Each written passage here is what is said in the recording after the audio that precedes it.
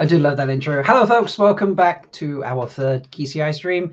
It's just me kicking it off this week. Obviously, my guests are here, so don't worry about that. But in terms of Kevin and I, Kevin's been snowed in, the poor guy. And he's currently trying to find power and things of that nature. So he's putting those things first, rightfully so, and will join us if he is able.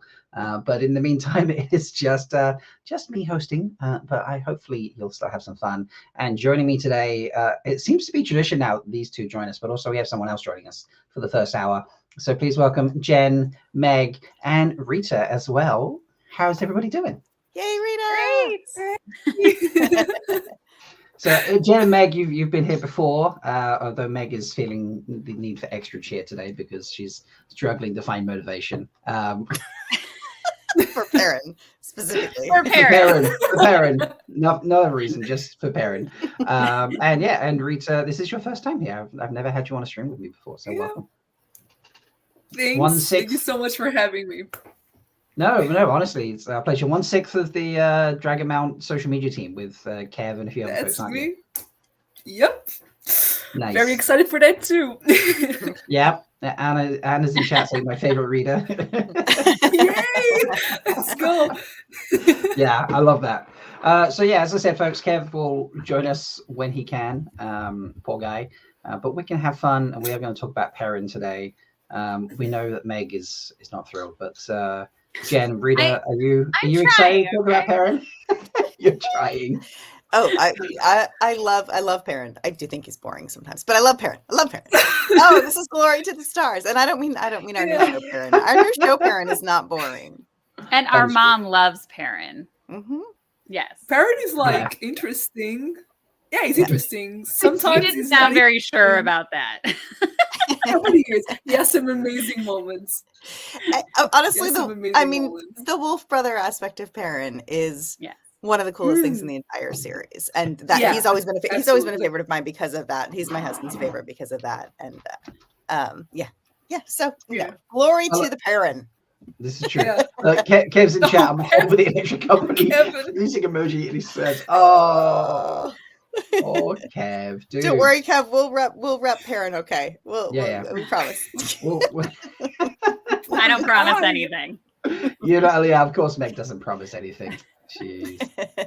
So when we do the Egwene stream, Meg's just going to be on for the 7 hours. I was going to say Megan's going to want to be on the whole 8 hours or 6 hours. So that's at the end of the list, obviously, folks. Now, so no, I'm joking. Oh God! But no, we are talking about Perrin today. We've got an hour's worth of clips for you to share, folks. So he has an hour, 9 minutes, and 42 seconds of screen time, 37 scenes.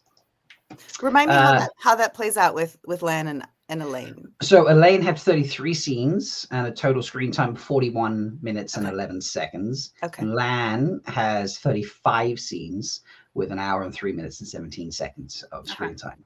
Yeah. So Perrin so far is pipping them a little bit at the post there, not by a huge amount, but enough that I love people in chat now giving Kev advice, walk into their office and complain. Pretty sure he's iced in. Yeah.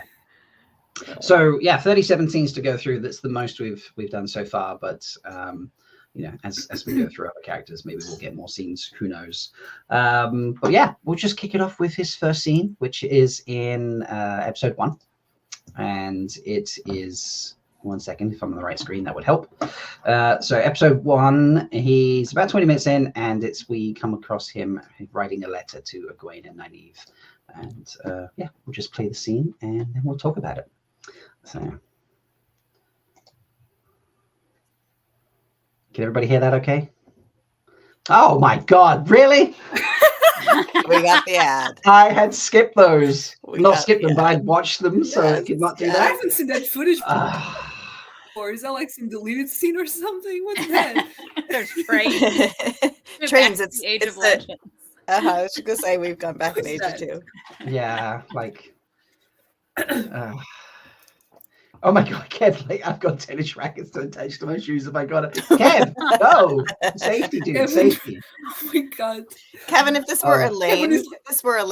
we would send you the tennis rackets to attach to your shoes, but it's not Elaine. Yeah. So be safe first. Okay. Yeah. Yeah. This is true. All right, I think we're almost there. No, another 20 seconds. At least it tells you how long you got to wait for. That's right. So, that's right. Yeah.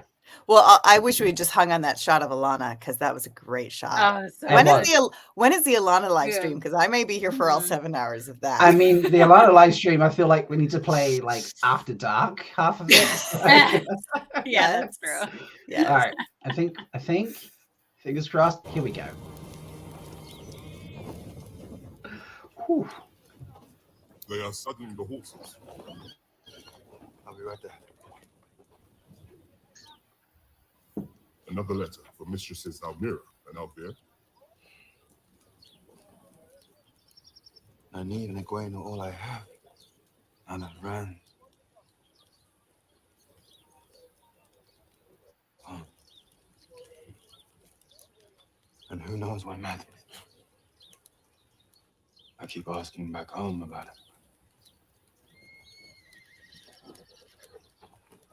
Come. The hunt for the Horn of Valer awaits. The new tracker Lord Ingtar has hired has put up a signal fire. He's found something. I know I'd be happy.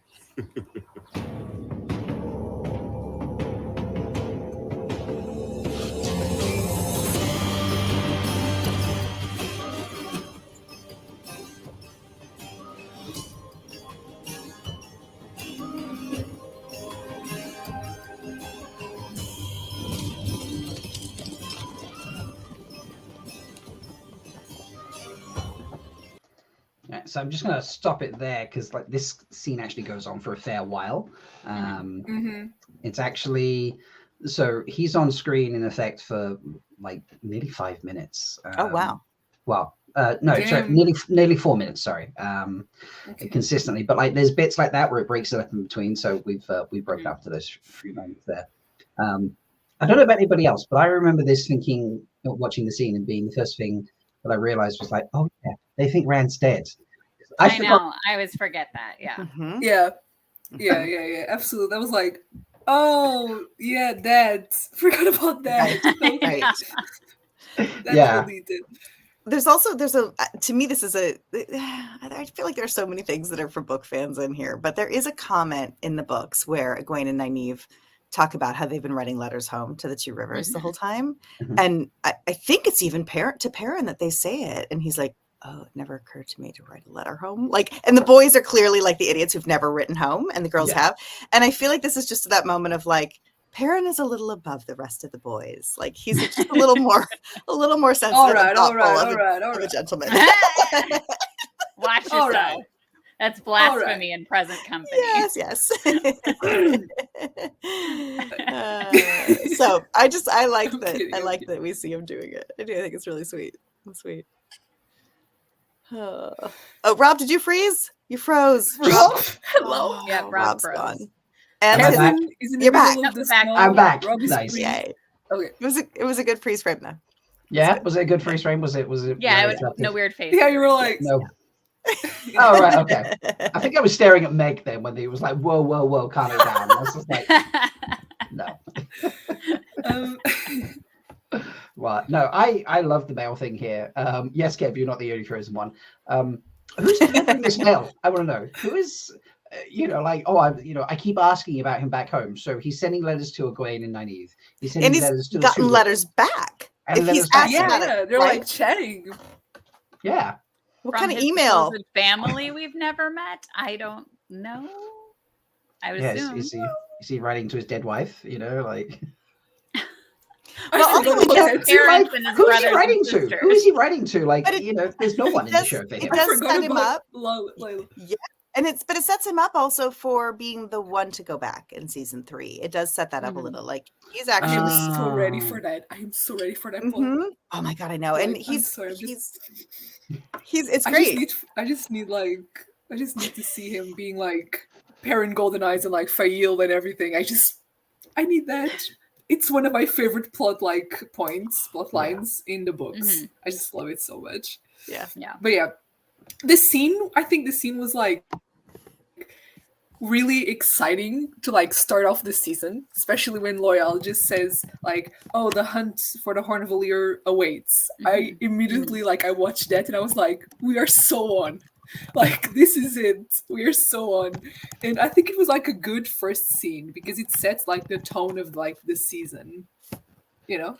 Yeah, I agree. I love that it definitely felt like a scene that was in the book. So with the exception of its parent writing letters and not the girls writing letters, it felt like a book scene where they're on the road. Yes. They're hunting down the Horn. All right, they don't have Rand with them, they don't have Matt with them, but they've got Loyal instead and him. And it still felt like a book scene, even though absolutely it's not in there in the books, which I loved. So I thought that was really, really, really good feeling. So I think the show like does a really good job of like creating original scenes and making them like seem like they're from the books. Like you're watching like a new scene, but you're like, these can easily fit into a book, into like the book. Yeah. And I think that's great. That's like, it's great. You just watch it and then you don't feel like it's not like shocked, but like it isn't something like brand new. It's something that's quite familiar. I almost spoke Portuguese there. I don't know if anybody noticed. I almost slip up a little bit. I don't know if anybody noticed, but sorry. All right. Yeah, so Pavara reckons the messages are getting passed between merchants and peddlers. I think that probably makes sense. I think yeah. Yeah. But I'm still curious how many merchants and peddlers are they coming across on their journey to hunt for them? And how many are hanging out in the Two Rivers? Because I mean, they didn't make it as big of a deal in the show, like in the books when it's like there's our one peddler a year who's here, right for Beltane, right. So they didn't make it seem as backwater in that sense, but still, how many are like there to be like picking up the mail? Yeah. How many? How many are making it all the way down? Yeah. Even just to the Two Rivers area, like. What do they do? Tobacco and wool. How often are you diving in and out of the Two Rivers to get tobacco and wool? Not that often, I would say. Yeah. A couple times a year, probably. Yeah. So, exactly. Yeah, because the shearing's only going to be a couple times a year. This is true. And a very good question that Danny's put in. How does he get the return mail? Like, they don't know where they're going. They don't know where he's going to be. Like, we're chasing somebody, but he's going to be there. Movie magic. It's movie magic, people. Or just Taviran. I mean, that's the underlying loophole for all plots. Robert Jordan just like created that concept to like cover up account for everything. You've heard of snail mail. This is Taviran mail. Yes. But it's also the other thing they did with this scene. I mean, the other thing that I'm just like looking at it from the writer's perspective is this was just the way of saying it's been a long time. Like we haven't seen them since they left Faldara, but it's been months. Perrin has a beard and everything like he's got the beard and like it's been long enough that I've sent multiple letters. Like I keep asking about it back home. Like so we definitely get it's this, there are like 3 moments I think of that in this episode where they're just establishing it's been months. Just relax. Like, we're not picking up right away. No, this is very true. Without doing that, like they did in the first season, sudden gap of like 6 months later, which who loves a time jump like that? Like nobody does really. So right. But yeah, I love how there's discussion in chat about like, it will just be the next big town that he's going to be in and stuff. Like the mail thing is since I watched that, the mail thing has just been killing me. I mean, I was thinking about it of like a couple cousins of mine have hiked the Appalachian Trail at different times, and that's how you send letters to them. They're eventually going to get to so and so town in somewhere West Virginia or something, and so then you send the mail there, and there's a place where they like check in. That's actually how I keep imagining this. Of like we're eventually going to go through Bayerlawn, and I'll pick up the post while we're there. Wow. Okay, that kind of makes sense. Yeah. So maybe there's like one person in Two Rivers who just like ducks out to Bayerlawn like once a month, once a week or something, to pick up the mail and drop off letters. That could be interesting. Now I'm pretty sure it's just because it's Survivor. It's Rafe Survivor. Like there must have been some letter writing thing, like where they picked up their letters in Survivor, right? So Rafe is just going off of that. He's like, this is what we did in Survivor. I forgot Rafe was in that. Oh my god! I've seen pictures and I never remember that he was in it, and I've never gone and watched it because I'm just like, I don't know if I want to actually see. I've watched Survivor now and again. Hunting for that though. Okay. Yeah, I don't watch the show, but I did watch the recap episode of the Rafe season. Yeah, it's great. Nice. I highly recommend. Oh my god, 10 out of 10. Yes, 10 out of 10 would recommend. Rafe trying to wait. Rafe didn't win though, did he? I know we're on a tangent now, but no, he didn't. Okay. No, but he got pretty far, so he's in most of the season. So if you from what I heard though, he didn't win because he wasn't much of a backstabber and whatever. Yeah. That was what I heard. I don't know if that's true or not, but yeah. Aww. Yeah. Oh, Rafe is our Perrin. Rafe is Perrin. Rafe is Perrin. I don't want to say that. Rita's like, put me on Survivor because let me show you my Portuguese ways. I'm gonna. Let me show you. I'm gonna win this. Yeah, it's just like I've watched Wheel of Time. I know how the mail works. So. I've watched Wheel of Time. I've watched nature documentaries. I know what I have to do. Okay, if I need to sacrifice someone, I will do it. I'm kidding. I'm kidding, guys. I'm kidding. I wouldn't make it 2 minutes. I wouldn't. I know that's not my skill set. Data said Rafe is almost loyal. So yeah. Oh yeah, for sure. That seems appropriate. Yes. Which is funny because he's, the head of the writing of this story. So for us, which it's absolutely perfect. All right. Anything else apart from I think get mail around? We want to talk about this. Yeah. This opener. No. Okay, cool. We'll get the next scene going and talk about that. So.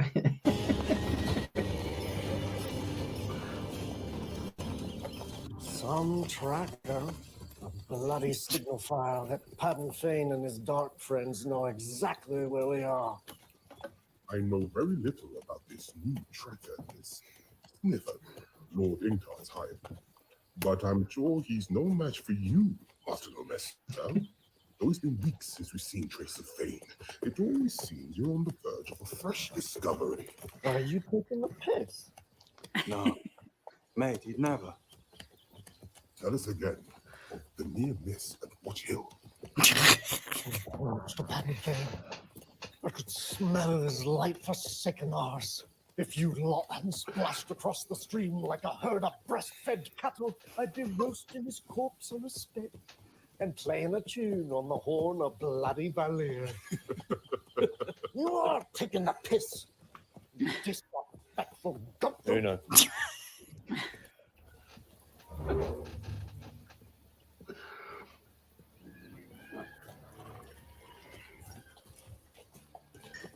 Elias. Do you want to put out that signal fire before you bring Fane and his dark friends crashing in on us? Fire's not mine.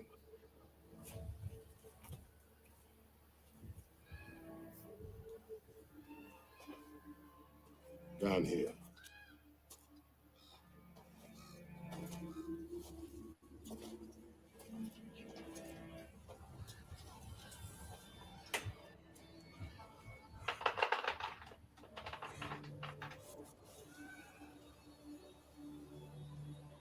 Shelter in the bottom of the crater.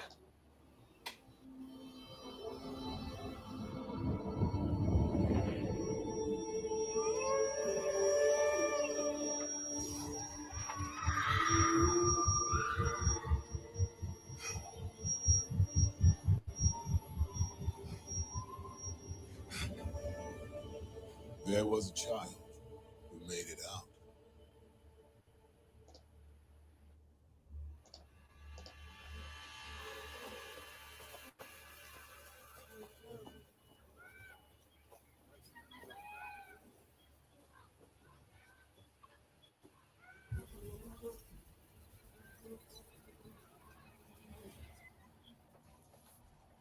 The dog was trying to protect her. One of Fane's dark friends. Maybe Jainara, it seems. He must have been one of the men who helped Fane into Faldara. Has been traveling with him ever since. Bloody traitor. It's enough. We will bury the slaughtered and follow in the morning.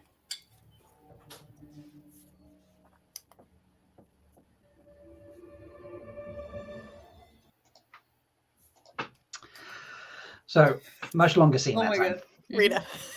oh my god, Jesus! All right, I haven't rewatched this in a long time actually, so this is It's good. It's It's fresh. fresh. refreshing. Yeah. Yeah. So what were your, since it's been a while since you watched that, Rita, why don't you kick us off? What did you think Let's go. about all of that? Like, or...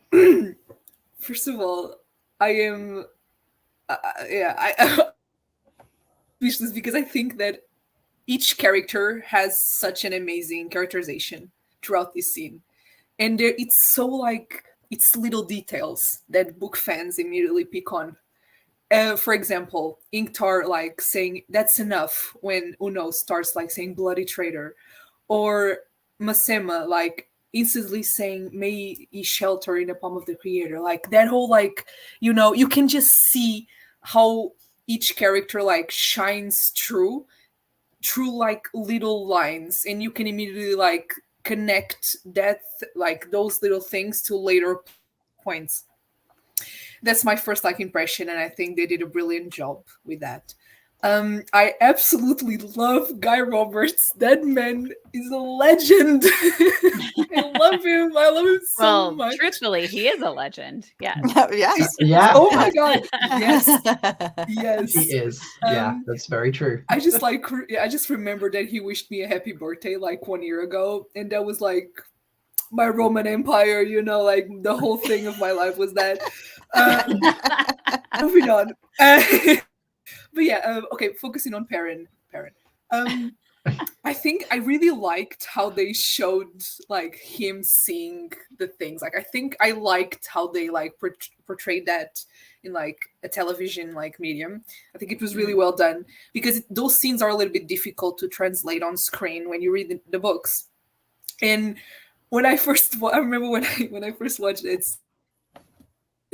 they were like arriving, and then Perrin like looked at Elias. I remember thinking, all right, I sense like I see some tension here. Calm down, because they're making like some intense eye contact. I'm like, all right, like it was really intense. They're like, and I think that whole like thing, because Elias just like looks at Perrin and he seems to know that something is there in the way, like I don't know if it's his eyes or just like Elias is so like old in like the whole like wolf brother thing that he can sense it. I think it was just like really interesting to see those like dynamics.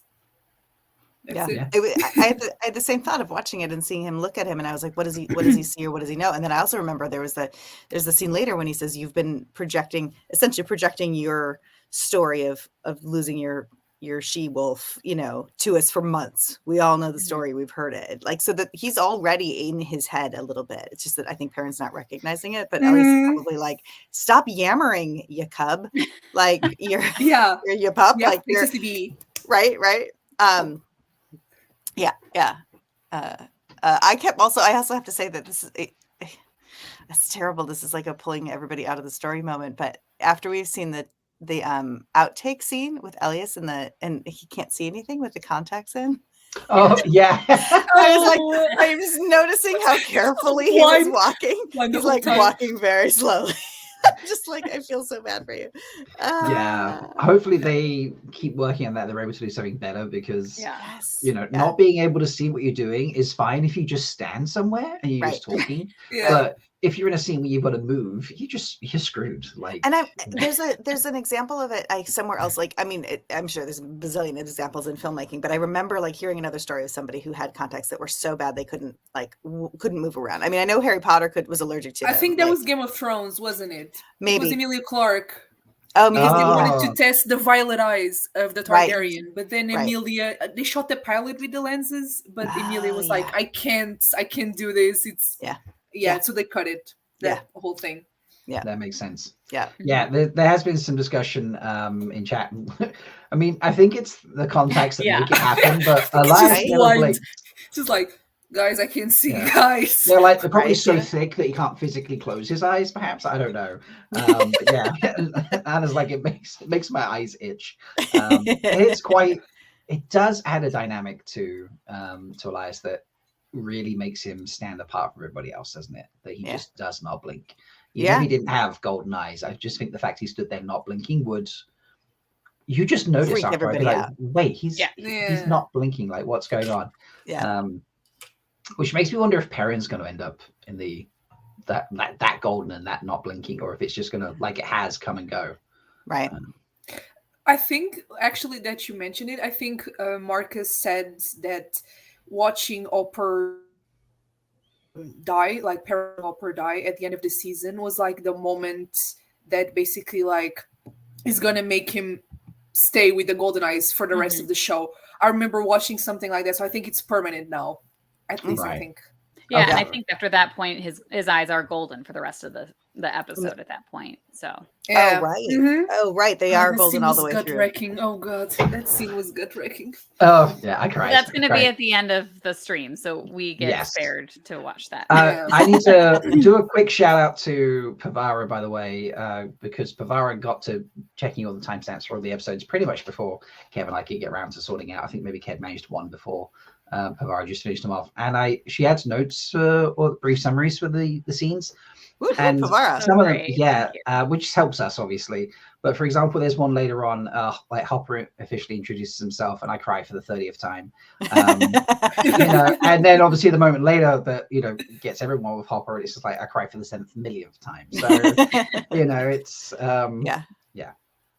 it's quite a thing. But yeah, I don't know, like. Pavara just talking about that. It's thrown in chat. Elias giving side out Ingtar right at the end makes me wonder, like, if he knows, like, if Ingtar knows, like, he's not a sniffer, he's a wolf brother. That's got to be a thing, right? That, like, rather than just have like. But like Ingtar, look, I'm gonna be so honest. I think they were building his ending so nicely throughout the whole season. Everything was like going on the right tracks. I was like, this is going to pay off so good. And then he just, sacrificed himself for no reason whatsoever. And then I think it was a sort of like they were building towards something. There's like, oh, all right. So I think Ingtar is one of those like characters that in the show, at least, that I was like, the most like disappointed with in that terms, because I was like, I was really waiting for the whole speech and thing, and then it didn't happen. But like I get it, because time in Amazon was like, you have to keep it short. So I'm sure they filmed the scene, but they cut it, which sucks. Well, I think they did, but I honestly think too, like, because we knew it was coming or should be coming, we saw all of that. And I think as someone who didn't know it was coming, it would have kind of come out of nowhere, to be honest. Like, I don't think they laid enough of the groundwork for a non-reader to recognize it. And like my friend watched the show because of me. He has not read the books. And I was like the whole season, so what do you think of Ingtar? What do you think of Ingtar? And he was like, oh, he's interesting. Yeah. Cool. And then he's cool. And then at the end, he watched the last episode and it was like, Rita, can I ask you something? I'm like, yeah. Why did he just like sacrifice himself for no reason? And I'm like, well, actually, he's a dark friend. And he was like, what? He's a dark friend since when? Right. Yeah. So I think the non-book readers were, I mean, my friend at least was a little bit confused. Yeah. Right. Because it was so sudden, just like for the light, and then all right. Yeah. That is a it's not sold very well in the show, is it? What happens to like his situation? No. But yeah.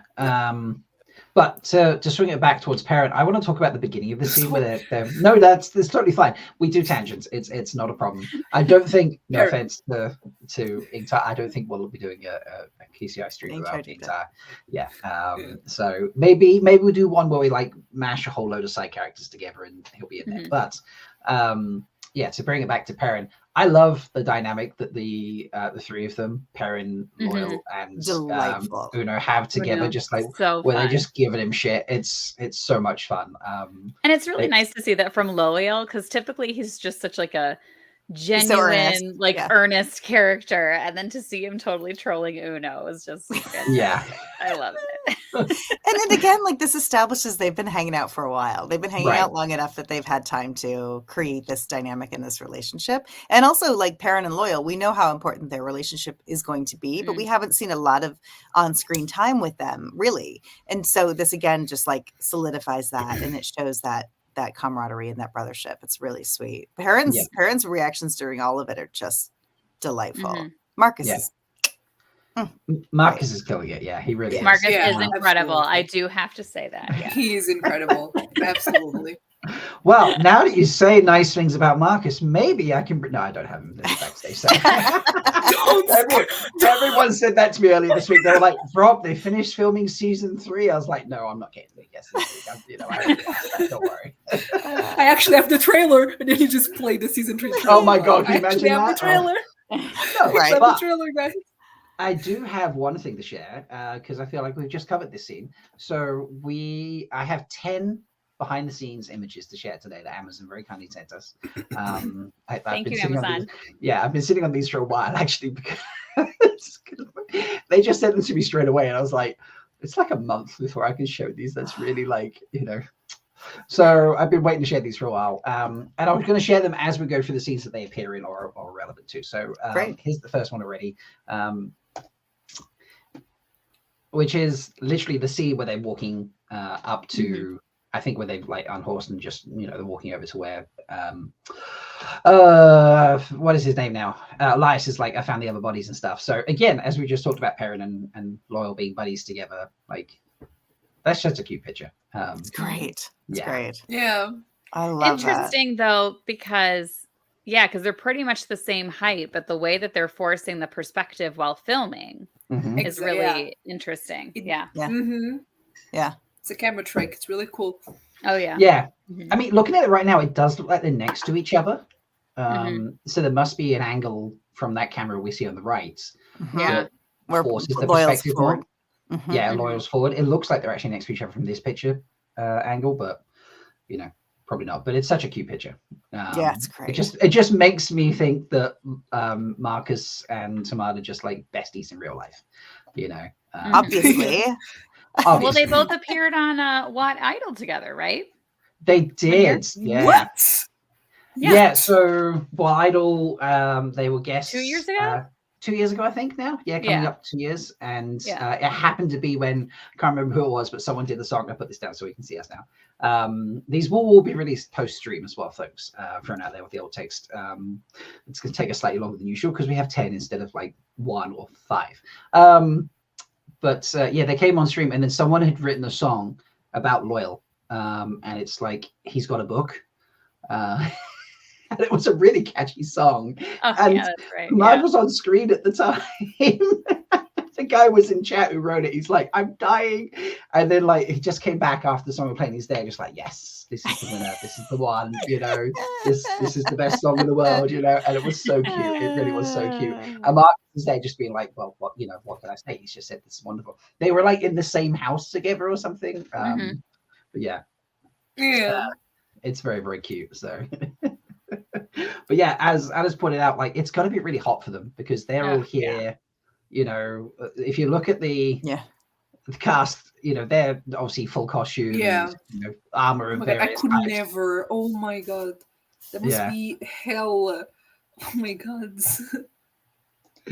So I appreciate the commitment, guys. Indeed. So that's just the first one, folks. They do get better. Some of the pictures are just epic. And it's not just, as you see here, it's not just going to be Perrin. There's other people in the scene. So as we go on and I reveal more pictures, you're going to just see more and more of the things behind the screen. And it's very, very cool, like genuinely so cool. So, but yeah, I love their sort of best friend sort of vibe that's on the go. It's so cute. And it really does set up for, the events we're hoping we see. Well, the events we see in season 3. I know we see them in season 3. There's no point saying hope. I know I've said them. when they go back to the Two Rivers, it's just, you know, the friendship they have, the bond. I just think this is prime setting up for that, which I love. So. All right, last thing. Now, Rita touched on this. The way that Perrin is like seeing the wolf dream, or, you know, smelling images or whatever. I remember lots of discussion back in the day about how they were going to do this, and this is the first time we see it. Well, I think this is actually the wolves sending him images, not him smelling what happened. Okay. Right? Isn't it a mixture? I think they mixed a little bit. I'm not sure. I mean, because you hear the wolf howling. Mm-hmm. So to me, that says that the wolves are actively sending him. Bless you. Bless you, Jen. Did I mute in time? No, you didn't mute. Oh my God, I was trying to mute. My mute is live television, everybody. At least I didn't let it blow like it was gonna. This is real footage. This is raw material right here. That's yes. Right. Oh dear. So, okay, so if this is like image sending from the wolves, are we skipping out the sniffing thing in terms of like feeling emotions? I think so. All right. Like, you don't think he's going to be able to smell everybody's emotions? Well, no, I think he can do that, but I don't think he can like sniff violence like Huron did. Oh, I don't think that. I never thought it was that either, but I do. I mean, it's definitely, I don't think this is a sniffer situation. It's definitely a wolf situation, because obviously Elias also has seen like whatever it is that Perrin's seeing, the little girl running away. Right. But I did, you know, what I don't understand in terms of the metaphysics, and I don't know if it's been explained yet, is like, are we seeing a memory of what happened from the wolves that he's able to pick up on while he's here, or is he actually just getting it? Is he getting it from Elias at this point? Because technically, maybe kind of, or is it just that he's getting it from the wolves? You might be right, Meg. It might just be that they're just sending it to him. It's a sending of what happened because they witnessed it. Yeah. I mean, they are linking his eyes turning gold and all this sort of imagery coming through. That's, as you can see, just a little bit above the woman there. It's the most obvious point where there's like, it's like surrounded by like a gold nimbus or something. Mm-hmm. So they are linking it there that, you know, it's something to do with that. But yeah, whether this is him translating it to a visual when the wolves are sending it in sense and, you know, things like that. I don't know, because wolves would see it differently. They don't really focus on, like you say, they don't focus on details of two legs and you know, hard-footed forelegs and things like that. So this couldn't be if you go by what the books say, like this is, you know, this is not what the wolves literally saw. They're sending him impressions and things like that. And this, you know, maybe this is his mind making it visual for him to understand, for us obviously to see as well. At the same time with that, in terms of like adapting it for television, I don't think sending it the way it is like in the books would make sense. Right. Well, that's the thing too, is the book has the books have the limitation of having to put it into dialogue, and wolves don't speak English. So it is like, it's already that, I know, isn't that weird? But they do speak Portuguese, so we're good. You really can translate. Oh my God. Okay. But it is, you know, I mean, in the books, it's been funny because like, if I've read aloud to somebody about those scenes, I'm like, well, the wolves aren't actually saying these words. They're sending this image. So in a sense, we're in a much better space here in true. TV land of able to like send those impressions and those images, and they are seeing it. Like, so maybe they're just kind of like, this is a memory of what it was that I witnessed with my eyes. Right. I mean, visually, it's very impressive. And like I said, I do remember a lot of discussion around it. Like, what is it going to, you know, how are they actually going to portray it on screen, and what's the right way and the wrong way and things like that. And I think this works really well, to be honest. Just how does this relate to the wolf dream? Like afterwards? That's going to be interesting. This makes me like excited to see how they're going to do like the dice rolling, like with Matt, because that's of course also you're bringing it back to Matt. Look, Meg, I have to. Let's just change Rita's name to Matt Stan. I'll shut up. Sorry. No, you're fine. It's okay, Rita. We're just giving you. No, I love it because I'm a hard Egwene fan, and I always bring everything back to Egwene, so I can totally relate. But it is interesting to think about, like, how they're going to do that. But I liked how they did this with Perrin. It was really well done. Yeah, I agree. Okay. Anything else from those scenes that we want to have a look at, or shall we mosey on hopefully to the next scene? Let's do it. Let's do it. All right. Let me zip forward because I still had that up just in case we wanted to look anything from it. So, all right. Here's a bit of Zoe Robbins. Enjoy that for a second. Just a second, though. Thank you.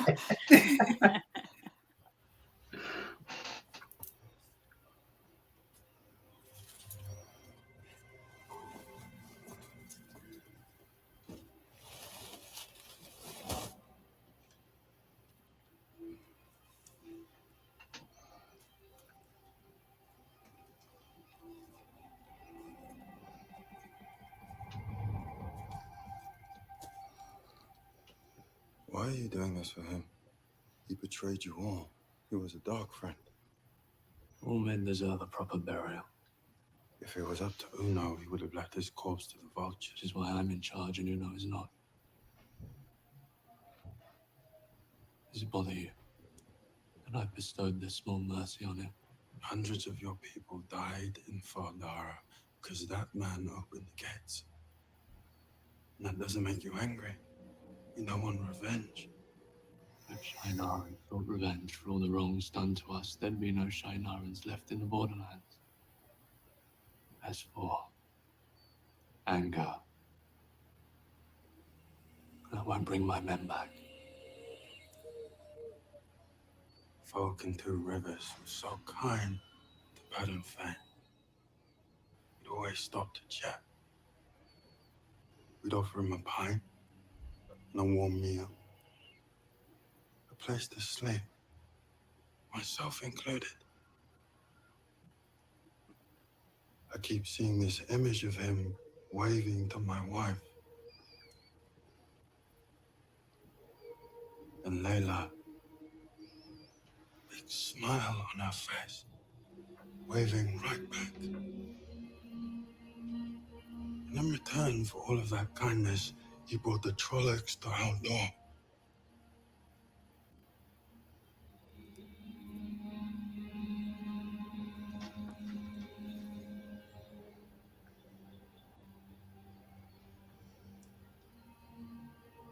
There's a rage inside of me. And the closer we get to finding him, the more it grows. I'm scared that when we finally come face to face, I won't be able to stop myself. From what? Killing him. Watching him bleed out in front of me like Layla did.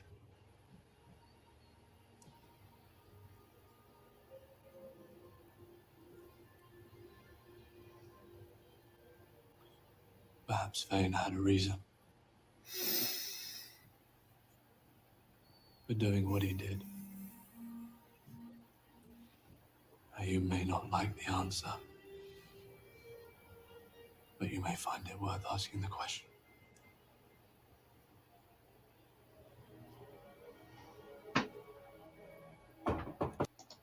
Amazing writing and amazing I have so many things to both. say. I just can't. I have so many things to say. So much to unpack in that scene. So, yes. Really, you seem like you're bouncing to go first. Sorry. No, you don't need to apologize. Okay. Go for it. Tell us Okay. what your thoughts. Okay, I really want to say something, but I can't because it's like a theory for Memory of Light, so I can't. I'm sorry, I can't. I know the spoilers. I know. So I'm just gonna keep that to myself. Just so TV watchers can enjoy this stream as well. Anyways, skipping that. Oh my god. First of all, Ingtar's actor was acting with like capital letters. He was acting. And Marcus too. I just love how Marcus, like, his performance is very like contained. He's not one of those like, woo, you know, like overly like expressive and like very flamboyant actors, like, because Perrin is not a very like flamboyant character, and like Matt. But I just think it was a good impression, actually. But I just think but I just think he like, I just love how Marcus just like says, I have this rage. Like you can just see, like you can almost feel the rage inside of him as he speaks. And I just love, because Perrin has a very like, and this is not like, this is not like a spoiler because we've seen that, but he has a very like problem with like emotions and like conflict within. And I think that's one of the big things about him and how he deals with that. And I think this scene was exactly that. This scene was him saying, I hate this person, and I am afraid of what I'm going to become if I am face to face with this person. And that scares me. Yeah. And I think this scene is like parents saying, I'm afraid of who I truly am. I am afraid of the person that I might have hidden under like a blanket of like convincing myself that I'm not this person that I am. You know, that was kind of poetic. Okay, I'm just spitting bars now. I'm sorry, I'll shut up. All right. Like Ingtar was like, Marcus was epic, but I think Ingtar delivering this, like, seriously, this is such a great comment. It's absolutely so spot on. Ingtar should lead the support group for anger management. I mean, that name is Portuguese. The person who commented, I think it's Portuguese or Brazilian. I think So hello. Anna's great. She came year before last to the first Valkyriecon, and she'll be back again this year actually, which is really great. But yeah, that's such a perfect comment to describe how he responded to the way that Perrin was talking about, like, you know, why are you burying him? Like, Uno would do this, you know, he's responsible for deaths of hundreds of people, and it's just like it was so zen. Ingtar in that whole scene. I was like, if the whole world could be like Ingtar in those moments, like, what a better world we would live in. Seriously. See, Perrin is also Perrin's if I don't know, the word is gone. Perrin is the guy who keeps giving us those moments by being the receiver of wisdom. Like we watched it. You know, we said the same thing in season 1 when he was with the traveling people, and and Isla was like, if only everybody lays down their weapons, and we're like, if only Isla could tell the whole world this thing, and now we're hearing it from Ingtar, a different version of it. But it's like Perrin is this, and it's interesting because in some ways he's the most intractable. Like he really gets set in his ways and doesn't seem to be able to budge from them, but he also, like, along the way almost looks like he's playing with all of these different philosophies of who he's going to be. And so we get this great moment of watching him be the sponge to take in this information. He's really hearing Ingtar through the beginning of it, but then at the end he starts to build up that wall again as soon as Ingtar says, like, maybe he had a reason, and he's like, I don't care about his reasons, you know, like he's gone, you know. But but it's fascinating. And I have to go back. So interesting. Like Meg, you said you felt like we didn't set it up enough, but Rita, you said your friend felt like there was something being laid in there about Ingtar. And I feel like if we had that moment at the end of the season where he admitted to somebody that he was a dark friend, but that he did it because to save his family or whatever, or to fight against the shadow. Like if we had seen that, I think in that moment we would have had that moment where we kind of like rushed back and looked at all of those scenes and said, oh my God, he set it up. Like we saw it all. Exactly. Yeah. Exactly. Like we wouldn't have, it wasn't a lot. It was really subtle. It's really beautifully written. And I think we would have been like, oh, you're right. And it would have been equivalent to one of the book moments, because Wheel of Time, when you reread, you pick up things even now, and I've read the books like 15 times, I still read them and be like, how did I not notice that the previous 15 times? The foreshadowing is insane. Exactly. This would have been one of those moments for a television show where you watch it back and you'd be like, oh my God, that is why he did what he did at the end, you know, because he's a dark friend. You know, and Patrick says apparently he reckons that this Layla Thane waving reference only reinforces the dark friend later argument. So I knew everybody was going to jump on that too and be like, she was a dark one. That theory is insane to me. Do we think she's a dark friend? Do we think that was it? Someone did mention earlier that she did it so they could have a child, and that was her deal. But I don't think she was a dark friend. I don't think she was a dark friend. Yeah. I'd say I'm on the fence. I don't know. Yeah. Well, maybe we'll get the wraith cutters everyone's dying for. So. Oh my God! Yes. Yes. Yeah. But yeah, it's such a powerful scene. So well delivered. The lighting, the dialogue. It's just, it gave you both sides of the argument so beautifully. Like Perrin, just again, another example of him, like say, receiving wisdom and things like that, but then showing how much he's bottling up his feelings and his rage and all those things. And then you've got Ingtar on the other side, just being, Mr. Zen and just nailing it, absolutely nailing it. So yeah, I think it's a very powerful scene. So. Yeah, great. I mean, we're still in episode 1 here. I know, right? I do have one other thing to say. I had this like, so watching them lay the candles around the body, and it, interestingly, like if you look at it, it almost looks like a pentagram. Right. And then having watched the death scene in episode 2 of whatever in first season with the Aes Sedai that all died and the candles, and I was like, I don't know. I was just like, I don't know. I'm just interested and fascinated in the fact that we have these, this is a book thing, but we have the fact that we have these diverse cultures, but everybody in the books believes in reincarnation. Like it's pretty solid. Like there's no really religious cultural differences. It's the cultural differences are smaller, and like they have small things, but it's, I don't know. It's just kind of cool. Based in like their belief system. Yeah. Like everybody's like, they're coming back. So we want to send them out in whatever way. And maybe he can be redeemed in the next lifetime is basically the idea here from Ingtar. So I don't know. Yeah. I'll be curious when we get the Aiel scenes about whether they bury their dead in, circles as well. And, well, they did bury, in this season, they buried her under rocks. Yeah, but it was only just the one Aiel, wasn't it? Yeah. Yeah. So, but when there's multiple, because I was, the 5 of them, like you say, it's almost like a pentagram. But what happens when you say you've got to bury one person or 2 people? Like you can't create a circle out of that, obviously. So I'll be curious if it still continues. And also, they're not very deep, those graves. No. Like just to get logistical for a second, there's a reason people are buried 6 feet under because things rise. Animals. And I'm kind of like the wolves can just dig them up.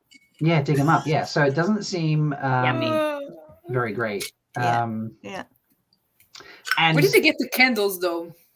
Like, where did the candles? I think they just carry them in their saddlebags. They got them at the town where the mail, where they picked up the mail, the general store.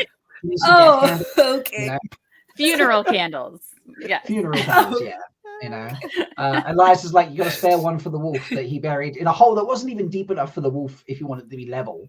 Like that was just another example of how little he could see because he's like dragged this wolf into a hole that's probably like 3 inches deep or something silly. And then he's like vaguely reached out to grab a candle. Thank God it wasn't a real flame, I'm guessing. Otherwise he would have stuck his finger to sit on top of the wolf. Like that's, and then you can't see it in the main scene. Like you just see the 5 bodies. And I'm like, so he's very much off the side. It looks just like the candles literally have lit at this exact moment. Oh my God, are you like the person who gave them the candles, Jen? Yes. Yeah. Because I'm starting to think so. I'm the mail lady. I am the mail lady. Yeah, you're the candle lady. You're the mail lady. I run the general store. Thank you very much. You run the general store. They sell like tea lights. They're just everywhere.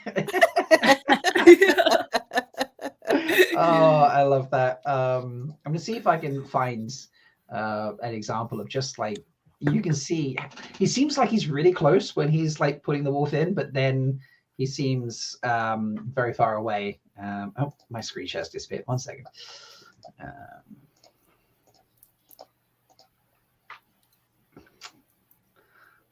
I think I've lost it. Yeah, right there. See, like he's reaching out.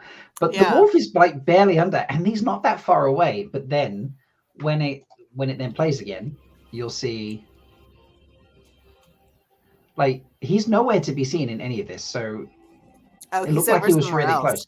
Yeah, interesting. So it's well, he probably wouldn't want to do that in front of everybody, though. Anyway, right? He wouldn't want to like sort of project broadcast who he is. Yeah. That's fair.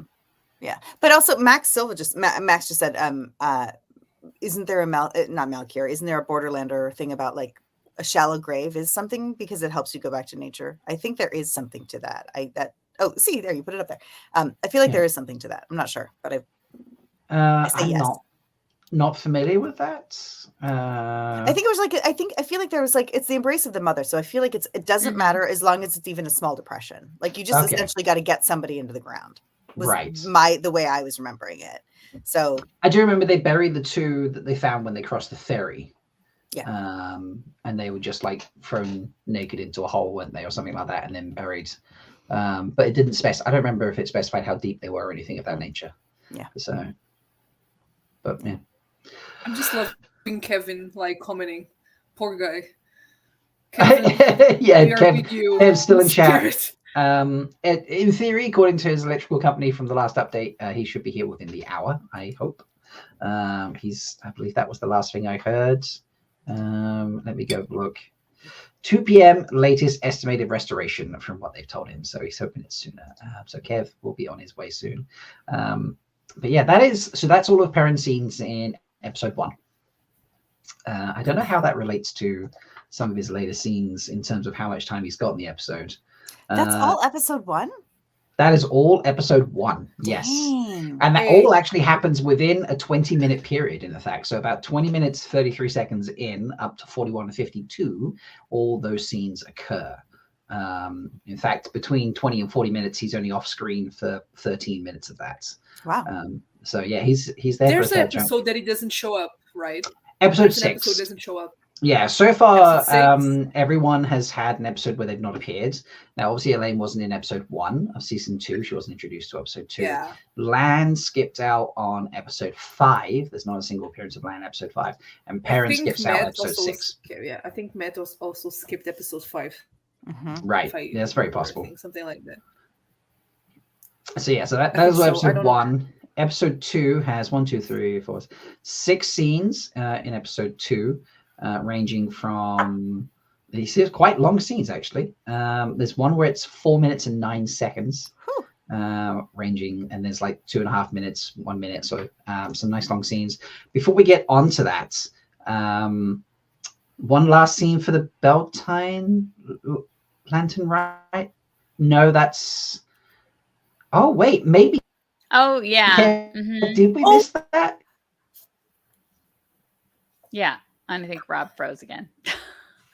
But it's Rob, I'm loving what you say, but talk a little bit slower. By the way? Yeah, you did. You are, but you have a knack for really good freezes. When I freeze, it looks. It is a really good picture. Yeah, why the hell are you serving looks? He's serving. There we go. All right. Okay. Looks. Am I back now? I caught like serving looks and things, back. So I was like, okay, nice. Yeah, I'm back. Yeah, so there is a scene at the end with the candles. I think it's just after the fight. So when he starts to put his ring on and then doesn't. Yeah. Right. I keep forgetting that he has a dead wife in the show. I don't know why. Well, I know it's like the things that aren't in the books but are in the show that like I keep forgetting about, like his dead wife, Rand being quote unquote everybody thinking he's dead, that stuff. Perrin being in the cell, not changing clothes, right? This is true. All right. As I try to find a scene, please welcome a couple new faces to the stream. Please welcome the wonderful Silvertooth. Seems very appropriate for the Perrin stream. And our goat brother, Roger. How we doing, guys? Hello. Yeah, doing Hello. good. Doing well. All those beautiful faces. Yes. So welcome to the party. We're finishing episode 1, but I think we're just trying to find the scene 2 that we talked about with rings. Meg, Jen, Rita, obviously you're welcome to hang around if you want to, but if you need to dash off, that's also I do. We have a birthday party I've got to get to. I can stay for a little bit longer. Absolutely, Rita, by all means. Yeah. All right. Okay. Sisters out. Sisters out. Okay. Thank you so much, Jen and Meg. Thank you, everyone. Bye. Thank you. Go Perrin. Go Perrin. Yes, Meg, go Perrin. Say it. Yeah, go Perrin. Yay! Hey guys, go Perrin. I love that. That's amazing. All right, thank you so much. I'll see you later. All right, I'm not finding the scene, so someone needs to hunt down this scene for me, where he like doesn't put the ring on or something, because I've clearly completely. Kevin, we need you. We need you, Kevin. Kevin, please save us. Oh wait, no, I think I was just looking too far. Maybe I was looking too far ahead. I think I found it. Get this playing, and we'll put it up on screen. Oh my God! Yes. It's when they're reading the letters. Yes. It's when they're reading the letters. He gave his life to save us all from the Dark One. Yeah, so let me skip Proud just to have called him friend. back on this one a little bit. It's there. We'll watch the letter reading anyway, because this is really nice. Yeah, just play it.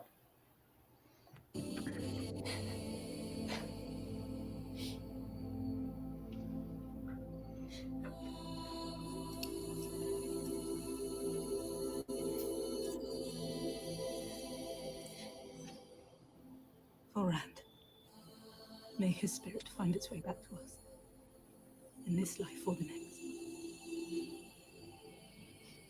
He gave his life to save us all from the Dark One. I'm proud to have called him friend.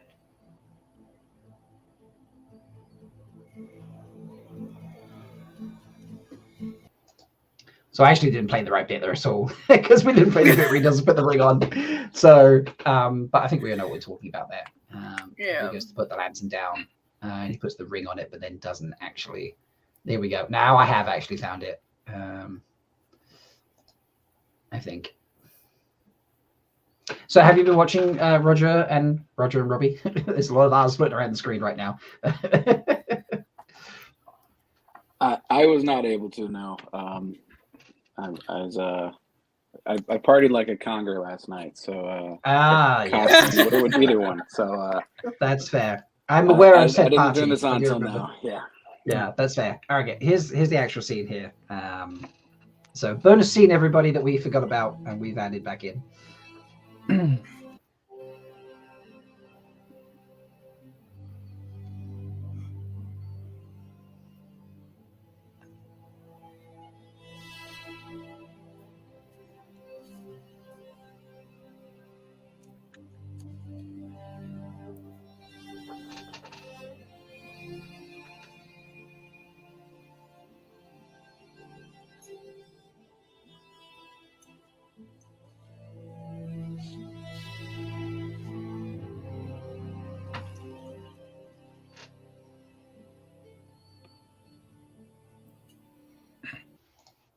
So yeah, it's a very sad scene, isn't it? Yeah. He's trying to say goodbye to his wife, but he can't. Yeah, but it is important as well for season 3 already. Yeah, because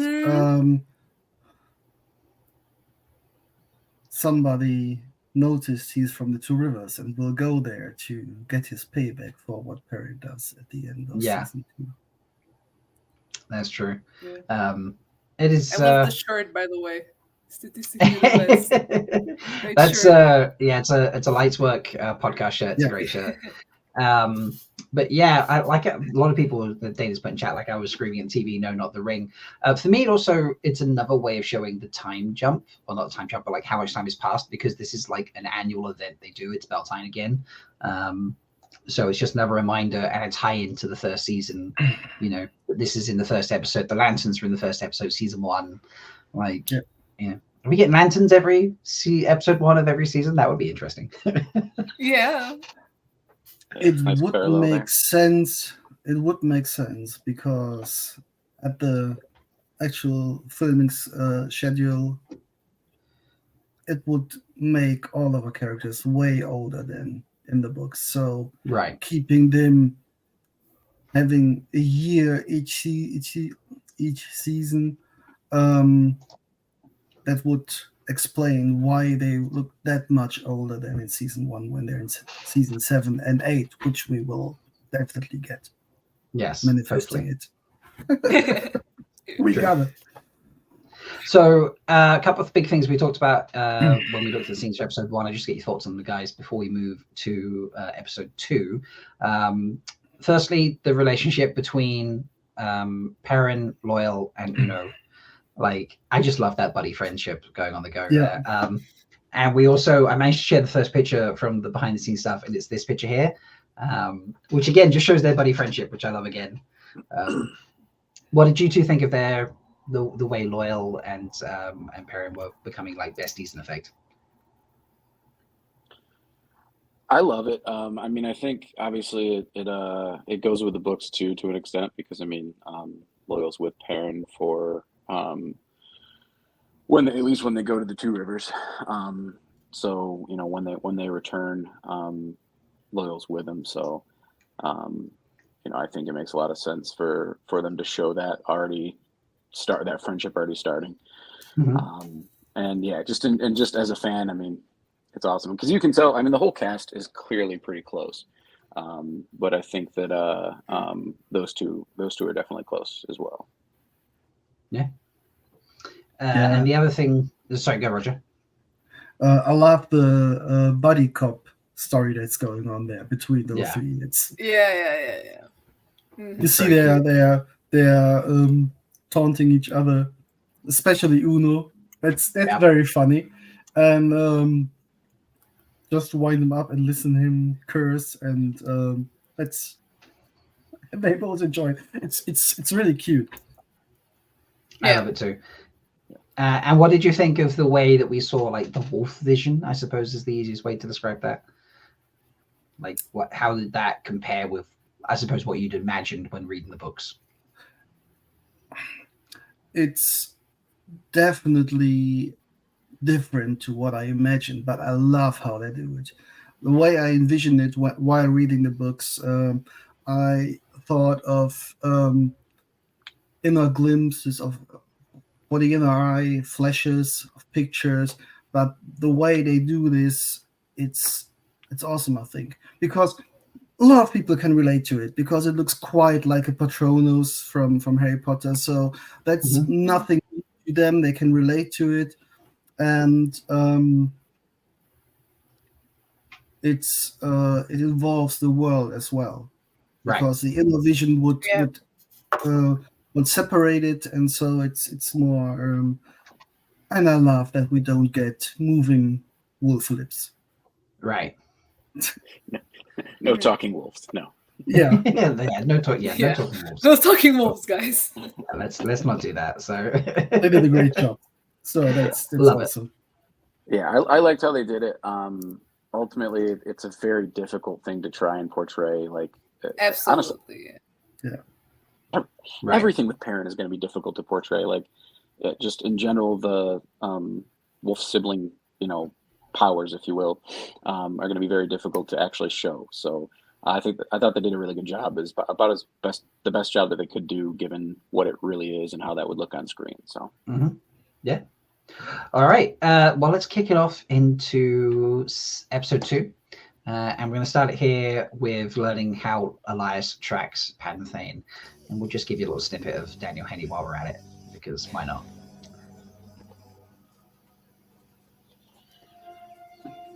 Apparently a lot of us snippet at Daniel Henney. I timed that wrong. Here we go. You certainly won't bloody well catch him if that goat-looking bastard refuses to ride a horse. Tracking's not easy to do from horseback. It's just sniffing the bloody air. Proper tracking. Well, he's kept us on Fane's trail. Quite.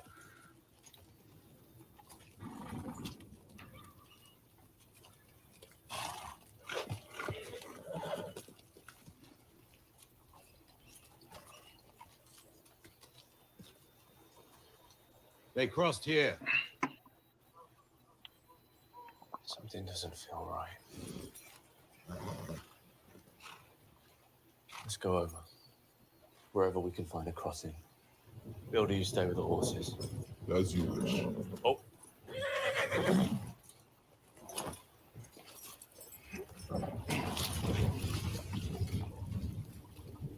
Split up and search the grounds. This could be a dark friend safe house.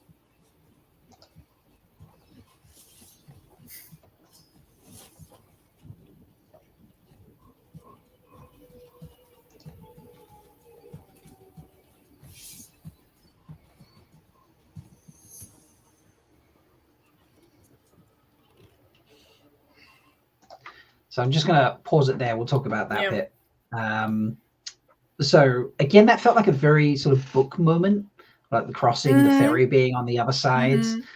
We've already done the burying people scene, so we don't have to like do that again, but I feel like it still felt very book authentic to me. I don't know. I see you nodding, Rita. Like Silvertooth, what did you think? Yeah, I like the way they did it. Obviously, there's a little bit of mixing in Huron, right? So I think it made a lot of sense to kind of merge that, and then give it away. Also explain a way to show Perrin's powers and show that somebody else, through somebody else. So obviously later into the show they do that a little bit more. But no, I thought it was a good way to introduce him for sure. Yeah, I love that. I do have pictures from this moment, so it's another reason I stopped it. So yeah, some of these, in fact, we're going to have in this episode, we're going to have 4 of the remaining 9 pictures. Oh my god! So lots of behind the scenes pictures coming out early in the showing, but that's just how it's worked out. So we've just watched them coming around to the river and that, and so here's some of the pictures. This is them coming around off from the river, I believe. Oh, they have a blue screen going on. Yeah, okay. So this shows that it was not completely outside. I'll see if I can actually find like a comparative angle for this picture, because then you can then see that it's not. So this is them all walking. I feel like, unless I've got the timings wrong here, then this is them walking around from the river. I hope I've got this right. Maybe this bit got cut. Yeah, so it's this bit here. So let's pop this down and put this on screen. So this is the tree they're walking around. So this is not like some exotic location potentially, is what I'm seeing from this. Like, because there's a big blue screen. Unless I'm thinking a different part. Like they're all walking around, just their swords, Is this the same scene? It seems to be it. Yeah. It seems, yeah. Yeah. So I could imagine there is maybe some stuff going on the river while they're shooting. Right. Yeah. So they have to hide it or something. Yeah. Yeah. Because it's definitely the same location while they film over the river to show the manor or the houses. That's the same spot. So, but I assume there might be something going on the river, so they could film. That will make sense. It does. And then another angle here. I don't think there's a comparable image for this one, but they don't have the swords out in this one, so this one might be slightly later. Perhaps I've got this one wrong, or is this just something that got cut? But this all seems to be the same group of soldiers. I just love the costumes so much. The costumes they are amazing, aren't they? The Shannarans are awesome. Love the costuming department was incredible. Yes, I agree. Let me see. We should take a second. We'll zoom in and out on those. So 1 second. I open the pictures up in a different file, and then I can share and we can zoom in and out. So here we go. So let's. I mean, this is the joy when you get really high res photos, folks. You can literally get in on. I mean, just look at the detail on some of this. Look at the veinage. Oh my god! Actually, that's Messina, isn't it? Yeah, that's honest. I mean, look at that guy's arms. My god! One paper cut and it's over. One paper cut and it's over. Yeah. Jesus. All right. But yeah, like just these outfits are just incredible. No, they're really good. They're really good. Yeah. A little boot appreciation there for the innkeeper. There you go. Nice. There you go, innkeeper. But yeah, like even just the detailing on the bow here, it's just looks insane. They did such a good job with the costumes. Yeah. Really, really epic job. I wish they got nominated for something. like the costume department. Yeah, like this guy, his Because face is serious here, isn't it? Like this guy's like chilling. He's like, all right, but he's like, I'm gonna shoot you, like cameraman. He was like, I have one chance at this. I'm gonna deliver everything I have. Yeah. All right. I love. We get the comment armness. Yes, that is true. Yeah, he does not skip arm day. That is for sure. You know, does not skip. And then Perrin in the background. Sorry, wrong screen. Yeah, I mean, I just love his jacket. So, but these costumes are just everyone's getting nice costumes except one character. Jesus. Yeah, no, I love that he doesn't get the nice costume. I think it's great. So makes me twick. So yeah, so there's that, and then we'll skip over, which is where I reveal him. Nope, I'm playing a video there. I'm doing that. Wrong direction. So yeah, and here's the other one where they're coming around the tree. I did the right one now. So again, this feels very much like it was the scene that we just brought up on screen. Yeah. So and we got him in the background. Someone asked about the red dots that appear. That's just it's like a perspective thing, I believe. Helps you helps them judge how high up and down things are. There'll be a certain height up the blue screen, I believe. And then it helps you put in the appropriate perspective on whatever background is being added into the blue to replace the blue screen. So, but it is just amazing. And again, like if we get to see all the fancy camera equipment, which I just love, and this guy apparently is just being guided backwards. So, I love these pictures. This is so cool. I just love behind the scenes, Yeah. It is very, very cool stuff. And again, folks, we'll share these out after the stream, so you'll be able to enjoy them in their full glory and detail, and download them or wherever else you're going to get up to. I'm sure people have been building collections with them. So we'll carry on watching the scene now, and obviously this is when we're getting into the village, and we get a bit more of the wolf imagery. So make sure the sound's on. That would help.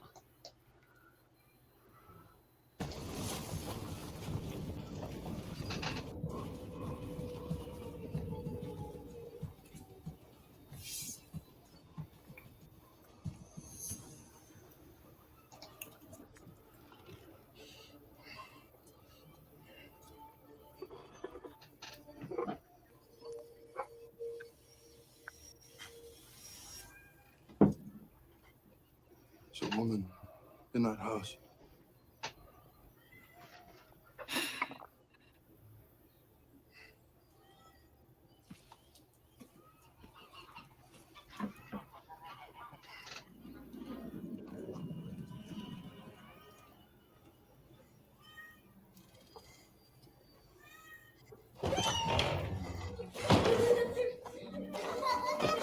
Sorry, we were worried that you might.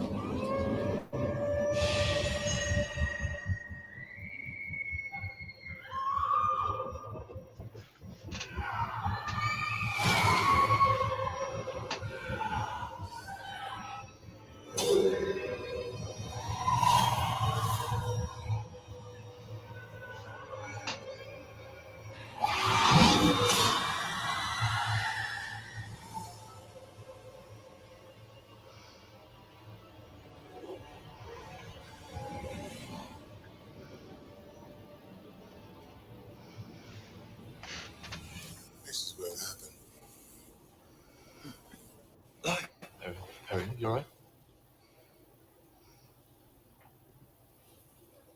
There's nobody in here. Let's go.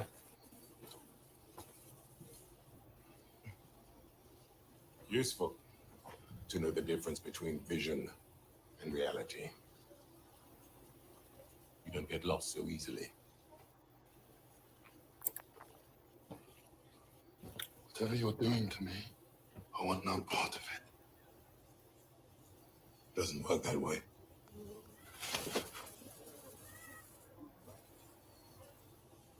Seems Fane and his friends left in a hurry. Probably felt us breathing down their necks. Whatever scared them away, it wasn't us. There's something you need to see. He was alive when he did this. When he started, at least.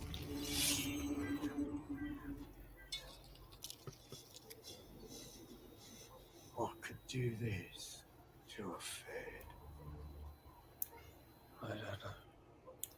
You think it was Perrin Aybara?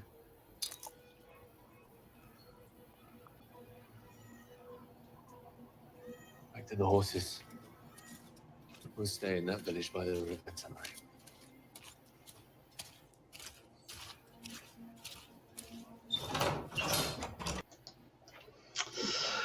So, oh my god, incredible. Yeah. I don't know about anybody else, but I think when I watched this scene, I think it was probably the most happy that my book self had ever been watching the TV show. It felt like they had basically just put that scene perfectly on page, almost. Like, I mean, I'm seeing lots of nods. I think everyone agrees with that. Yeah. You know, Rain is agreeing. It's Kevin like, says it's a great homage to Flames. I remember Pavara put in a fun when I was reading. Okay. Sorry. Pavara put in a fun comment. No, it's fine. She first saw the scene. She thought Ingtar was actually in the vision. I don't know if anyone else thought that. Like, yeah, it's a little bit confusing. Yeah. Yeah. So go for Rita. Sorry.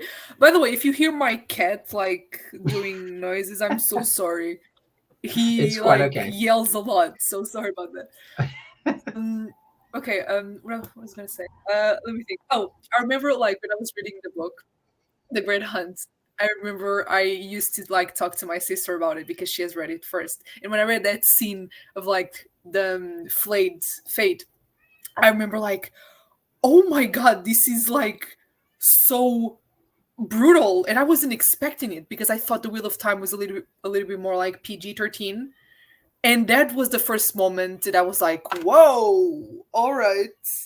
And I think they absolutely like captured the whole scene. And when I watched it for the first time, I remember like my mind went straight back to that moment, and it just made me so happy because it's straight from the book pages, and yeah, it's really cool. Yeah. I do remember when I first watched this, I was like, Perrin's still carrying a sword, and I'm not a fan of that. Oh my god. Kind of jarred me a little bit. But then this scene happened with the flies, and I was like, well, I don't care about the sword anymore.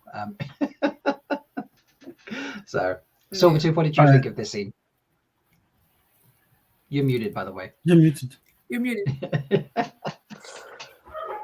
I was having internet issues, so I muted myself just in case anything. Anyway, yeah, the scene's great. Obviously, especially, the very end when we get door draw, like that's, was a huge scene for all of us, obviously, even though we knew it was coming because of previews and everything. But the actual scene, it's a great, like you said, from the books, even though it's not exact, it was like a good homage to it, and still able to fit that in with how they're doing Perrin's visions and everything. So yeah, it was awesome.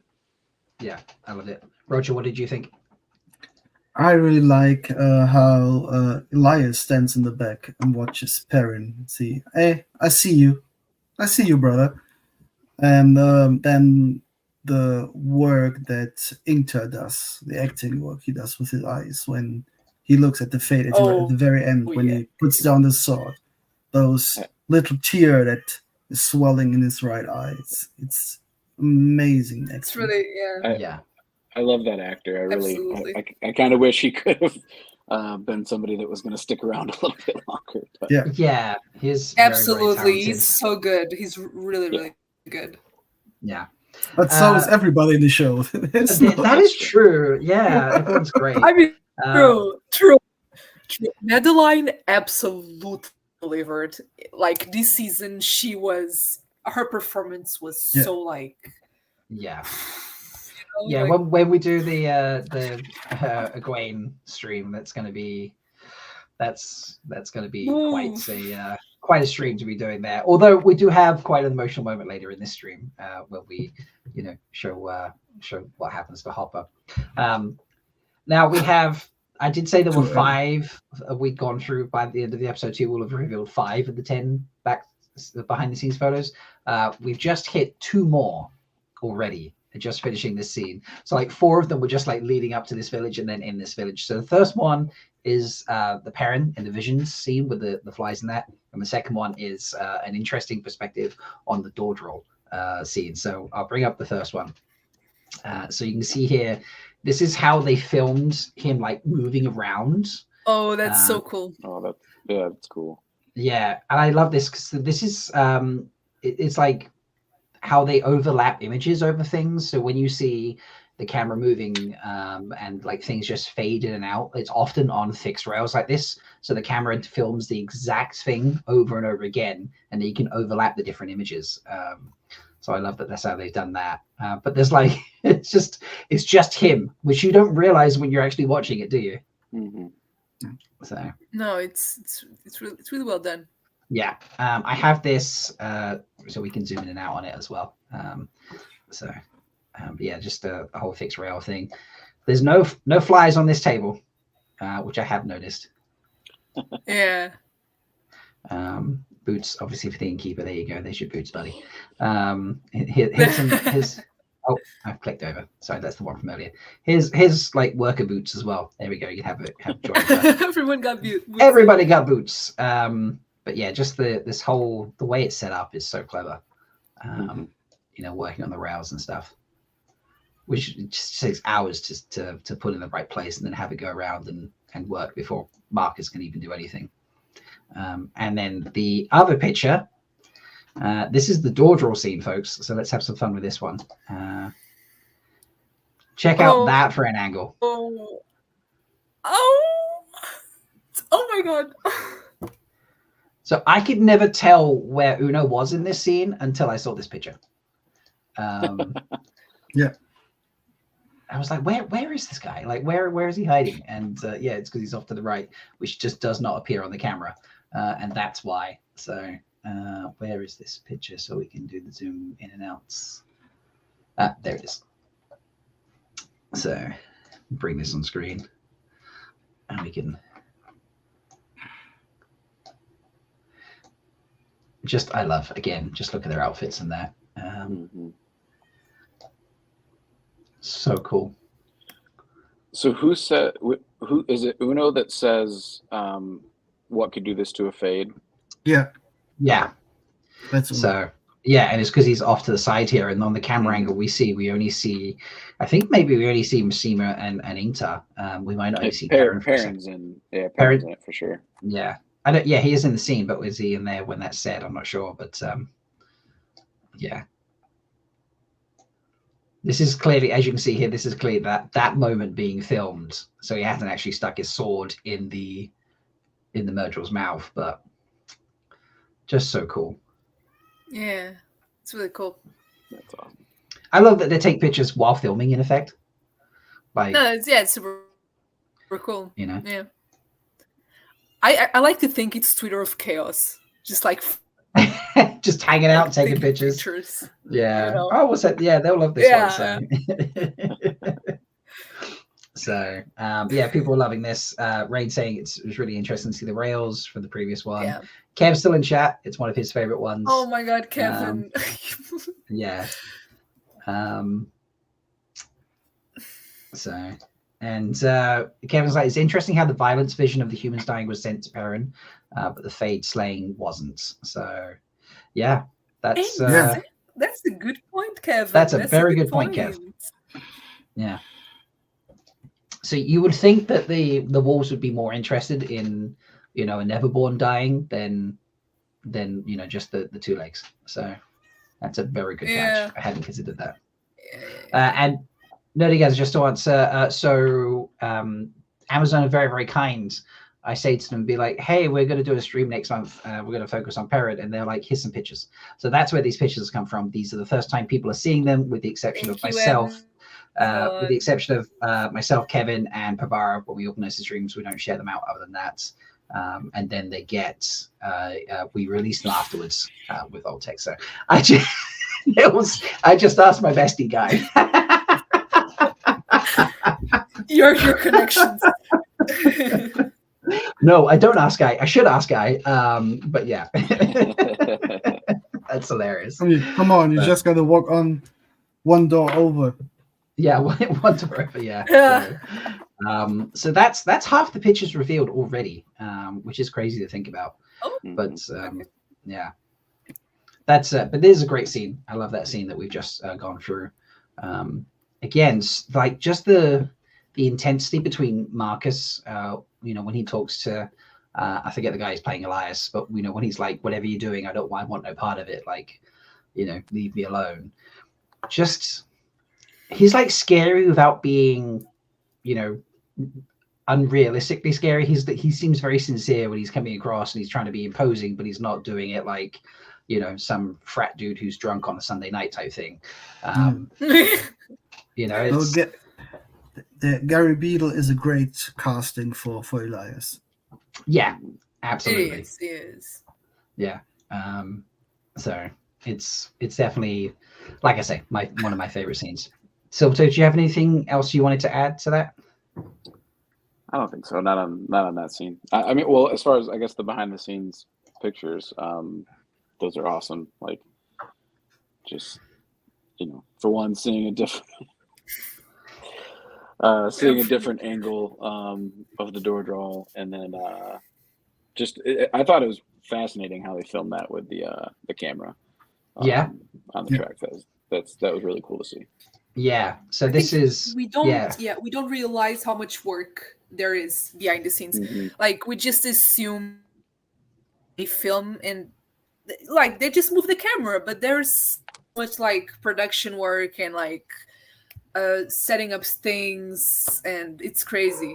It's really interesting. Yeah, and that's a very different camera to, say, for example, this one in the previous scene. Absolutely, which is like a body cam. Like that's on a set of gimbals. That's why he's wearing that giant sort of strap over his shoulders and things, because the camera's on a whole set of gimbals, so he can not like wobble around as he walks quite so badly, but it still looks realistic. That'll be a different camera to one in this scene, because this will pick things up in a different way, so you can layer the images. It's so fascinating. And I think Zul put it in chat that this would actually be a sound stage, as opposed to this one where this is a sound stage as well, but like opposed to like where they're filming outside, there's that same camera again. This is an indoor structure. And if you look at the top there, that's they're not filming in some barn somewhere. They've built this effect. So it does give you a lot of insight to how they're putting the episodes together and the different scenes that go into them. So it's very, very cool. Shall we move on to the next scene? This is them arriving at Tuan's mill. Sorry, go Rita. What? I thought you were going to say there's something. Sorry, my bad. Oh, no. Just no. Oh, 25. That's why I'm not going far enough. 1 second. I'm just having a moment where I'm trying to find it. Oh, it's got to do its thing. It's got to play those horrible things. So we'll need to vamp for the next minute and a half, which is just ridiculous. So, but yeah. Do we have a favorite Perrin moment of the season? Does anyone want to bring up? Let me think. I'd have to go with Avienda. With the Avienda scene? Yeah, okay. I was thinking about that. I was thinking about that too. Yeah. Another scene that, like, again, it's not exactly how it was in the books, but it was still like, other than it being a different person, pretty spot on and pretty awesome. Yeah. So I would agree with that as well. That was definitely my favorite scene. Right. Although I love the Hopper scenes too. So yeah, the Hopper scenes are very, very cool, very moving. Except for one. Except for one. Yeah, you have to get your tissues out for that. Yeah. Yeah, that was, I think, like I remember when I was doing my reaction, like obviously I knew it was going to happen at some point, but I was so engrossed in the episode, just it being in the moment, that I forgot it was about to happen. And then I was just like, oh yeah, Hopper saved him. And I was just like, and then you see my face go like, oh no, I've just realized that means, you know, that this is going to happen. Instead, I'm like, no, I can't, you know, this is just horrible. So yeah, it's definitely a moment that makes you cry. Right. Here we go. No, I don't have the right moment. 1 second. Here we go. A little bit of Zoe for you folks. We'll spend the night here. Find out if anyone's seen Fane or whatever killed that Fade.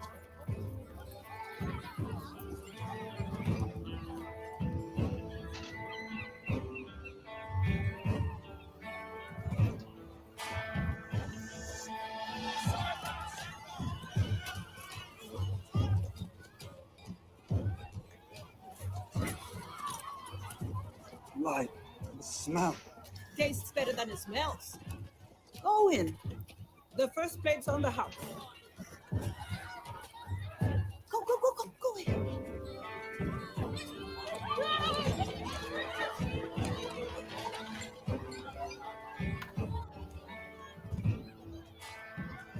The head drank, not some rank devilfish. I actually quite like lion fish.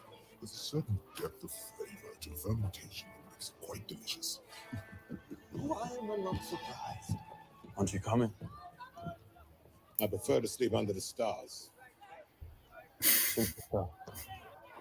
They're not your pack, you know. The Shinaran.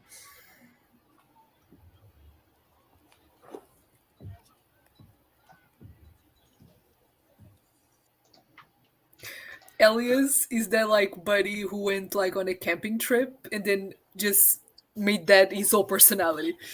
Actually, I don't sleep indoors anymore. I just sleep under the stars. Okay, dude. All right. Yeah, you do you, buddy. You do you, buddy. Yeah, as people were putting in chat, Benny Chad and then Dash was doing it. This is like one of the first scenes where the music is really prevalent as they're walking through, and also music from the first scene. It's got some like Western vibe to it. Yeah, it's got the drums going in that. It's very, very cool. I noticed that a lot when I first watched this, that the music was playing, and they hadn't done that. I don't think they've done that pretty much at all for the other scenes in the first couple episodes. So I did notice that it made a big difference. They did that a lot in season 1. Yeah. But not in season 2 up to this point. Yeah. Definitely. The soundtrack is amazing. The soundtrack is like amazing. The soundtrack is definitely amazing. That is very, very true. So it's hard not to love the soundtrack. So aside from obviously now I can't get Elias being some dude who went camping and made his whole personality just being the thing. Aside from Camperman Elias, like I think the whole fish discussion is quite funny as well. Like it was like, just give me a drink. Yeah. Guy Roberts is killing it. He's amazing. He is. Well, I would say we'd have to do a stream on Guy Roberts, but it'd be very violent, wouldn't it? With Guy. With Guy. Guy Roberts has to be the stream. With Guy. All right, 1 second. Let me just. He has to be. You know, like, hey, Guy. You know, like. Just call him up. Just call him up. No. Just get him on this one. He's in a bunch of the scenes. You know. For now, like for like the next couple, and then like done again. So.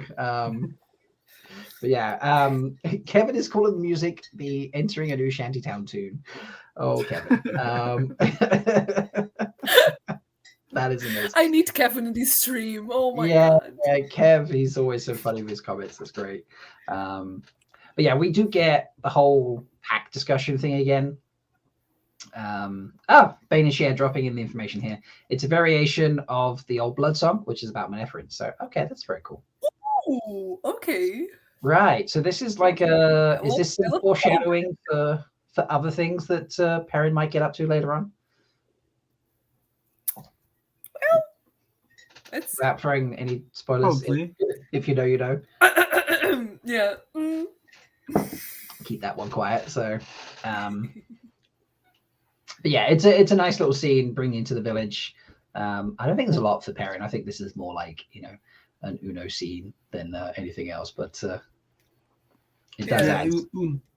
Uno and loyal, right? Yeah, definitely. Yeah. So, and that's a big fish. Like, yeah, it reminds me of a tuna. Like, have you ever seen like a tuna, like actually not like, you know, cut a whole tuna? It's massive. Right. It's really big. Yeah, I'm just saying it because like in my city we have like lots of places that like sell fish because we're like a coastal city, and I see lots of different fish, and that fish reminded me of a tuna immediately. Tuna are very large fish, so yeah, that makes sense. And yeah, Rain was also going to say like a tuna, although apparently it doesn't smell like tuna. Yeah, it smells bad. Okay. Yeah. So after this, sorry, go Roger.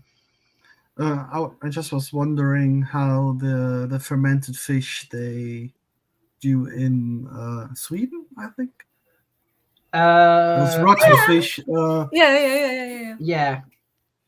And they get a lot of I it. think, you know, you do it. It's involved in some dishes in like Asian countries like China and places like that. They do some fermented fish dishes, which are, you know, sitting around fermenting for extreme periods of time. And an extreme level of flavor in them. So Patrick's breaking out a marine biology degree. It's more of an I'm saying that wrong, or a tarpon with those big scales. Interesting. Thank you, Patrick. All right. It's the size of a tuna, but apparently the scales of those other fish. Nice. Okay. So this is Perrin's last scene in episode 2. So some short ones there, you know, one that's a little bit longer, so like a few minutes, and then we get basically the rest of the episode is basically like Perrin stuff. So I could play the whole scene,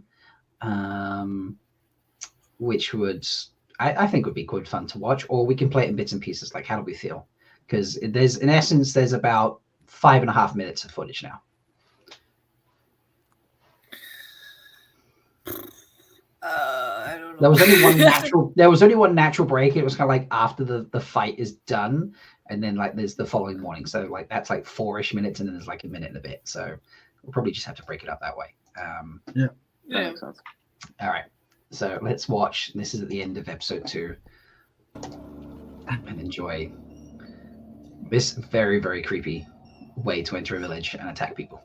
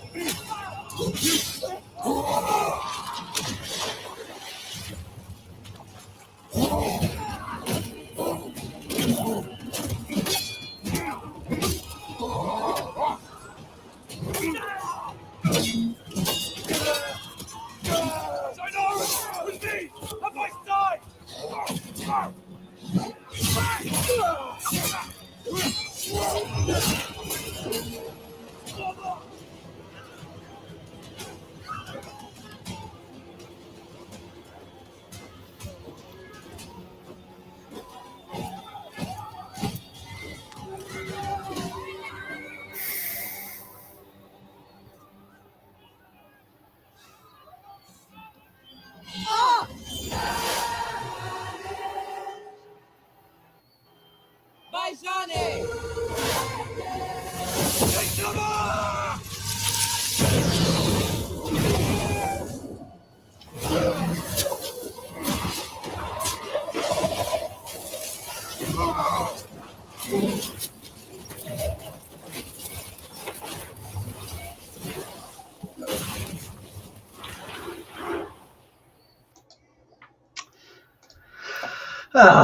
Beautiful. What a scene. Beautiful stuff. Beautiful stuff. I quite rightly agree with Bane and Chiet. This has to be, I think this Absolutely has to be in everyone's top 5. It's a phenomenal scene. I described the fighting in this as like, just, I remember getting asked about this, like, what did I think about the first few episodes when we'd seen them? And I said it's like some of the best fighting I think I've seen in a television show in such a long time. Oh yeah, it's incredibly well created. It's really good. It's really well made. It's not even like it's exceptional like skill with a sword or anything. It's just the way they're delivering it, the confidence that the guys are fighting with, and how it just felt so real. It's incredible. I think they did like a good job at like showing that they fight so much better than the Chonchen, but the Chonchen won because of the Damane. Yeah. You know? It wasn't like a matter of strength or like skill. It was power through slavery, you know? This is true. The perfect time to enter the stream if that's the scene you've arrived to as you go. There you go. Like Silvertooth, what was if you had to pick a favorite moment in that scene, like what stood out to you as the best moment of that 4 minutes and 9 seconds? Hat Sema being amazing. It's just fighting shirtless and just kicking everybody's ass. Yeah, I feel like he's definitely the best fighter. That's fair. Yeah. Oh yeah. I really like how just killed 5 guys and had the time to throw a shirt over. Yeah. You even see him like doing it up as he's running out the door, and it's like it's the first I missed that. Just keep it cool. Yeah. And Kev is saying in chat, this is the second time having trained stunt actors be the real actor paid off to big time. Yeah. Being able to have that is a huge thing. It's just he is great to watch. The Angus who plays Masiva, he's and apparently like the nicest guy in the world as well. So it's even better that he be that badass on screen.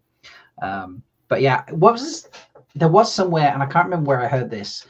But didn't they tell us that during that scene, Marcus was actually, for days on end dragged, like you see him on screen. There's not a stunt person being dragged down those stairs. It's not, fake stairs or anything like that. He's not wearing anything protective more than the costume. He's actually fully committed and being fully dragged down those stairs and like being attached to a camera so you can see him physically being dragged on the floor and stuff.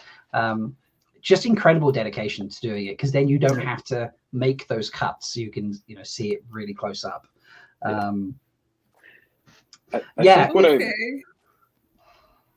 Kevin's right. It was one of those random interviews where they shared that information. Sorry, go Siltu. I just love how like chaotic the scene is too. Like it's like you talked about it being real. Like, you know, obviously outside of the trained fighters who, you know, of course are kicking ass there, but like for everybody else it's just mass chaos. Like, you know, which is what it would be if you were just thrown into a battle upon waking. Like, yeah, but you know, it descends to that point, right? When they pull out Perrin, you see Massima fighting. It's all one cut, and then as soon as they got out, the cuts get more choppier and chaotic. They cut more around, so that you got this spiraling feeling downwards into more messy chaos. Yeah, it's very true. That's really good. It is just the way it cuts out differently. The music also adds a new layer to it. The music is really good. Once again, the soundtrack is amazing. What can I say?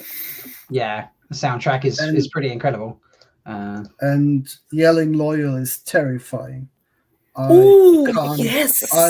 I can't wait to see him put a long handle on his ex. Oh yeah, the way he hulks out. I've got a feeling I will shit myself. Yeah. I mean, I think a lot of us will. I don't blame you. It's going to be, you know, incredible. Just the feelings watching that was just so incredible. One sec. I'm so apologies. I'm trying to find a video that shows the differences between two scenes, what we've just seen and something else.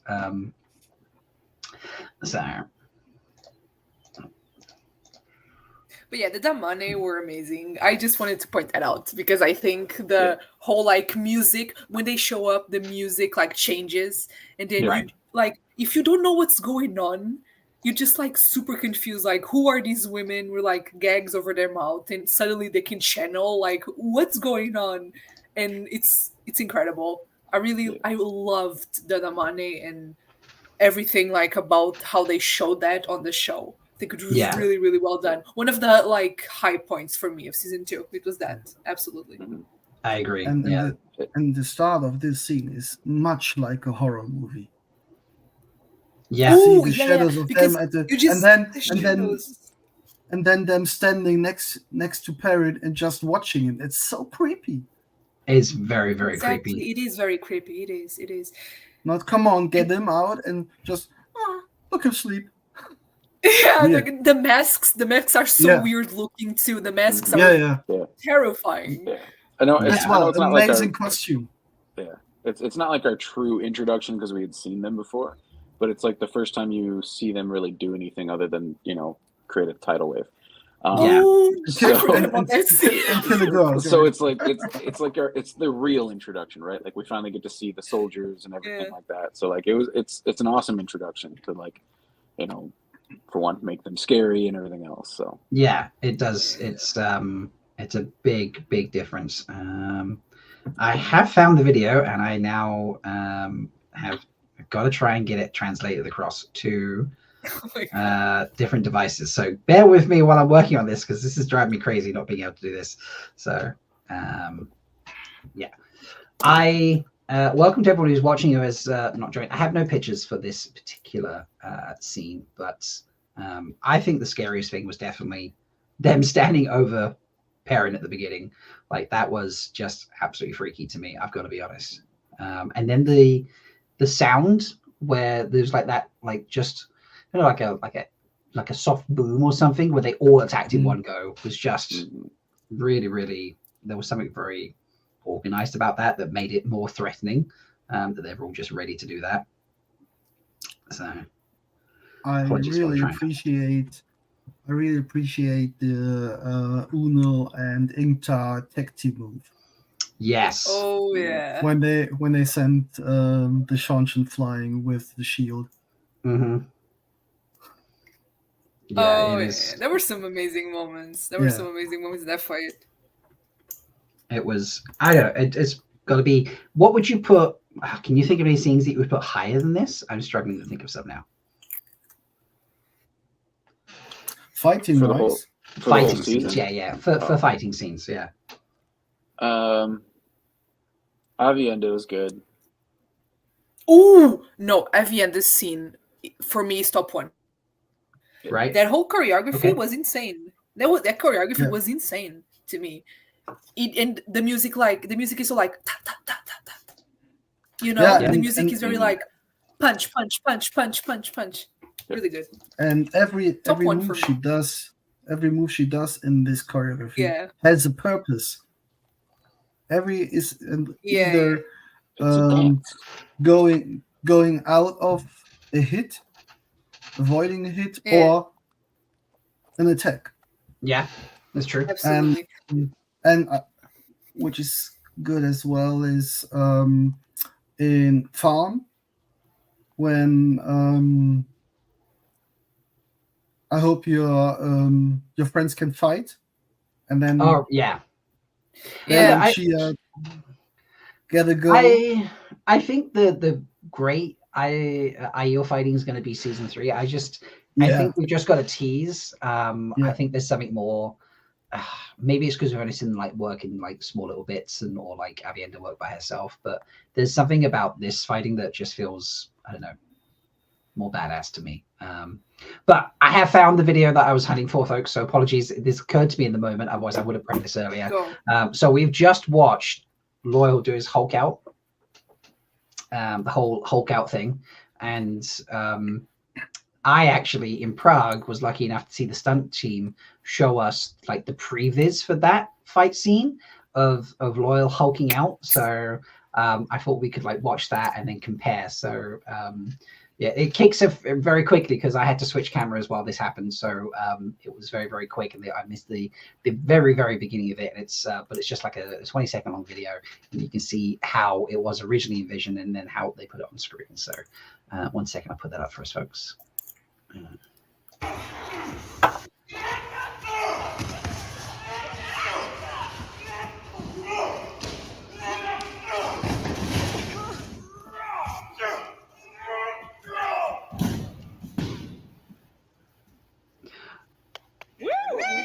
So cool, right? They were like, "Yeah, would you?" Awesome. They literally was like, "Would you like to? We'll show you some scenes. This is a scene you might have seen, in the previews." And this is literally like one of the initial workups for what Hamad had to do in his outfit with the stunt team. Let me just bring in someone who's joined us. So please welcome Uno to the party. Hey Uno, how you doing? Hey, I'm doing great. The real Uno, folks. But yeah, the real Uno. So we're just talking about the attack on Atone's Mill, Uno. So that's what we're up to. I'm just showing I'll play it again, the image of the stunt previs for the bit where Marcus just goes mad. Sorry.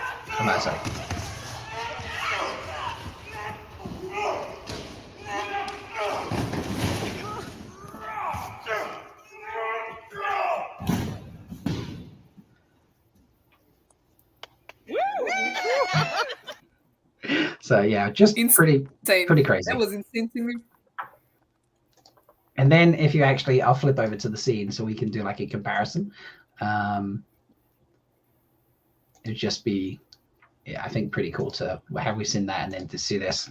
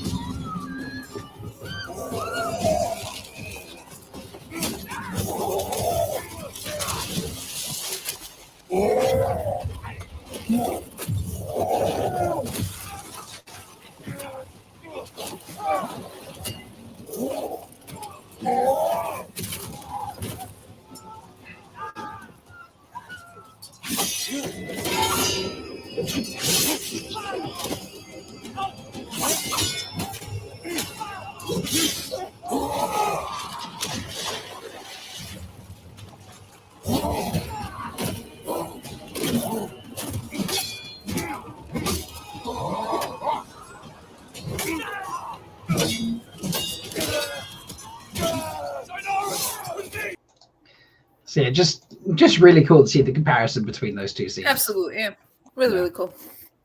And I just don't think it changed very much when I watch it back. I feel like most of it is they just chopped it in the scene a little differently.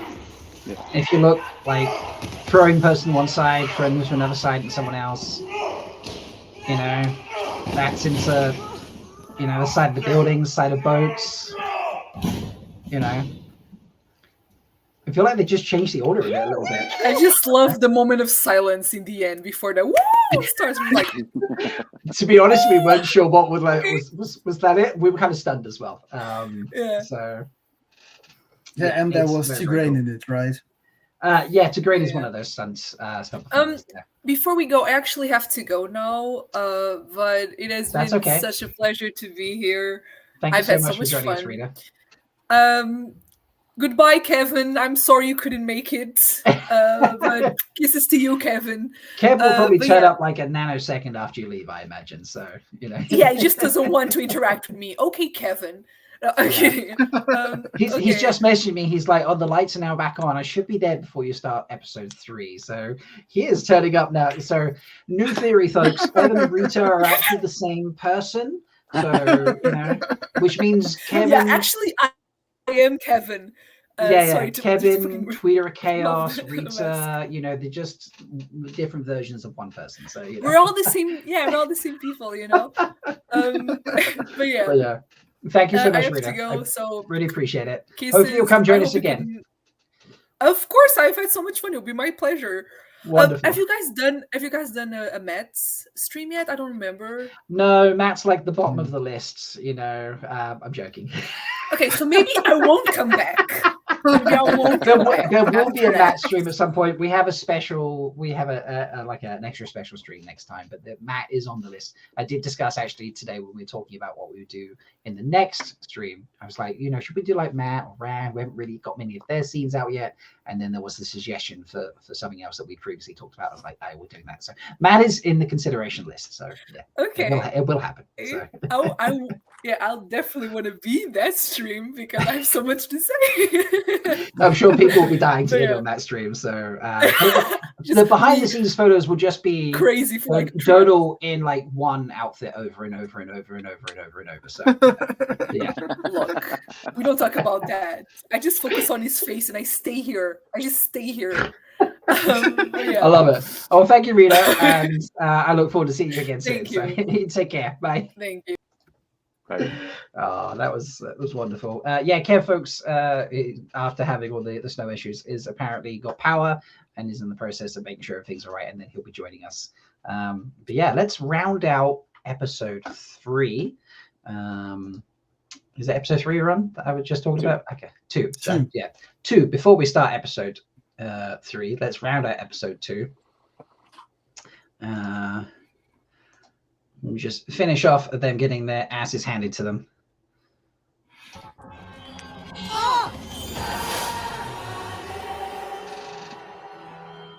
Bye, Johnny!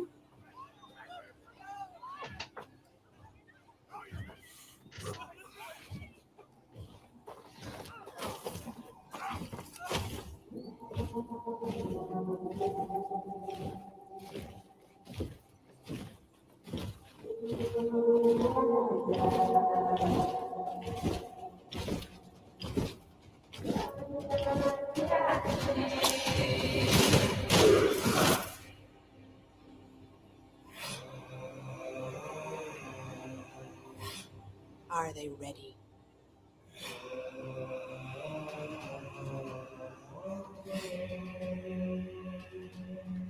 They'll have to be, won't they?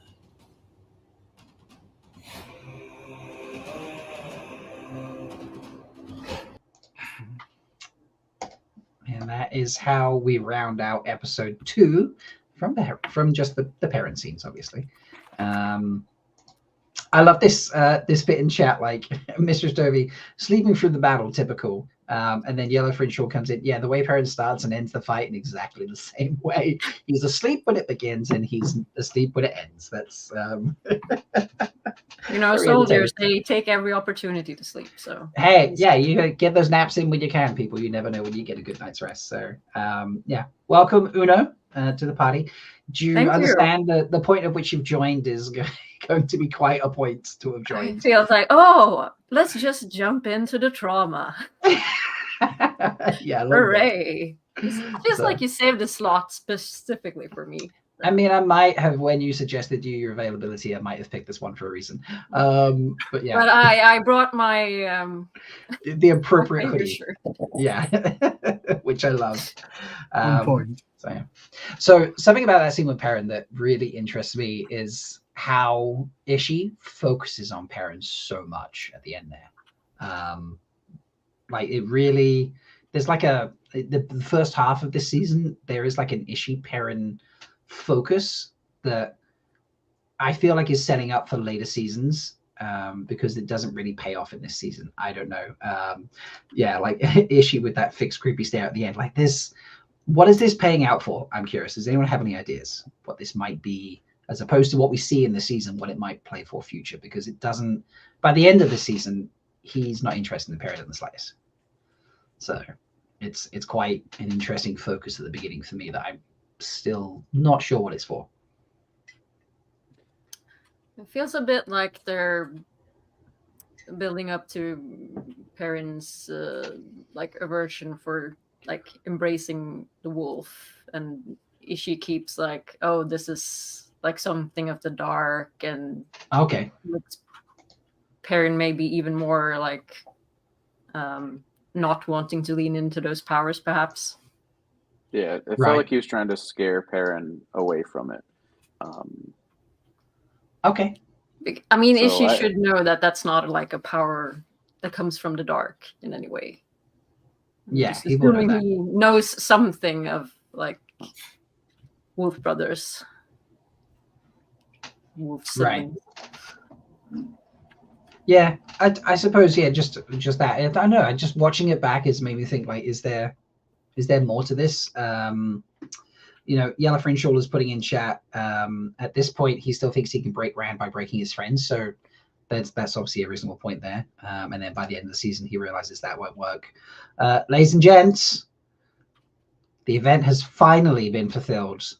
Please welcome the star of the show, fighting through snow and blizzard, Kevin Angus. I have my golden eyes, my friends. Ray, I love that. You could also use them as snowshoes, I guess. Yeah, just strap to the bottom of the shoe. They are like big enough to use snowshoes. How you doing, buddy? Welcome to the party. Honestly, could be worse. Could be a lot worse. I'm sure. But I mean, we've now discovered that, like people think you and the Tutor of Chaos are the same person. That apparently you and Rita might also be the same person. I've never spoken Portuguese in my life. That's all I'm going to say. That's all I got to say. Yellow Fringe Soul is asking you if you've been off celebrating Elaine's latest Gridwell Cup. Oh yeah, I was celebrating hard last night preemptively. Yeah. Just in case she won, and she did win. So another round down. Another round down. All right, Kev. So we've just round out episode 2 with Perrin. Is there anything from what we've gone through that you were like, I want to mention? I know you've been in the chat where you can. Obviously, you've been dealing with emergency situations, so I'm not sure how much you've caught, but yeah, give you the opportunity to sort of catch up with us. I think that everything that everyone's been saying has been really great. And I don't think I have. Let me think. I think that a lot of the stuff that you guys were saying about that last scene in particular is just like, man, I think that was like I was blown away with how well choreographed it was. Just like after the fact, when I could like rewatch and appreciate those parts, I was just totally sucked in the moment. It's just like such a good, eerie and like well set up, great atmosphere for a scene, and then you just kind of get thrown into the chaos. I just love that scene. It's so good. It's like the best way to introduce the Sean Chan as like an actual force, not just waves, like you said. This is true. I've just looked at the time and remembered Goat Brother and Silvertooth. I know you both have other things you must dash off and do, but thank you both for joining us. Yes, horse duty and family duty, I'm sure is calling you both. So, any final thoughts before you dash off that you want to share? I'm just excited for where his arc goes next season. Like, obviously, we all know, what the possibilities are, and I think they set it up awesome with Dane at the end. So I'm really excited for what they do next season.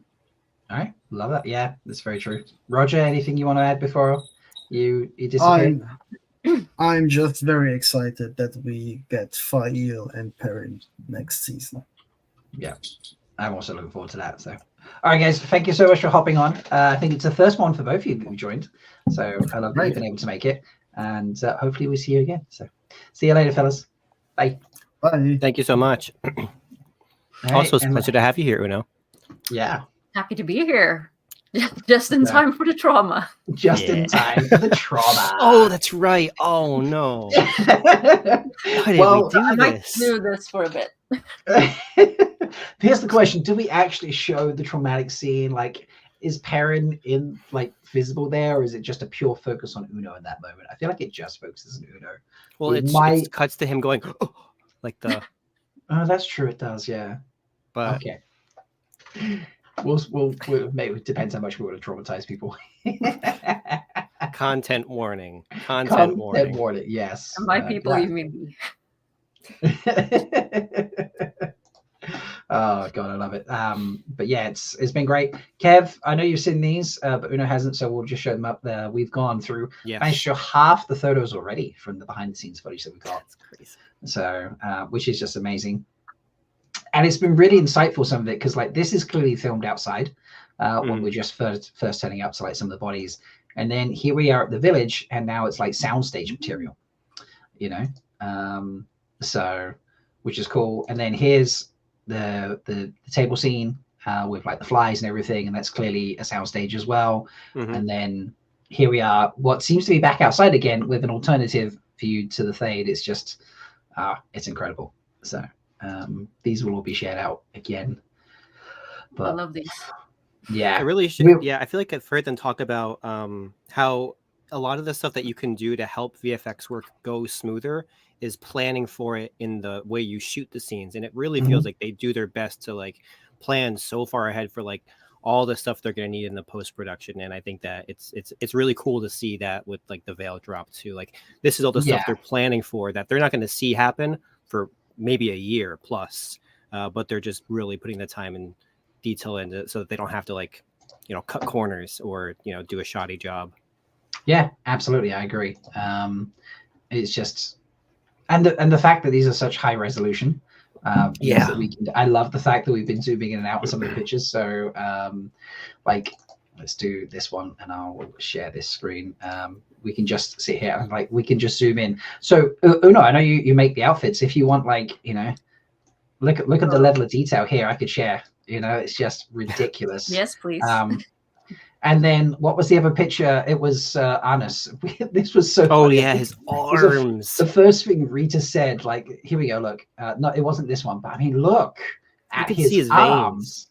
This dude, I mean, he's an MMA fighter, so. Yeah. It shows.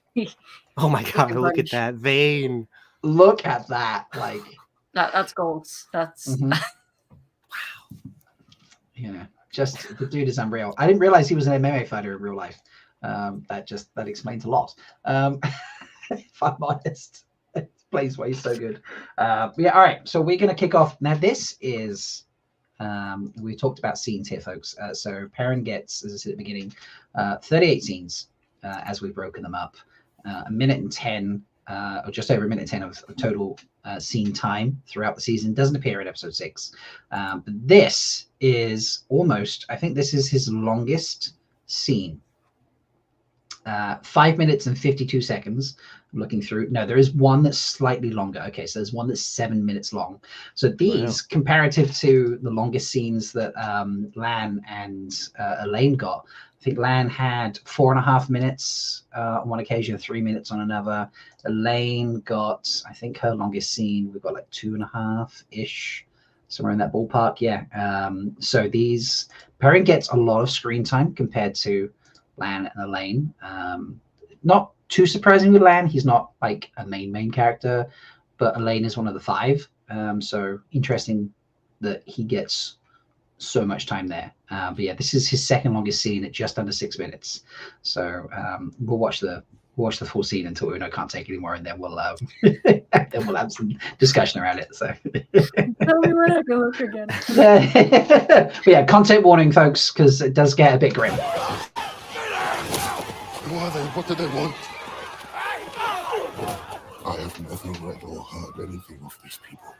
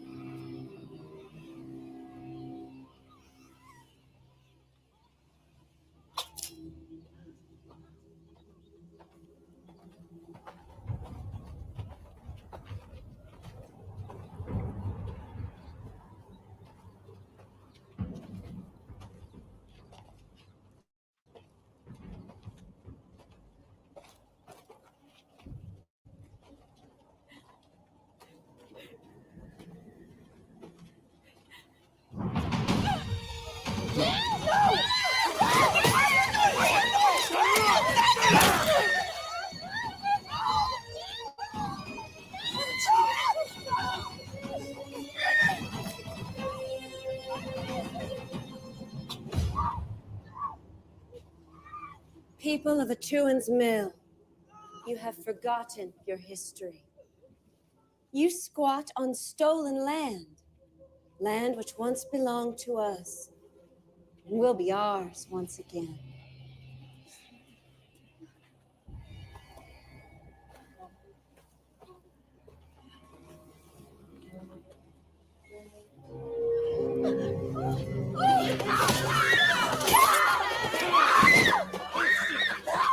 When the fleet of Luther Pendrag crossed the Adareth Ocean, the return was promised. Today is that day. I have to do something. We can't just let them take these girls. We're outnumbered and unarmed. No, we're not. Quiet.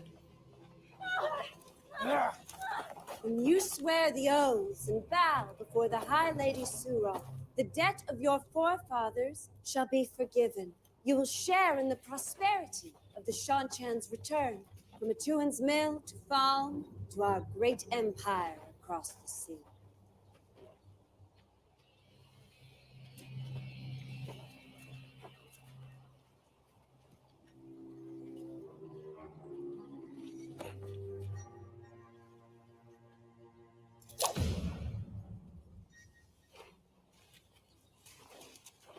Who will be the first to swear the oaths and bow before the High Lady Surah, pledging fealty to the throne? This man. Stop!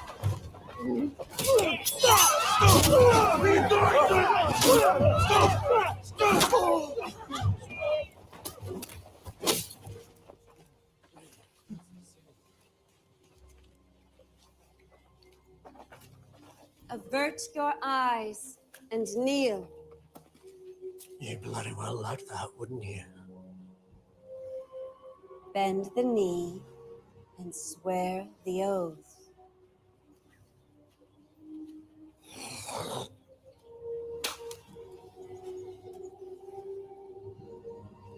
Thank you and your oaths.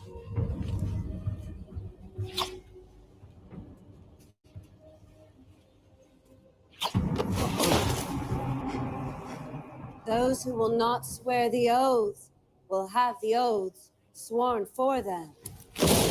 Alert your eyes, folks, if you want to. Last warning.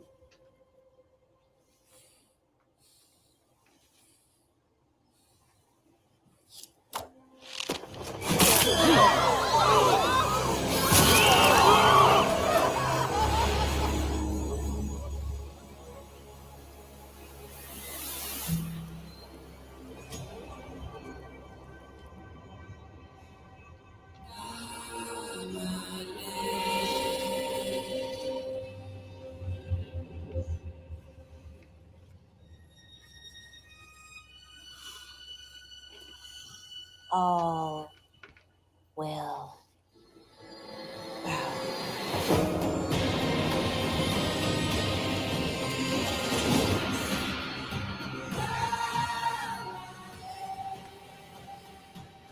Our pride is not worth more than our life.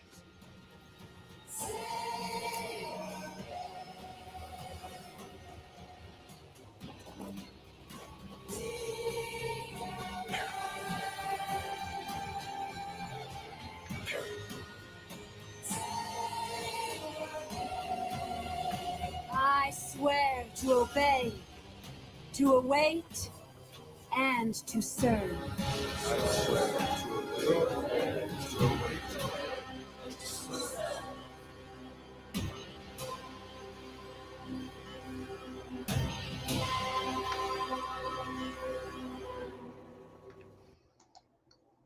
Wow.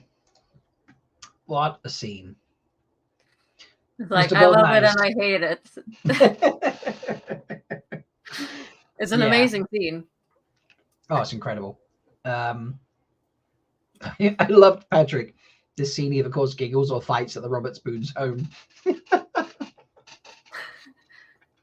For those who don't know, for those who don't know, Jessica Boone is Guy Roberts' wife, and she plays Orwyn, so the person who was in effect telling him to like kneel or you will be knelt.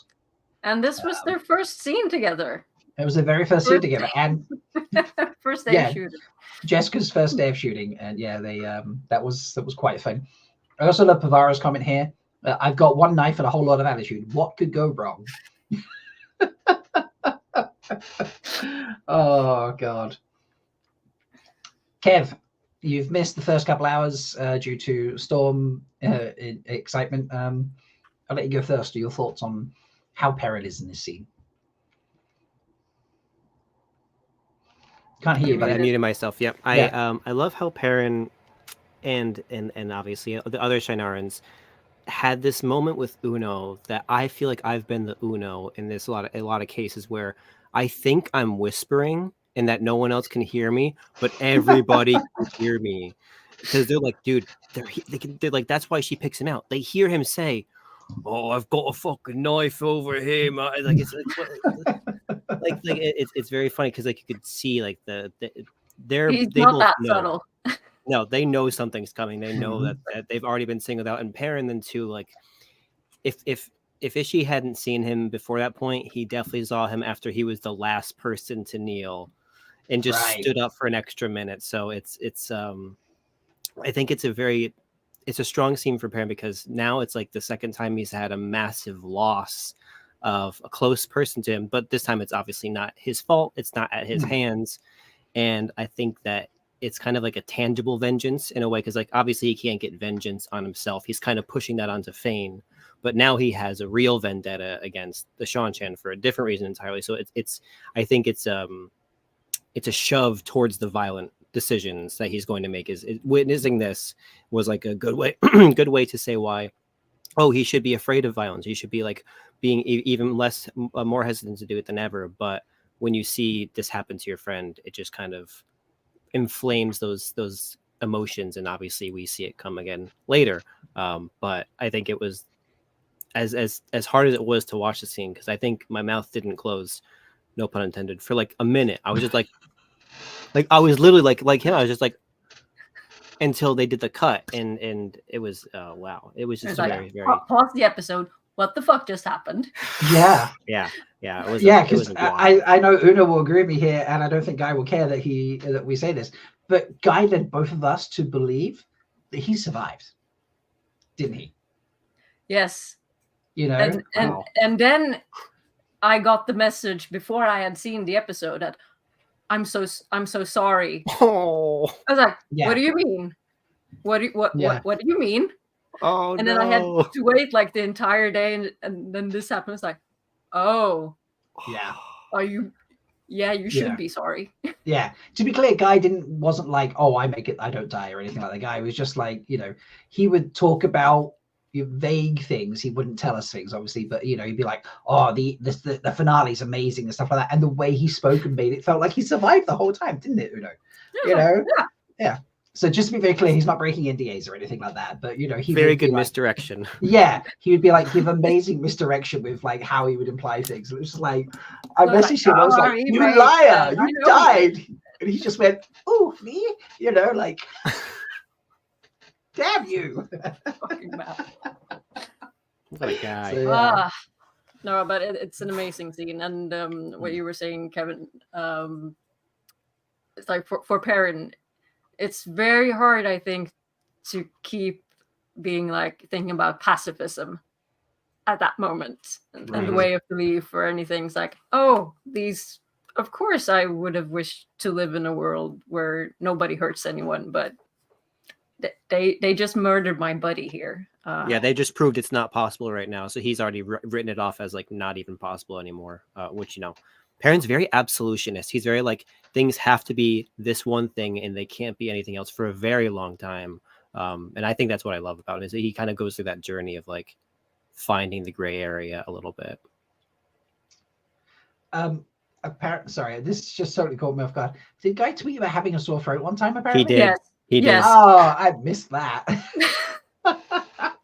He's like, oh, I'm sorry I haven't been like, yeah, I'll talk to you again once my throat is like. Wow. I mean, after seeing very cheeky. Yeah, fair.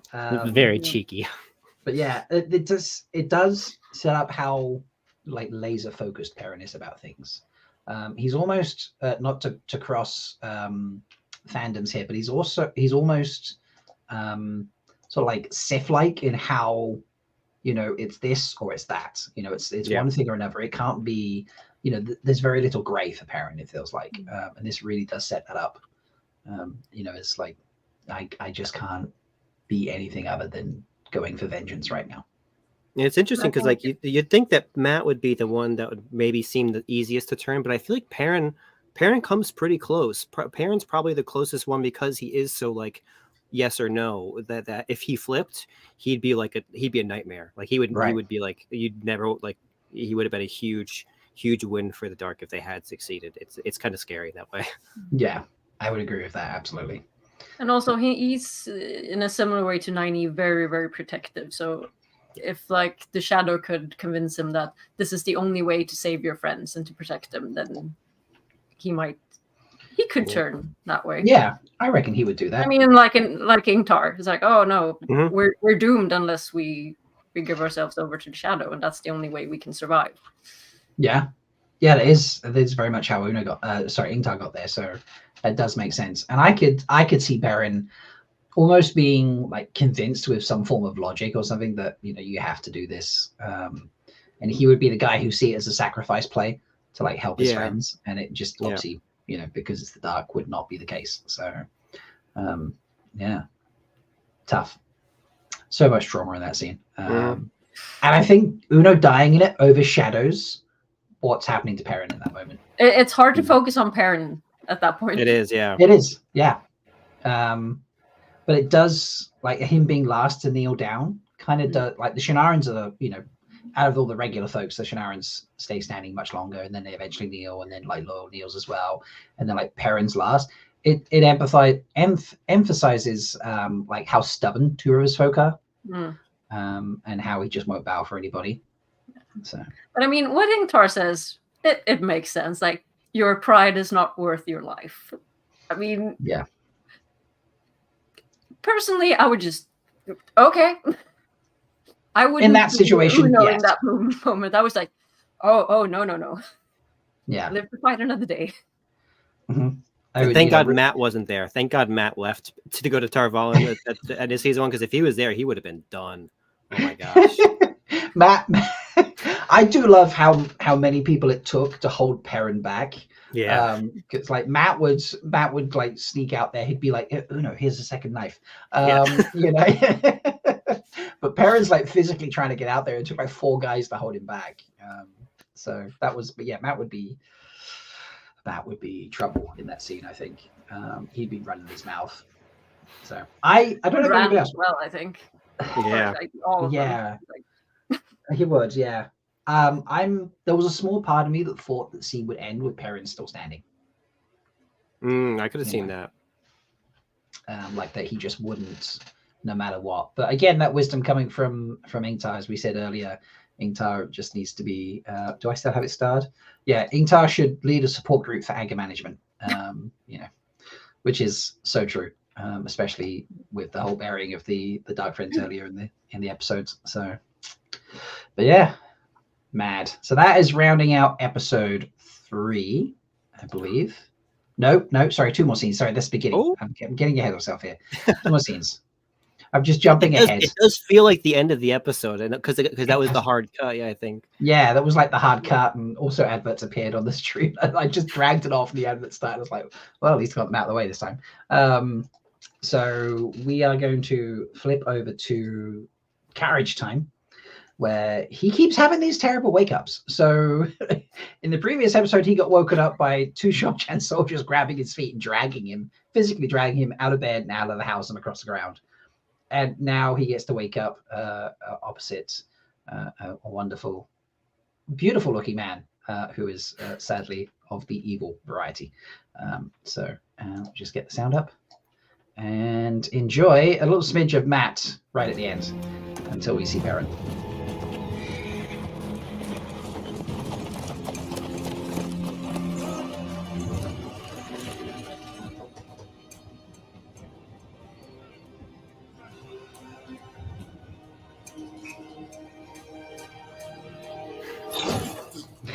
I was starting to worry we might never wake up. Who are you? Oh, I'm the man standing between you and the spy. You, my friend, are part of a caravan headed to Fall. As an honored guest of Lady Sura, you will be provided accommodations and a new life with the Shopchan. But between us, it's not a coveted invitation. Nothing good awaits you in the Harbor City. You must be thirsty.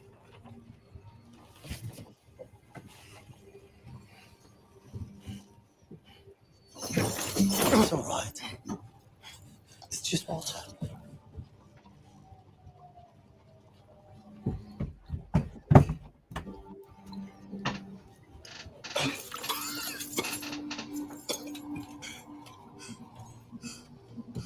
There's something different about you, isn't there, Perrin? I should have expected it when I saw those eyes. What are you talking about? You know you have something inside you. Something that calls for blood. Something that sets your eyes on fire. Show me, Perrin. I want to meet the monster. Who are you? You know who I am.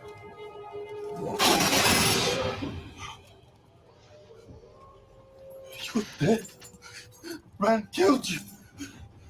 Is that what Moraine told you?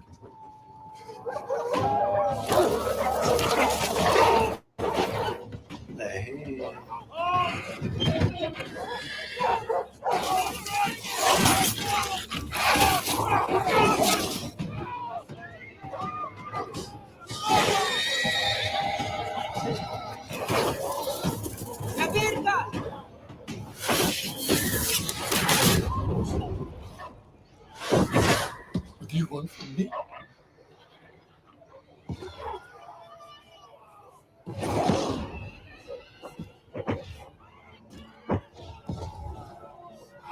The more wolf you are, the more you're mine.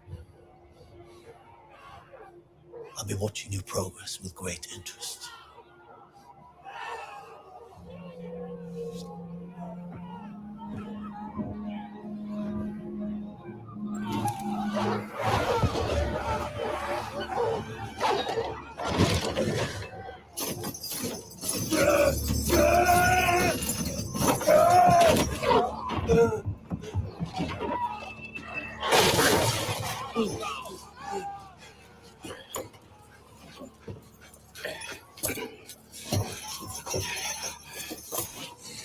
Let's go.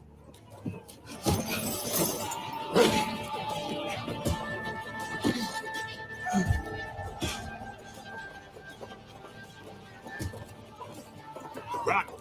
We'll show you where. What about Leia and the others? You can't help your friends from the back of a cage. Run!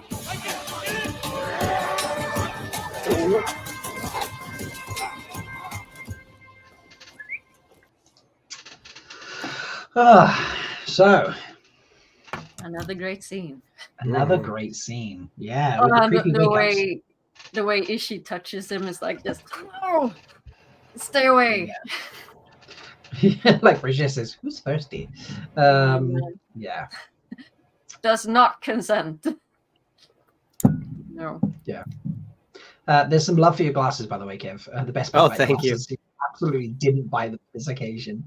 So that is correct. I went into my trusty costume box and just searched around for something that I might be able to use for golden eyes, and I was like, maybe I'll find something I can like glue something to or whatever.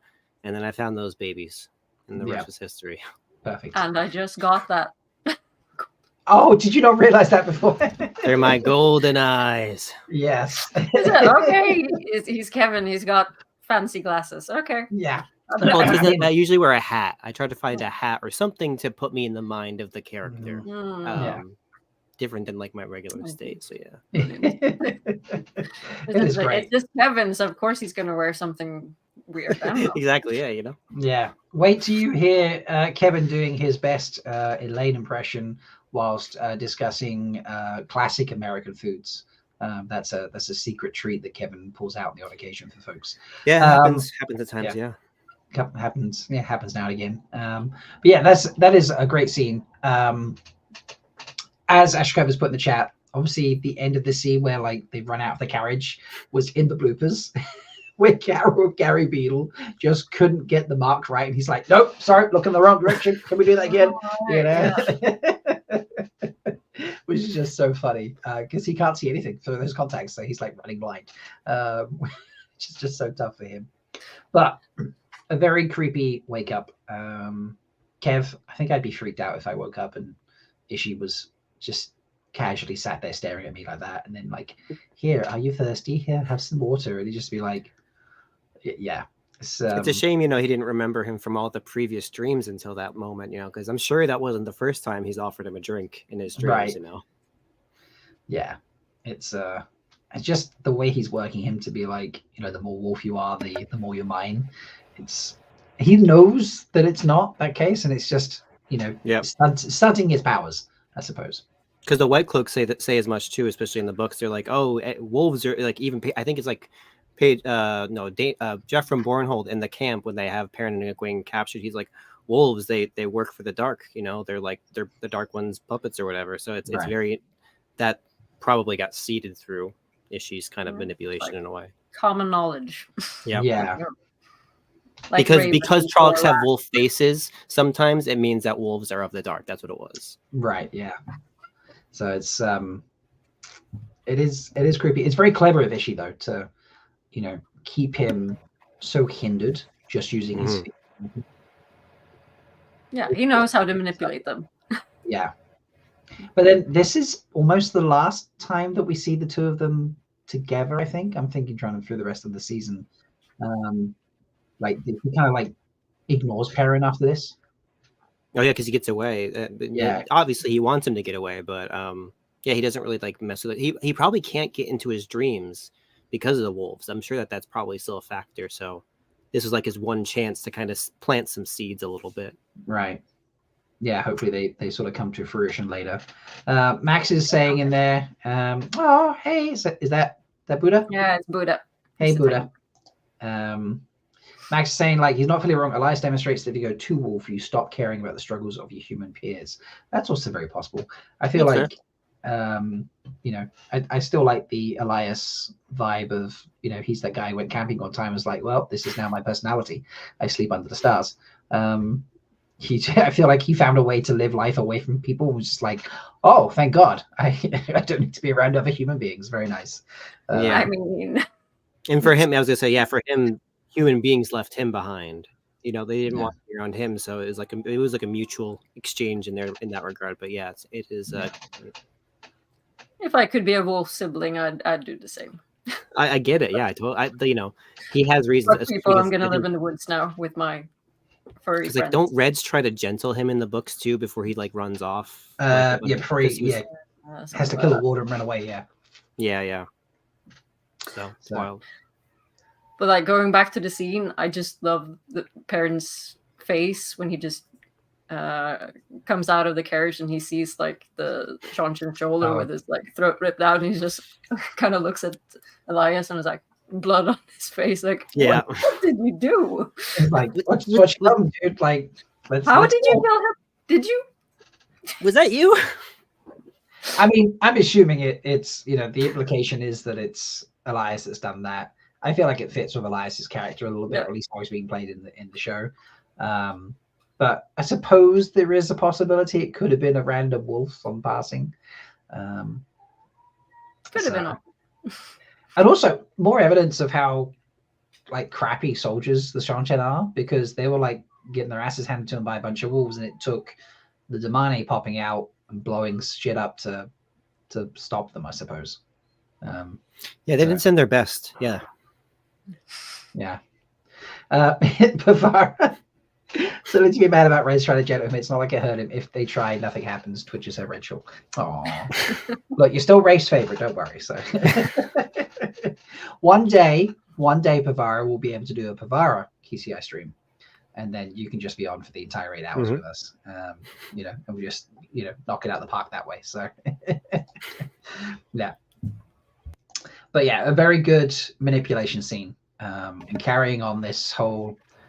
He likes to get up close and personal with the guys, doesn't he? A little bit of a face touch, a little bit of a knee wobble. Yeah, there was discussion in the chat about that. Did he sneak in a little face caress there, and maybe when he was drinking the water and such. And then Rain coming in. The way Ishii always offering food and drink in the dreams reminds me of the old tales, never to accept food or drink from a fairy because it will bind them to that world. Huh. Interesting. Yeah, I think especially in the Eye of the World too, there were nightmares where he was offering drinks to Rand too. So I think it's a callback to that as well, which is great to kind of include that in, since we weren't able to see the dreams as much in the first season. Yeah, I agree. Now I think there's a picture that relates to this scene. Possibly. Maybe. I don't think so, actually. No, maybe the next time. Now that I've looked at it, because I couldn't tell, I was like, no, this is not the scene. So we don't get any picture yet, folks. Sorry. Hang tight. Hang tight. There will be more pictures coming. So, and then we have next up in episode 3, or in fact, the only point that Perrin appears in episode 3 now is our first repeated scene, really, as far as we can tell properly, which is the archways that oh yes, we're back with the archway discussion, because obviously last time we played this for LAN, and we have I won't put the sound on, well, I put it on low so we can sort of chat about them as they go. So yeah, we played this last time because we see Lan in this scene, but also we see Perrin in this scene. This feels very authentic to how Perrin would be. Should we just watch and play with sound, or do we want to talk? I was gonna say I was wondering if Perrin, because remember I've emphasized a lot how Lan really gave me kind of Uncanny Valley vibes, but right. I didn't get those from the other characters the first time through, so I'm gonna kind of see if I can feel that with Perrin, because he does feel very real. That's fair. We'll throw the sound up and we'll just enjoy. Welcome home, stranger.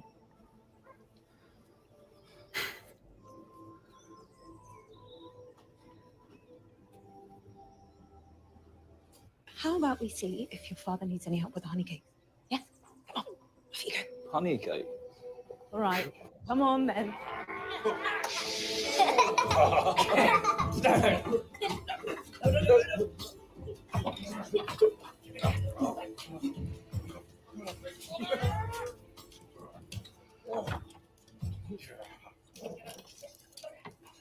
got a letter from Egwene today. She and the other Greens are headed north. Trollocs have invaded Saldea. Saldea's a far way off. Not far enough. Egwene said I can handle a few Trollocs.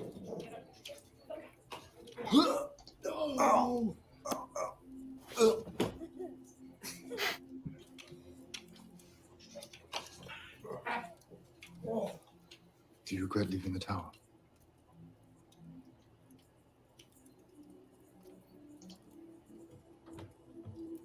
Can I have another honey cake? You have had plenty. How about you go give Matt and Perrin a hug goodnight, and we get ready for bed? Yeah? Mummy? Shut up. Now! Yeah. Go!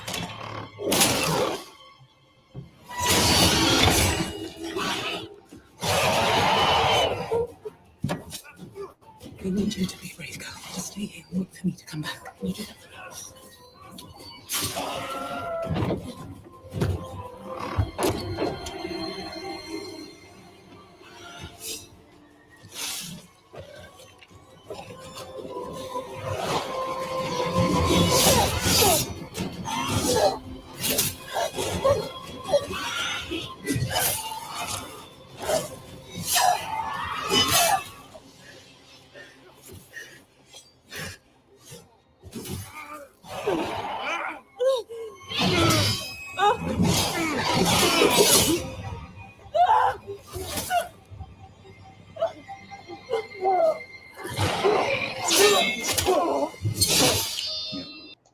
I don't think we need to watch the rest of the trauma scene there where Nynaeve goes through what she goes through. That's yeah, fine. So, that's fine. Yeah, we've watched that enough trauma today. The Yeah. other thing Shaw says, I feel the more unlikely it was for the character to have the life Nynaeve was envisioning for them, the more uncanny valley it seems. And then they followed up with Matt becoming a lord who returned occasionally, and Perrin just coming back to live his life in the hometown was far closer to reality than Lamb becoming a hippie farmer. I agree. I think Perrin just feels very authentic in this in this vision. I think that's a great analysis. I think I agree with that completely. Yeah.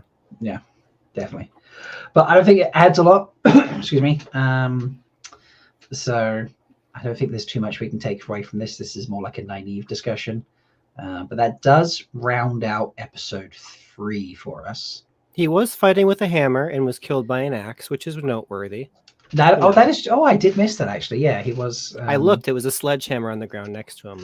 So Yeah, maybe let's flick back and see if I can find that. Because I wasn't sure if he actually fought. Because when I was watching, I was like, oh, he doesn't have a weapon on him. What's he going to use? He doesn't carry a sword. He doesn't have anything on his belt. So maybe he's a pacifist, but no, he has like a hammer. Right towards the end, he kind of drops it. Right. Okay. Let me see if I can freeze frame at the appropriate moment there. Capture it. No. It is tough to see. One of my screens comes up quite dark with it, but oh yeah, you can just see it on the left there. Yeah. Okay. Yeah. So uses a hammer and kills die, but that's almost prophetic. That's I totally missed that. I'd seen that he'd been killed by axe. I didn't realize he picked up a hammer. So that's a very good pick there, Kev. So all these little tiny details. Yeah. I really need to rewatch season 1 again and again. Yeah, I agree. Absolutely. It just really because obviously we get the and without giving away, because we're limiting to the first few books, obviously Matt has, his moment in this scene. And here we are with Marcus deciding between the hammer and the axe is I think that's great. Great little pickup there. I totally missed that. So, I mean, that is one hell of an axe. It is, yeah. It's a big axe. That's a big axe. So, great pickup there, Kev. This is where knife helped, This is true, yeah. So, episodes 3 and 4 are like short appearances for him. He has like long scenes, as we've watched. But then, like episode 4, he just has 2 more scenes coming up. Multiple appearances in 5, one of them being the longest scene, full stop. And then he skips episode 6, a few in 7, and then plenty in 8 as we go. So we will move over to episode 4. Let me change that up. He only gets, how long does he get in this? I think he gets less than 4 minutes total in this episode, sorry. So very, very minimal appearances, but we do get some exposition with it. So yeah, as I say, I remember them. They're very memorable scenes, even though there's only a couple of them. Yeah, absolutely. So here is the first one coming up.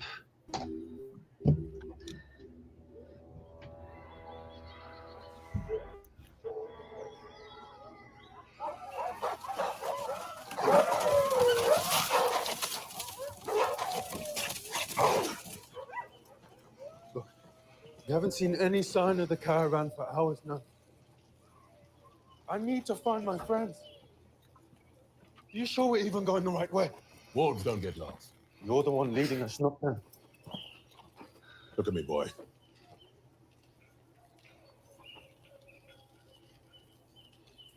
I am them. So are you.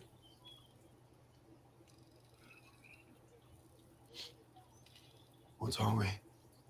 Wolf brother, they call us. What does that mean? Exactly what it sounds like. Are they all wolf brothers? Am I going to change into them? How did you find me?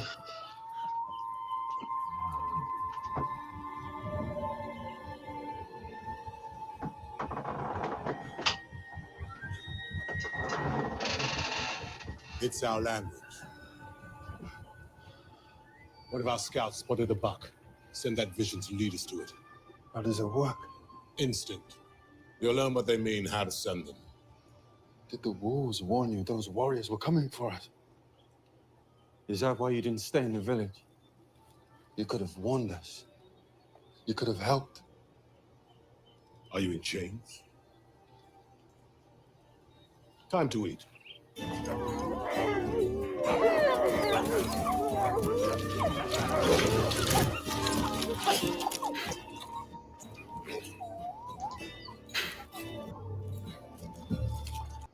So maybe I'll just pop it there for a second. So this is like, actually, now that I've looked at it, we've broken this up into 2 scenes because they are kind of like differences between them. But this is actually, this sort of 4-minute-ish segment is his only appearance in episode 4.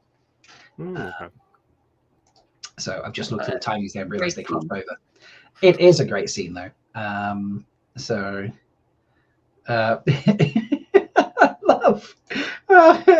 effing love Eliza's "Don't be stupid." Perrin needs to photovalize his head, and that like in a speech about what a chef remaining serious. Like that's great. It's beautiful. Yeah. I mean, their interaction there is like perfect. Yeah. Oh, you know nothing. Yeah, you know nothing, I know. Perrin Aybara. It is such easy exposition that didn't feel like heavy or weighty. Or like it slowed anything down. It felt very natural for him to be asking those questions in those moments. So I think they delivered it pretty spot on. I must say, wolves do get lost sometimes because we've had wolves in the city, and I don't think they're meant to be there. Yeah, I would agree with that. So maybe magic wolves are a little different. Maybe wolves in Wheel of Time, got it right. So they communicate in another way. Yes, this is true. Wolves, oddly, the only thing that communicate well in the Wheel of Time. Yeah. Wow, I had never considered that. Are wolves that? Wow, finally someone that communicates well in the Wheel of Time. It's just the wolves. Just the wolves. That sounds like a whole debate segment there at a convention. Like, yeah.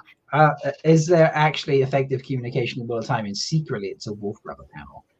So.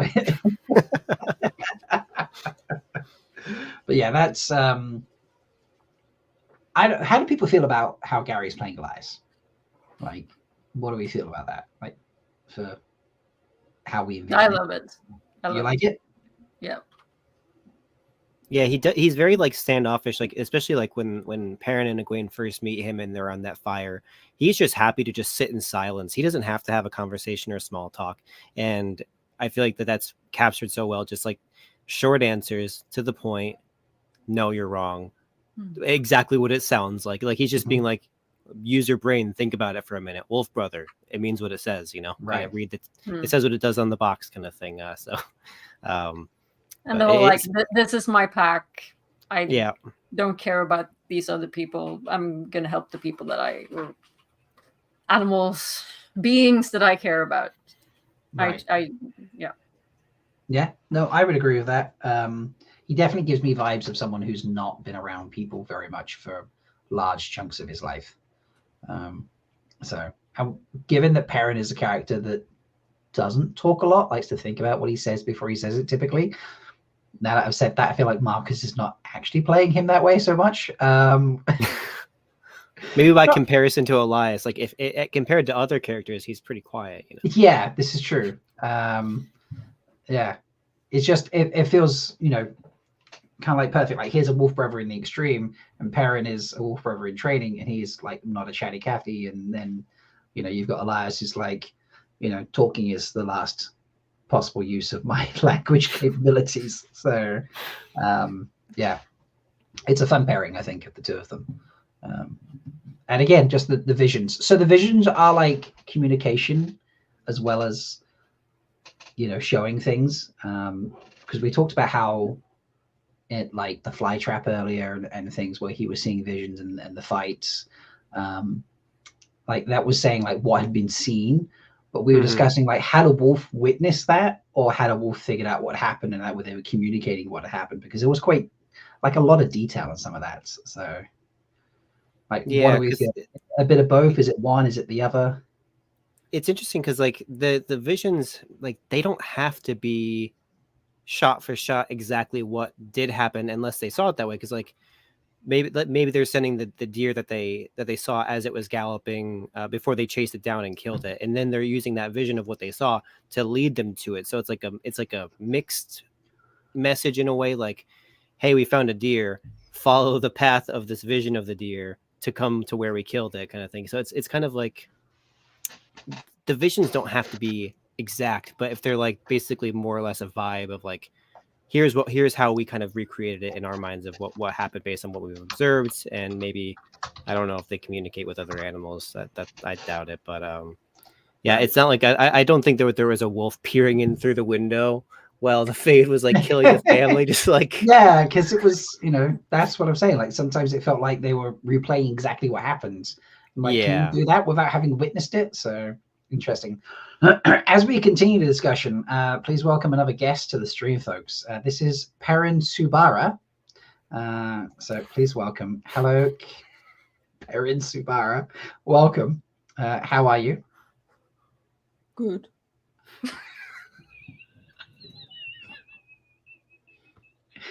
I'm glad to hear that. Welcome. Yeah, yeah, we're great. Yeah, it is very good to see. Very good. Perrin Yes, Subara. yes, it's so good to have you here, Perrin Subara. I appreciate you taking the time out to join us. We were just discussing the exposition around what it means to be a wolf brother. Do you have any thoughts you'd like to share with us on that? It means like wolves dancing in the wind, howling, biting, blood. Nice. Okay. Appreciate that. Yeah. That's what I kind of got out of it with my golden eyes too. Yeah. Yeah. Very deep. We're getting compliments on your grooming today, Perrin there. So thank you. I grew up myself. I can tell. It looks like it took a lot of effort. So very impressive. Stunning. Bushy. All right, let's finish watching the rest of this scene, and we can talk about meeting the getting to the character we meet in this scene. So, time to eat.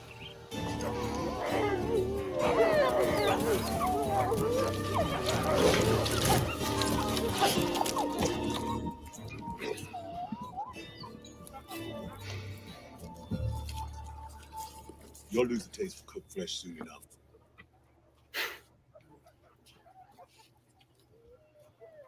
He likes you.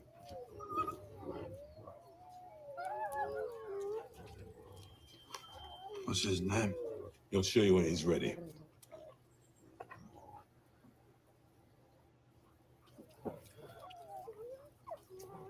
We've had our eye on you for a long time.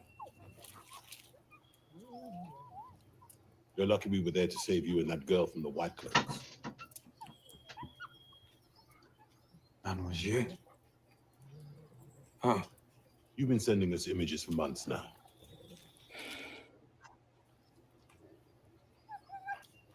He lost his mate too. He mourns her still.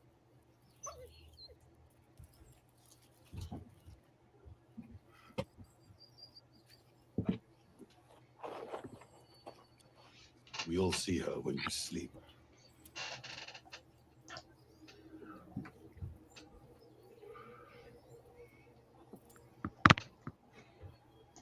Why did you wait so long to come to me? If you've been following me for months. We don't go near women who can channel. Why not? I said I don't trust what they don't understand. Neither does any other human.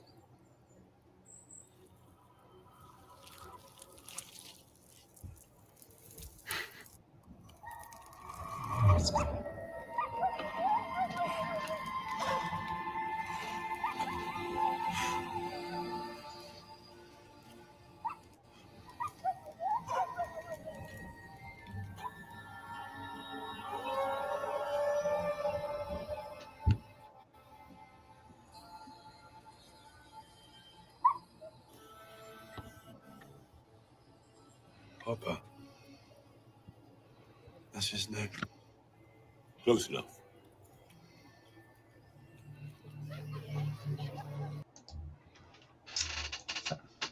That is that might be the most beautiful moment in season 2.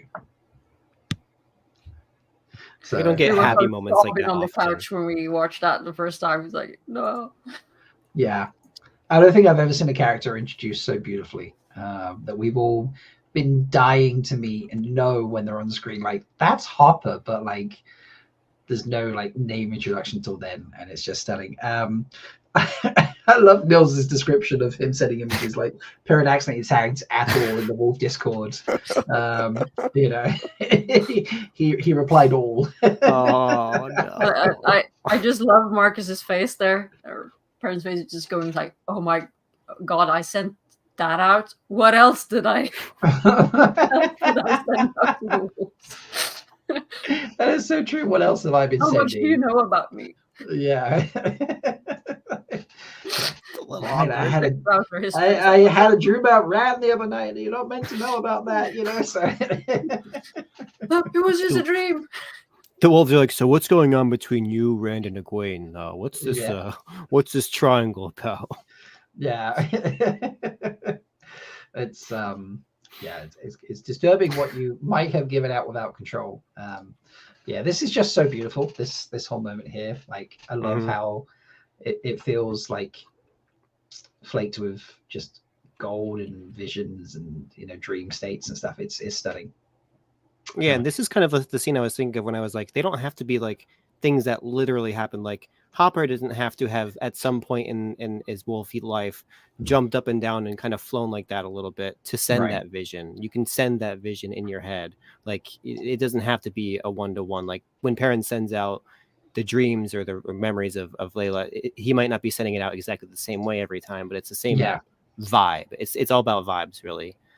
So getting a vibe of what's going on and how you show the viewer what they're getting a vibe for, I think, is more important than it being an exact recreation of it, almost. So I agree. Perrin Subara, do you have anything to add? Yeah.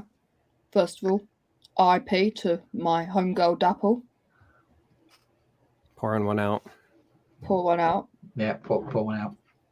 And you know, I think you can really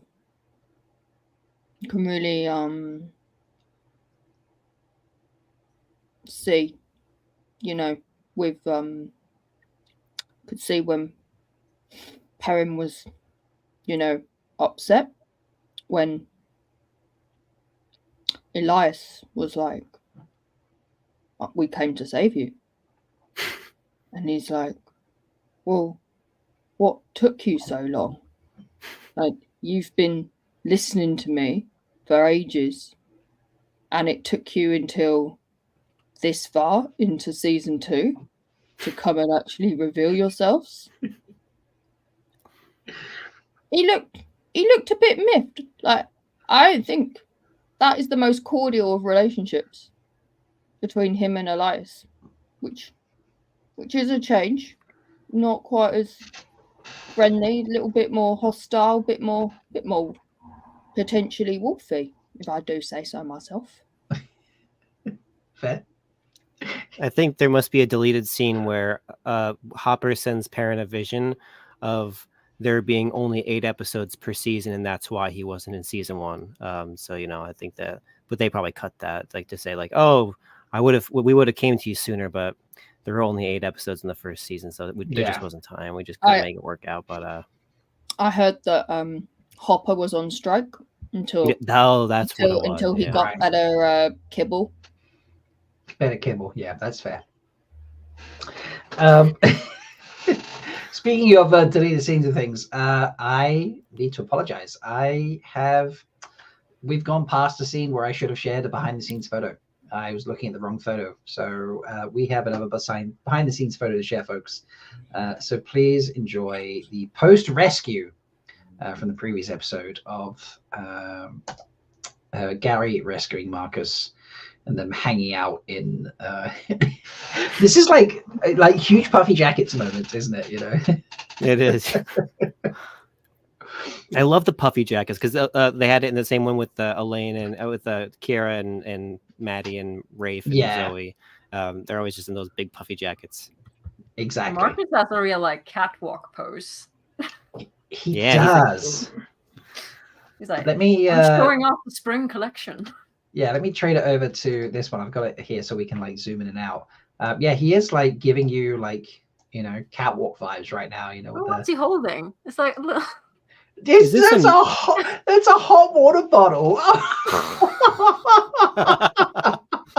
Marcus needed a hot water bottle on set. Oh my god, poor guy.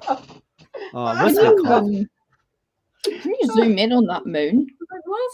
I was gonna say, is this a real night shoot or is this a soundstage? I don't know. That does not look like a real moon right there, but I feel like this might be a soundstage. No, it's very cold, obviously. If it's cold, it's got to be outdoors. It's like night shoot, isn't it? Yeah. So they've clearly just set up must just have big lights set up because look, here's the crew,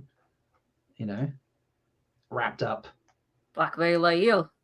Yeah, that looks like a night. That's like a night shoot outfit. Like that's outside definitely weather outfit. Yeah. Trying to see is anyone else. That's just horses. Sean Chan. Yeah. I love these high resolution photos. You can just see so much. A regular photo you screenshot or something, you would not have seen that at all. So, no. But yeah, Elias does not have. Gary does not have a hot water bottle. Just he's just look at that face. He's like, why'd you need a hot water bottle? And he's like, where's my water bottle? Yeah, don't look at me. It's cold. All right, I need the hot water bottle. You've had the water bottle for 5 minutes. It's my turn now. Yeah, seriously, it's such a cool photo. Those boots look really warm. Elias. Yeah.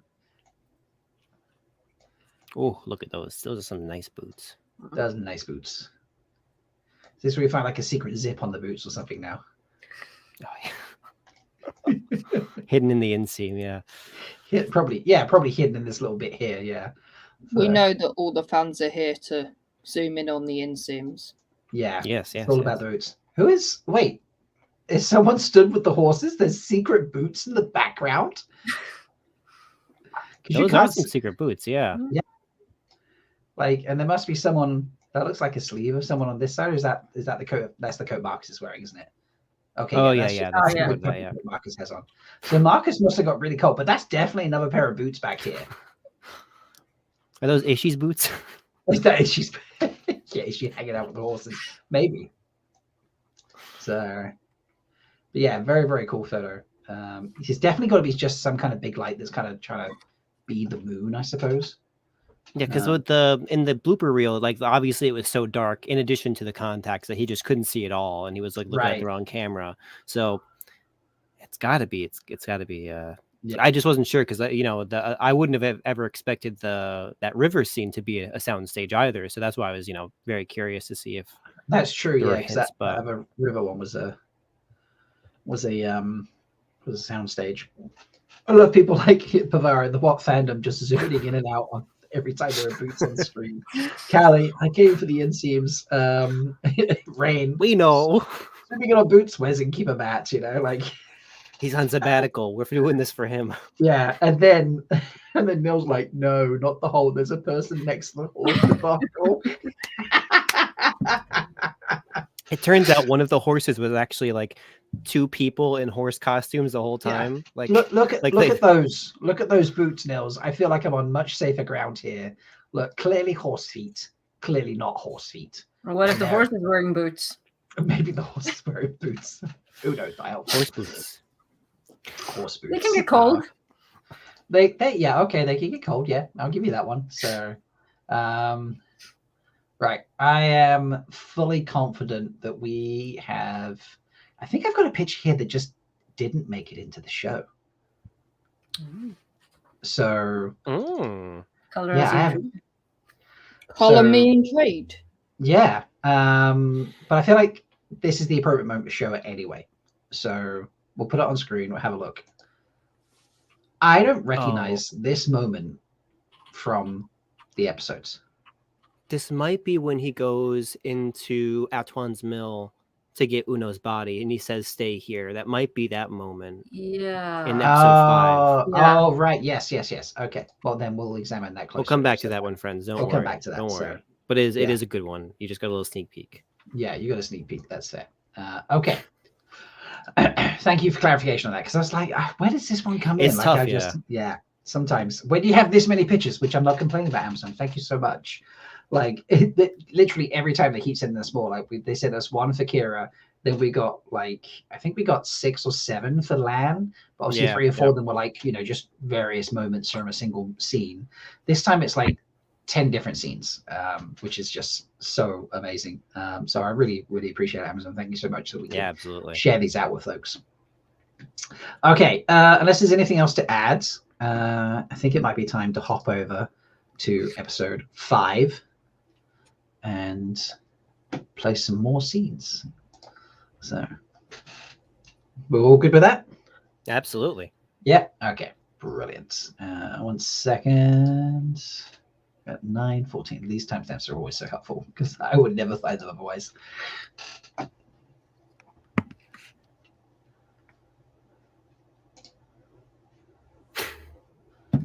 Right. Here we go.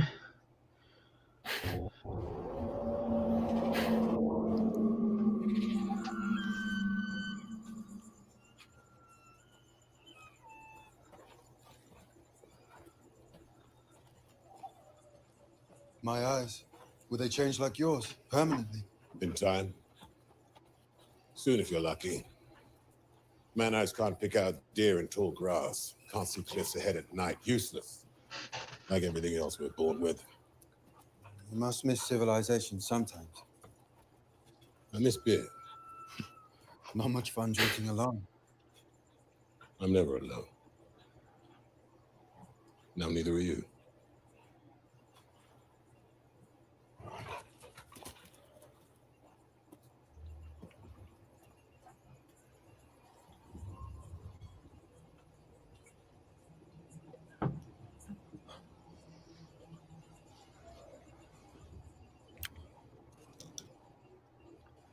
That's Atuan's mill.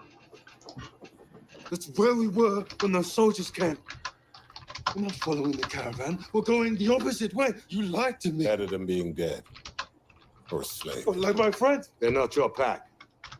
Neither are the humans from the 2 rivers. Neither was your wife.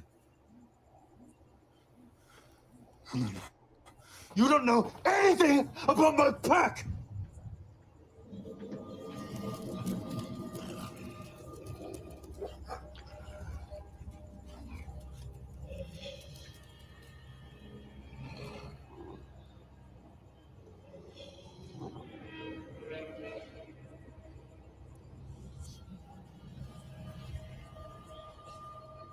I'm going to find my friends. I don't care about it. You can't run from what you are, boy.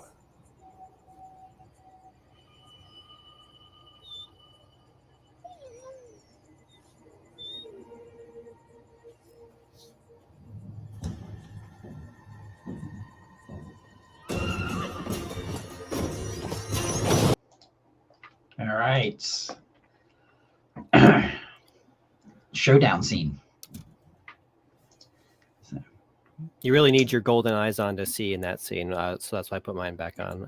Yeah, you do. It gets a little dark. I'm just gonna hop back 1 second. I'll be right back. Yeah, no problem. It's like you say I can't run from my problems or from my destiny. Just watch me. I'm gonna try. Yeah, and there's that little seed of revenge. He just can't let it go and see that Elias is probably right that he should think about self-preservation a little bit more. But I'm too river stubborn, so if someone tells me to do one thing, I'm gonna do the opposite. That is true. That is very true. I feel that so much that it's exactly me. Doesn't matter how much sense it makes. If you told me to do something, then I'm not going to do it. Do you find you have that same kind of experience, Perrin Aybara? Yes. Yes, I had do. a feeling. Yeah. Don't like to be pushed. People could try and push me. I doubt they'd succeed. Bring it, is what I say. Bring it. Do you have like that really good like stance where you like have like your legs kind of the perfect width apart and then your arms and like you're immovable? As a dancer might say, my body is centered. Perrin would be a dancer. The wisdom of dancers at the very least.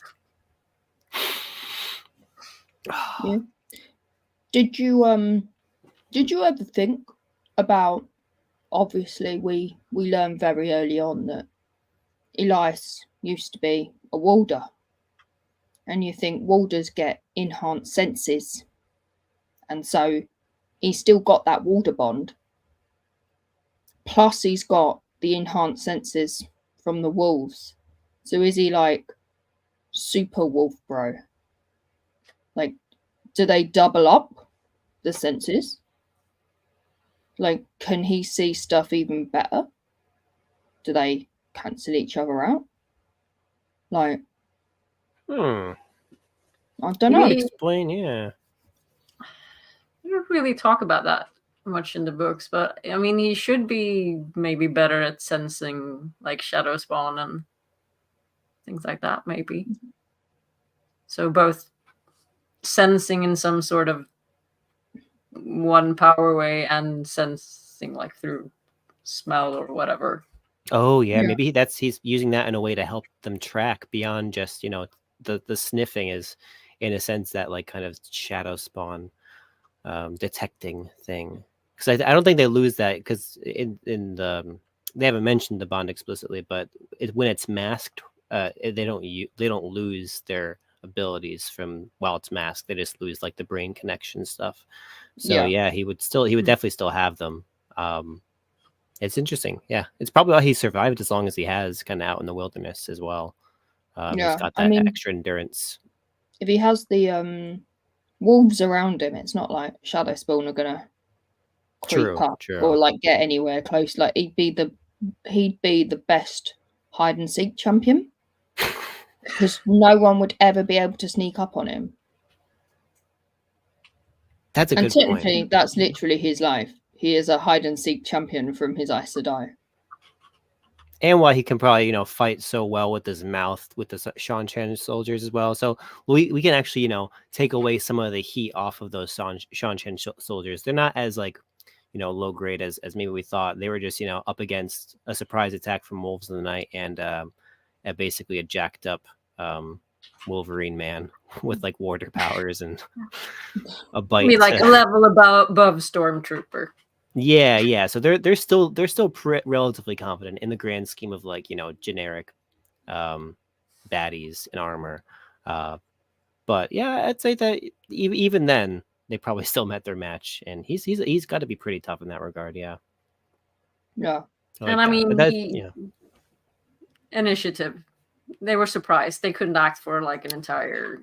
Yeah, that's true. Yeah, what are you gonna do? Like, that's like a nightmare scenario. You're like you're got a caravan going through the woods. It's like super late at night, super foggy. You can't stop because you got precious cargo, and then all of a sudden you start getting attacked by wild animals. Like that's like. They also do. They probably this is new land for them too. They don't know what kind of animals are out there too. When the White Cloaks were attacked, they thought it was hundreds of wolves when it was like 10 kind of thing. So poor guys. Well, no, not poor guys. They're Sean Chen still, but like also like it's oh, fuck those guys. Yeah, and their oaths. But yes, I do think that's an interesting thing. I wonder if we'll see that come up. Elias's warder bond enhancements on top of his wolf brother ones is what we're just kind of wrapping up chatting about. Do you have any thoughts on that? Yeah. I don't know. I hadn't ever. I think when I read the books, I didn't even think about it, and now it's not mentioned very much more than that he used to be a warder. Not the benefits that comes with it, perhaps. Yeah, I think they might just skip it. To be honest, it's like. I don't know. I think him being a warder is an easy thing to just leave out. It's just as easy to say he got, met an Aes Sedai randomly when it first happened, and they kind of just were like, "Well, I need to check you out, make sure you're not a dark friend and whatever." So I think it's an easy one to sort of like gloss over and not worry about. I don't think it affects anything long term. So I don't know. Yeah. I think like they've already sort of started to set it up in that. Elias does say in this scene, Aes Sedai don't trust what they can't understand. And like it's sort of building that distrust of Aes Sedai for Perrin in it. I feel like the way Gary acted was like it looked like that was personal. Like it was more than just an observation. There was some trauma there for my brother. Yeah, valid. Okay. Well, I mean, interesting to see how it plays out. Could be, could be a big deal. Could be minor. They might gloss over it. For a while, I thought they might even just, get rid of him completely and not have. It was hard to know for sure. Yeah. Yeah. So because I remember hearing things like theories from like Elias will be Hopper in the dream kind of thing, or like he'll like I remember hearing all those kind of theories too.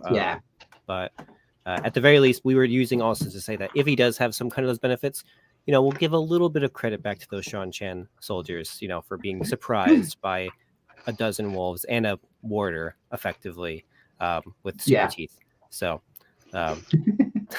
but not too much credit, just a little tiny bit. Yeah. Do you think his teeth get enhanced by the warder bond, that they're tougher? He's never cracked a tooth in his life. Yeah. Yeah. No fillings for Elias. No, he doesn't go to the dentist. The dentist is too scared of him. The dentist is like, clean bill of health, go away, don't come back. So it's like he would like grind his teeth down a bit. You got a lot of tooth wear from all that like raw meat and and flosses with tendons. Flosses with wow, that's some imagery there. Flossing. I'm kind of wondering what he was actually chewing on, because it doesn't really look like actual real meat to me. I think there was a lot of debate about this, wasn't there? Yeah, I think Omar was saying that a lot of time they use watermelon because like it holds its shape, but it like gives that visible bite to it. So it might be watermelon kind of colored, but it also might just be gelatin that's been colored too. So it did seem like he sort of like pulled on it as he was biting. He was just like, it looked like it gave a little bit when he did that. And watermelon drips kind of the same way meat would too, like it kind of the juices would like run down your face a little bit. So maybe. I'm never gonna look at watermelon the same way again. No. I do have a question though about do like a watermelon mush kind of thing. Yeah, and you just kind of together. Maybe. That's possible. Everyone's like gross in chat now. Sorry. That's so. fair. What do you think? What does everybody believe is who is Perrin's pack? Like, what is it? Is it Elias and his wolves? Is it him and Hopper? Like, what do you think his pack actually means, based on what we've heard from Elias at this point? It's Layla, Matt, Rand, Egwene, Nynaeve. It's the Eminsfield 5. There is pack. I also think he's gonna keep like building his pack to like, and then no spoilers, but yes, there might be include more and more people over time into his pack, and he's like, most of these people are my pack. Yeah, I agree with Pavara as what I was going to say. Pretty much this that Elias believes that he and the wolves are Perrin's pack, but Perrin's still trying to figure out who they are, and he's going to grow his pack as his story progresses. So I'm kind of on that sort of point there. Yeah, because it's interesting because I don't know if it's just a dig to try to get him to stay with him, but him even saying that the people from the Two Rivers aren't your pack, Layla isn't your pack. Like, it's interesting that he's calling that out as, like, so matter-of-factly, as if it's like something they intrinsically know. So, like, I don't know if that means like Perrin will get that sense of who his pack is when he meets them appropriately. I don't know. It's interesting. I think it's him. I think it's Elias's aversion to people, where he has clearly got trauma, or he's been treated badly by people, places, a whole combination of things. And he's just like, there's wolves, wolf brothers, and then there's people. Yep. And we don't mix. There's almost a little bit of that going on. And he's like saying, it doesn't matter what they were to you before you became a wolf brother. You can't be a wolf brother and that. You are a wolf brother, that's it. So you got to be with us. I think that's kind of where he's kind of using that, his trauma from his own experiences to justify, you got to be with the wolves, that's it. I think that's where he's going. Like that makes sense. Yeah. Because if you think about what he's been up to, he's kind of like had a bit of a rough life. So, he's, Elias wants him to choose. There's a dichotomy in Perrin constantly throughout the books, which starts very early on. And he has to choose between, is he a wolf bro or is he a boy bro? A boy bro. I love that. All right, before we start chopping through another scene or two, Uno, I know it's getting late for you. Thank you for joining us. I appreciate you suffering through the trauma. Oh, it's been fun. It's been fun. I'm glad to hear that. So, we'll just we'll find a way to give Guy some trauma as he visits all these different conventions and stuff. So we'll figure out a way to pay him back for his torture of us. But any final Perrin thoughts before I let you slide?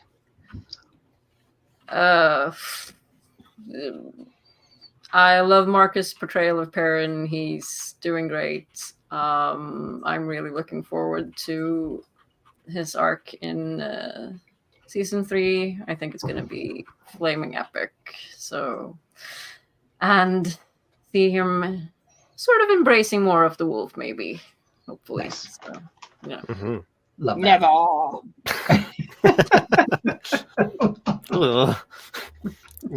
Amazing. All right. Who knows? Okay. Thank you so much. Have a good evening. Thank you. Thank you for having me. Thank you so much. All right. I love that. I love this. Little did Elias know how long it took Perrin to choose things. It's going to take him a while before he picks something. Our next scene out of the pile is titled Hopper Training Perrin.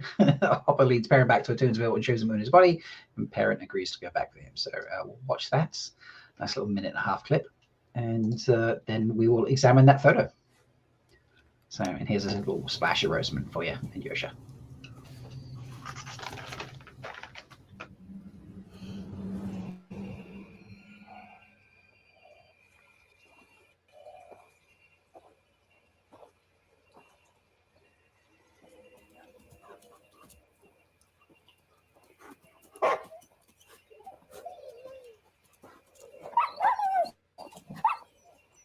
What is it?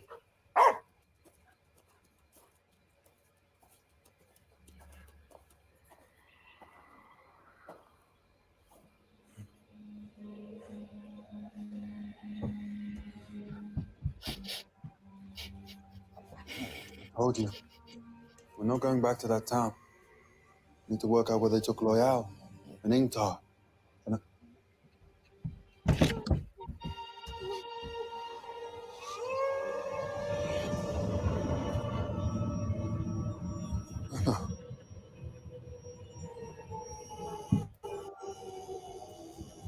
they didn't even bury him.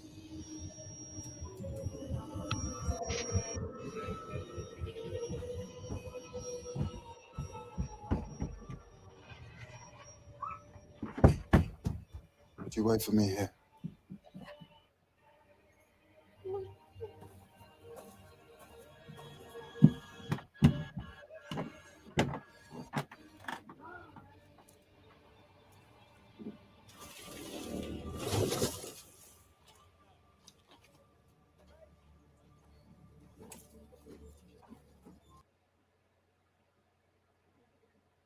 He's muted. Sorry, before we dive into that scene too much, that's coming up, we'll talk about this one. It's a cute moment because he's just completely forgotten Uno. Not forgotten, but like, you know, just doing his laser focus thing, like let's chase the people that are alive. And then it takes Hopper to be like, you know, your dude's in a cage. To be like, okay, I'll go back now, after insisting he would. So like, makes me think, did Elias know this and was like trying to take him back to be like, A, get him away from danger, and be like, your friend's not been buried. Like, even though he hates people, do you feel like maybe there was a little bit of that? I don't know. It definitely feels like one of those like Taviran moments where you're like Elias was like they were following their instinct of where they should be going next, and that happened to be putting Perrin back in Antoine's mill so he could meet Avienda. Obviously, that was the important moment that had to happen. So they were trying to get him there, and then Perrin's like pulling against the pattern, like, no, I'm not going. I'm going back the way I want to go. And then Hopper comes along as like another like, no, pull you back on track. You have to go in there. You have to go experience this because this is part of your journey. Even if you want to run from it, you can't, kind of thing. So I thought that was a good kind of like, you have to think about it to kind of pull that layer out, but that's kind of how they were often framed in the books, is like they try to run from it, but then circumstances they end up right back where they should have been anyway. Especially with Matt, it happens loads of times with Matt. Like he tries to run and lands smack in the middle of where he should have been, whether he wants to be or not. So I think it feels like that for me. Yeah, I hadn't considered that, but that's actually, it's very much a Taviran moment running around. So yeah, good spot. Thank you, Kev. It's quite a common theme, even in the early books, that once they visited a place, that they never really go back.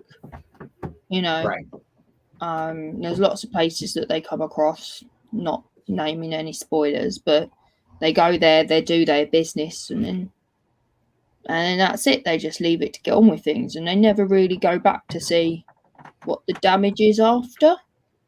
Like, how is society picking up the pieces after the impact of a Taviran and all of the shenanigans going on? So, like, I quite like this because, you know, Perrin is actually going back and seeing what happened after he left. He knows what happened when he was last in Antoine's mill, but, you know, it's seeing some of that aftermath. And what's happened, you know, village is on the edge. They're scared. So what have they done? They've taken somebody and put them in a cage. Yeah. Fighting people fight back. And White Cloak's there to save the civilians. Right, yeah. It is very, the Perrin is the only one that kind of goes back to places. You're right. And yeah, this is very much setting up, I think, a very much similar homecoming kind of thing. Yeah. That's a good parallel, actually. I didn't see that either. Yeah. Well, I mean, this is Perrin Subara, like they have this knowledge. That's true. Very smart. I'm not very just a beady face. Not just a beady face. This is very, very accurate. Yeah. Did you guys notice how Perrin was sniffing at the start of this vision, though? Like he turned, I was like also sniffing. Yeah, he was like, Like his nose goes up when he starts to get the vision and he turns. So it's like the sniffing stuff is a part of it too in a way, because like I guess all the senses would be. You're getting visuals, sounds, smells, everything from the area. So what do you think he could smell? Rotting Uno. Oh, probably. Unfortunately, like yeah. Dana forgot you had a beard for a second there, by the way, Subara. She was just listening. Yeah, it does feel like, as Bavara's put, it does really feel like Hopper is teaching them how to actually communicate and use his new skills here. It's a bonding moment, and this is very important for, I think, when Hopper reveals his name to Perrin, that's obviously very heartwarming. It's especially gleeful for book fans because we're like, we knew this was Hopper, but to actually not just have it confirmed on screen, but have Hopper reveal his name by vision of hopping around, like it's just, it's described in the books, but it's, it hits you so much harder when you actually see it. That obviously does bond the two of them there, but here it is solely one-on-one. Like Hopper has like left the others to chase after him and help him out. So this is like, just really builds on the relationship between the two of them. And it becomes, I think things like this are very key for later on when obviously what does happen happens. And if you hadn't had this, if he'd just gone back to the Attoman's Mill by himself, I don't think it would have hit as hard at the end of the season. So he needs an individual relationship with Hopper, not just the wolves in general. The audience needs to be, not just sad that an animal has died, because, most people, the huge majority of people are sad when animals die, obviously. But we need it to be like a personal, relationship. Nils is like, his name is actually Sir Bounce a lot. Close enough. Very Tigger vibes. Yeah, very Tigger vibes. This is true. So, I love it. It's not very long. It's very easy, very quick. And then he's like, you have to wait here. It's just like, again, that, it's, I need to sneak in by myself type vibe. I like the parallel of, him leaving Hopper behind here, I'm protecting you. And then when he tries to do that in a few scenes time, Avienda is like, nah, no, you're not. It's so funny you tried to, So like, and then, so that happens, and then at the end of the series, Hopper comes back for Perrin. So it's sort of coming full circle. Yeah, and this is the start of that. Well, it's not even the start. The wolves rescued Perrin in season 1, right? And then the wolves have rescued Perrin again, and Perrin doesn't actually realize that the wolves don't need his protection. They're giving him their protection. Yeah, and the way it ties back into season 1, where he's like, we saved you. It was very easy, and it's something that you probably wouldn't appreciate until you do a rewatch of season 1, and then you see it happening with the wolves, and you'd be like, oh, that's this that is in season 2. So it's many layers to this. I love just it's going to be like the book where you just go back and you watch it and you'd be like, oh, it's that moment for this, and you didn't notice it on the first watch or the second or whatever. So let's have a quick look at this picture that I gave you a quick giving of before. Oh, this one is actually my real favorite. I think this is the best one. Yeah, because Marcus and I forget. Does anyone remember the name of the wolf? Sorry, is it Kablunka? Something like that, isn't it? I'll check. I think I know the guy. Yeah. They had like an actual real bond. I mean, just look, that wolf is like so just like so wrapped and like just beautiful. This must be her trainer in the background here. Oh yes, that's the only thing that makes sense there for that to be the case, to be her trainer there, hidden away. I think the hand gesture that Marcus is doing is a training hand gesture. Quite possibly. Oh, it's not a natural thing. That's him telling the dog to do something. Yeah. So I love it. It is very, very cool. But yeah, I'm pretty. This has got to be, I imagine, the lady who, or at least one of them. Thank you. Tanner Ratath has put it in. Kalupinka, I think, bestest girl, most definitely, and Dana put it in chat as well. So thank you. But yeah, this is so beautiful. She's just. It's one of those moments, like kind of like with the dire wolves, with like in Game of Thrones, how they used real animals to help to kind of. I think it just works so much better. Even if they're small, like you're not going to have a full scale wolf like it would have been like without CGI. It's impossible without CGI. Yeah, and we've all seen what happens when CGI wolves are a thing. Yeah, not naming any massive franchise film series. Yes. So that I think it was just another good correct move in that regard. Just using training real animals and having Marcus develop a real relationship with Kalupinka. Like I think that it's just it's going to be so important for them to have that bond, for them to be able to film the scenes that they have to film in the future. Absolutely, really, And it just, when you see him get angry later when Hopper dies, it just, because they have that bond in real life, I can just imagine, like, can you bond with an animal while you're training and practicing your scenes and things, and then you have to do a scene where you have to envision that animal being murdered in front of you. Like, it feels like it would be very easy to show legit anger and just terror in that moment, and it would make it more authentic, rather than just be like, just imagine you're against a CGI animal that's just been killed, and you'd be like, okay, and here's the green tennis ball on the end of a stick, pet it, all right, here, this is the nose.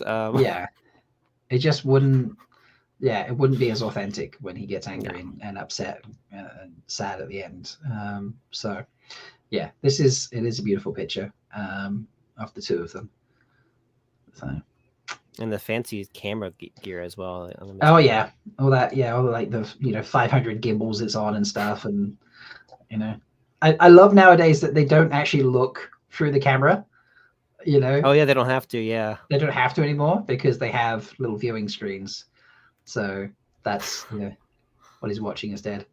But yeah, nice fancy camera there, folks. I don't know if anyone can scratch information off that. I don't think there's anything valuable you can get from that in terms of information of where they're shooting or times and things. So, but yeah. Now when I'm doing like my camera motion, I don't have to like do this anymore. Like I can just go like. Yeah, you can just be like. I just not even crank my arm anymore. Just hold it. It's like if you ask kids these days to do like a phone motion, like phoning someone, like they go like that. They go like that. Yeah. As opposed to us who would be like, can you dial a telephone? They go. We'll be like, no, dial a telephone, So but yeah, this is a great photo. So how many is that now? We've done so we've done that one, we've done that one, we've done that one. I think there might be only 2 photos left. We might have managed to see a lot of them. Let me have a look. They did give us a very good selection. They did. I think okay, so we've done 7. We have 3 photos left. We definitely see one of them in this episode, and then we see one in episode 7 and one in episode 8. So yeah, still more to come, folks. Tidy. But let's mosey on over to the next scene, which carries on from where we were in episode 5. But I need to reload that because that's helpful. So here we go.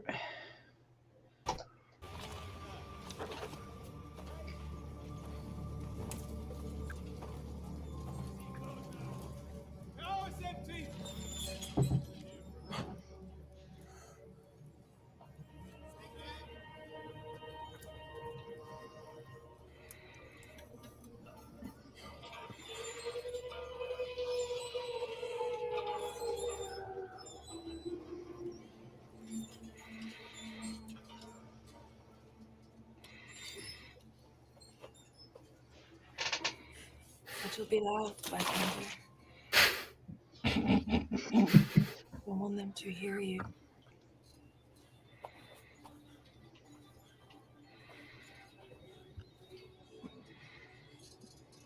I wouldn't get too close. Last man who touched her cage had his arm broken and practically ripped off. You can't trust an Aiel. Some water for you. What did she do? Did the sunshine put her in there? You've met the strangers.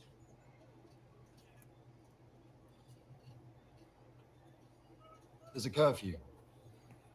You'll have to stay the night. Come, show you the closest excuse for an inn this town has to offer.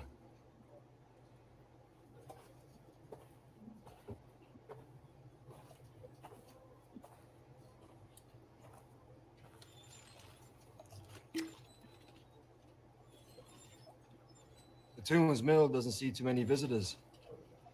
Just passing through. Looks like Two Rivers work. But you're on the wrong side. Right. Again, we'll stop that there because I think we can dive into that in detail. And also, we've now hit that picture. Yep. So we have already. Yes, I didn't realize how close that picture was going to come around when I said it, but that's fair. But yeah, another great introduction. Poor Perrin having to go back and see his friend in a cage, just like that. That's got to be pretty rough, you know, especially after the bonding we saw earlier on between him and Uno and Loyal, where they were just like ribbing each other, and it was yeah. It's interesting to see a very normally careful, considerate, and thinking Perrin actually just emotionally react to something, because you see Uno in the cage and it's like, although quietly, rage taking over and he wants to, you know, knock the cage down, whereas normally Perrin would be a bit more like he'd have a bit of a plan thought through in what he does. And if, like, you know, Avienda actually saves him some grief. Yeah, she does. It's very, very true. Actually, speaking of that, later on when he rescues Avienda, he is much more careful. Does he rescue Avienda or does she rescue herself? From the cage, at least. From the cage, I mean. Okay, fine. When he releases Avienda from the cage, is you happy with that descriptor? Assists. Fine. When he assists Avienda from removing her physical presence from within the cage, he does actually take a lot more care with it. Like, he lowers the cage down to the floor.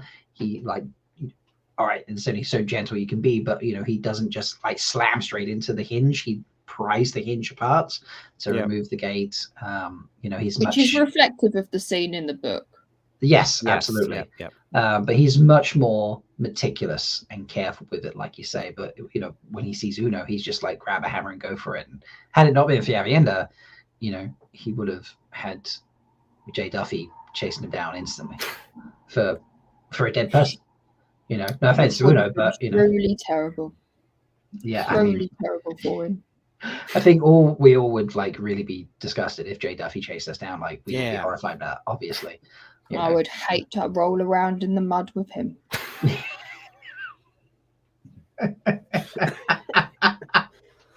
I mean, mud gets messy, so I don't know how much you want to do that. Before get in your beard.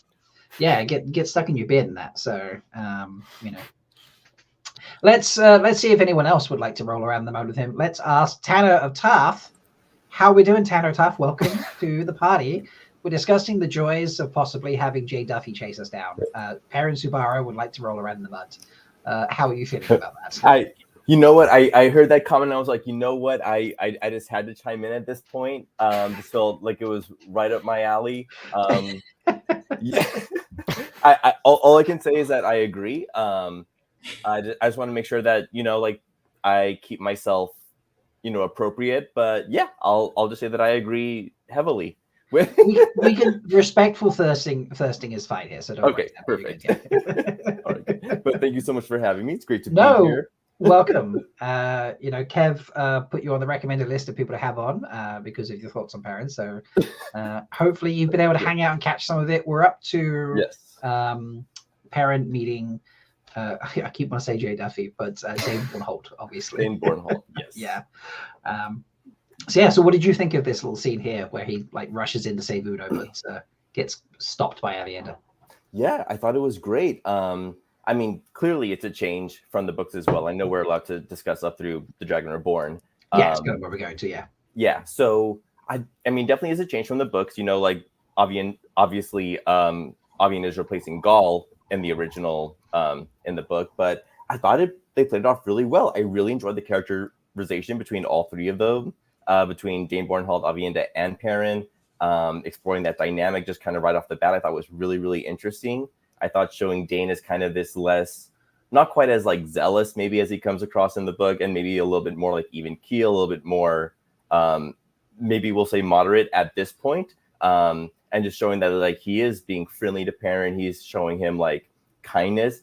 I think that's like a really, really interesting way to start off their relationship, especially without getting into spoilers, how things go later on. Like even within like this, I guess like even within like this season itself, you know, like things take a turn. So yeah, I think just starting off their relationship like this was a really, really interesting choice. And I really think it's going to pay off majorly.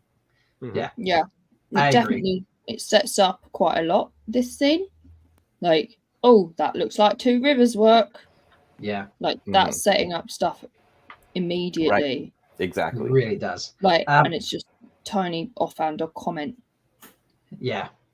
I'm curious about the water that Dane gives to Avienda. Because in the fight scene is, I'm sure we've all watched, and if you haven't, folks, why are you watching this before you've watched the show? Obviously, in the end, Dane is spared. Perrin does say spare him. It does ask that. And there's an implication that maybe Avienda does it because Perrin's the one that assisted her out of the cage, as Aybara is insisted to be described as. But I'm also curious, like maybe she felt a little bit of obligation to say, well, you gave me water in the cage, even though you were my enemy. Like, so maybe had Perrin not said anything, she would have stopped at just like breaking his arm or something. But like, I'm not going to kill you because you gave me water. Like, do we think this water pulls into anything, or is it just like me reading too much into the scene? I mean, think no, it's just I he's think, he's got a base knowledge of the Aiel that at least he understands that, you know, giving water to them as a prisoner might be a sign of respect, even if it's begrudging respect. And obviously she broke Valda's arm earlier and he doesn't like Valda, so he's probably like, nice job on that in a way too. But so I do think that it's intentional in his regard. I think maybe it shows a little bit of his status. Like obviously he's maybe privileged, has gotten a bit of an education, so he at least has some idea of what Aiel culture might be like, even if it's like mostly wrong. But I think that Avienda, she was being like, you know, badass, but she wasn't being explicitly lethal in the fight anyway, so I think that she could have spared him too in that same way. Okay. At this point, you don't know who put Avienda in the cage. That's he asks if the Seanchan, but Dane doesn't answer that. And so, you know, you don't know what actually the White Cloak's relationship is to Avienda at that moment.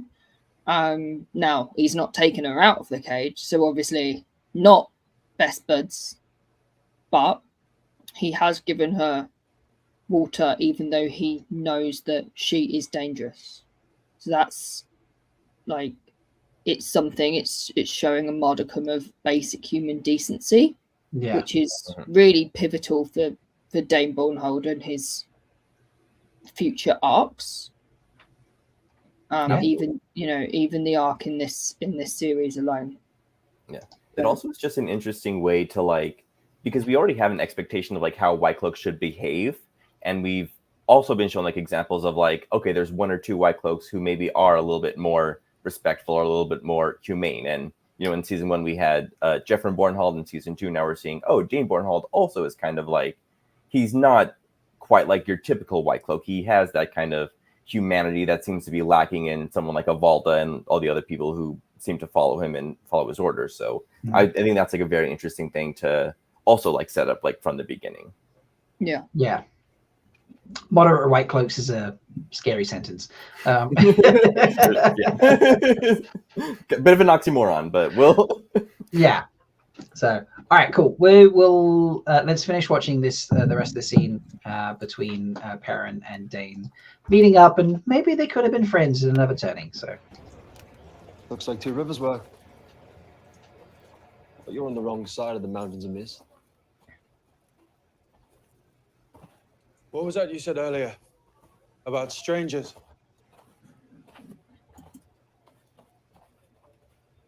Marquis, another round.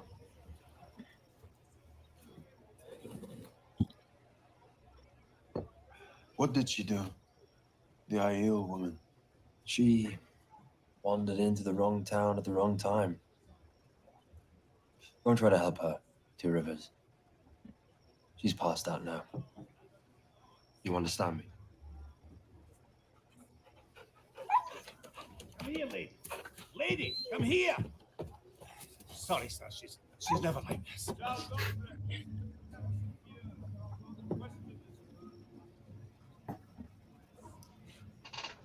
Actually, I'll see that room now, please.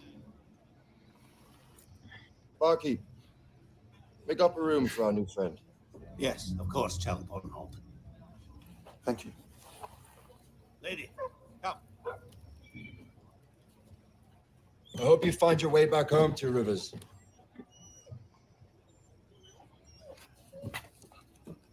What happened to the previous owner, Mrs. Amudi? She followed the caravan that took her granddaughter. And the White Cloaks? They pushed out the Sean Chan a couple days back. But truly, we were better off before. Now, once you swear their oath, they leave you alone, more or less. The question is, though, She was to be given nothing, child Bornhold.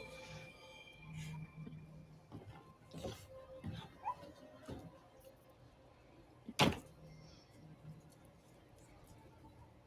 took 11 of your questioners to take her spears and another 5 to cage her. She'll take double that number before she submits to any of your questions. You think it's a coincidence that we find Aiel this far west of the Spine, at the same time these strangers invade from the sea? The more questions I ask, the more answers I get. The strangers have established a base in Farm. It's there that we will push them back into the sea. Who's there? Don't worry, Valda. No wolves here. Heavy is the suckling child. The day will come when your father's name will not save you. Dane Bornhold.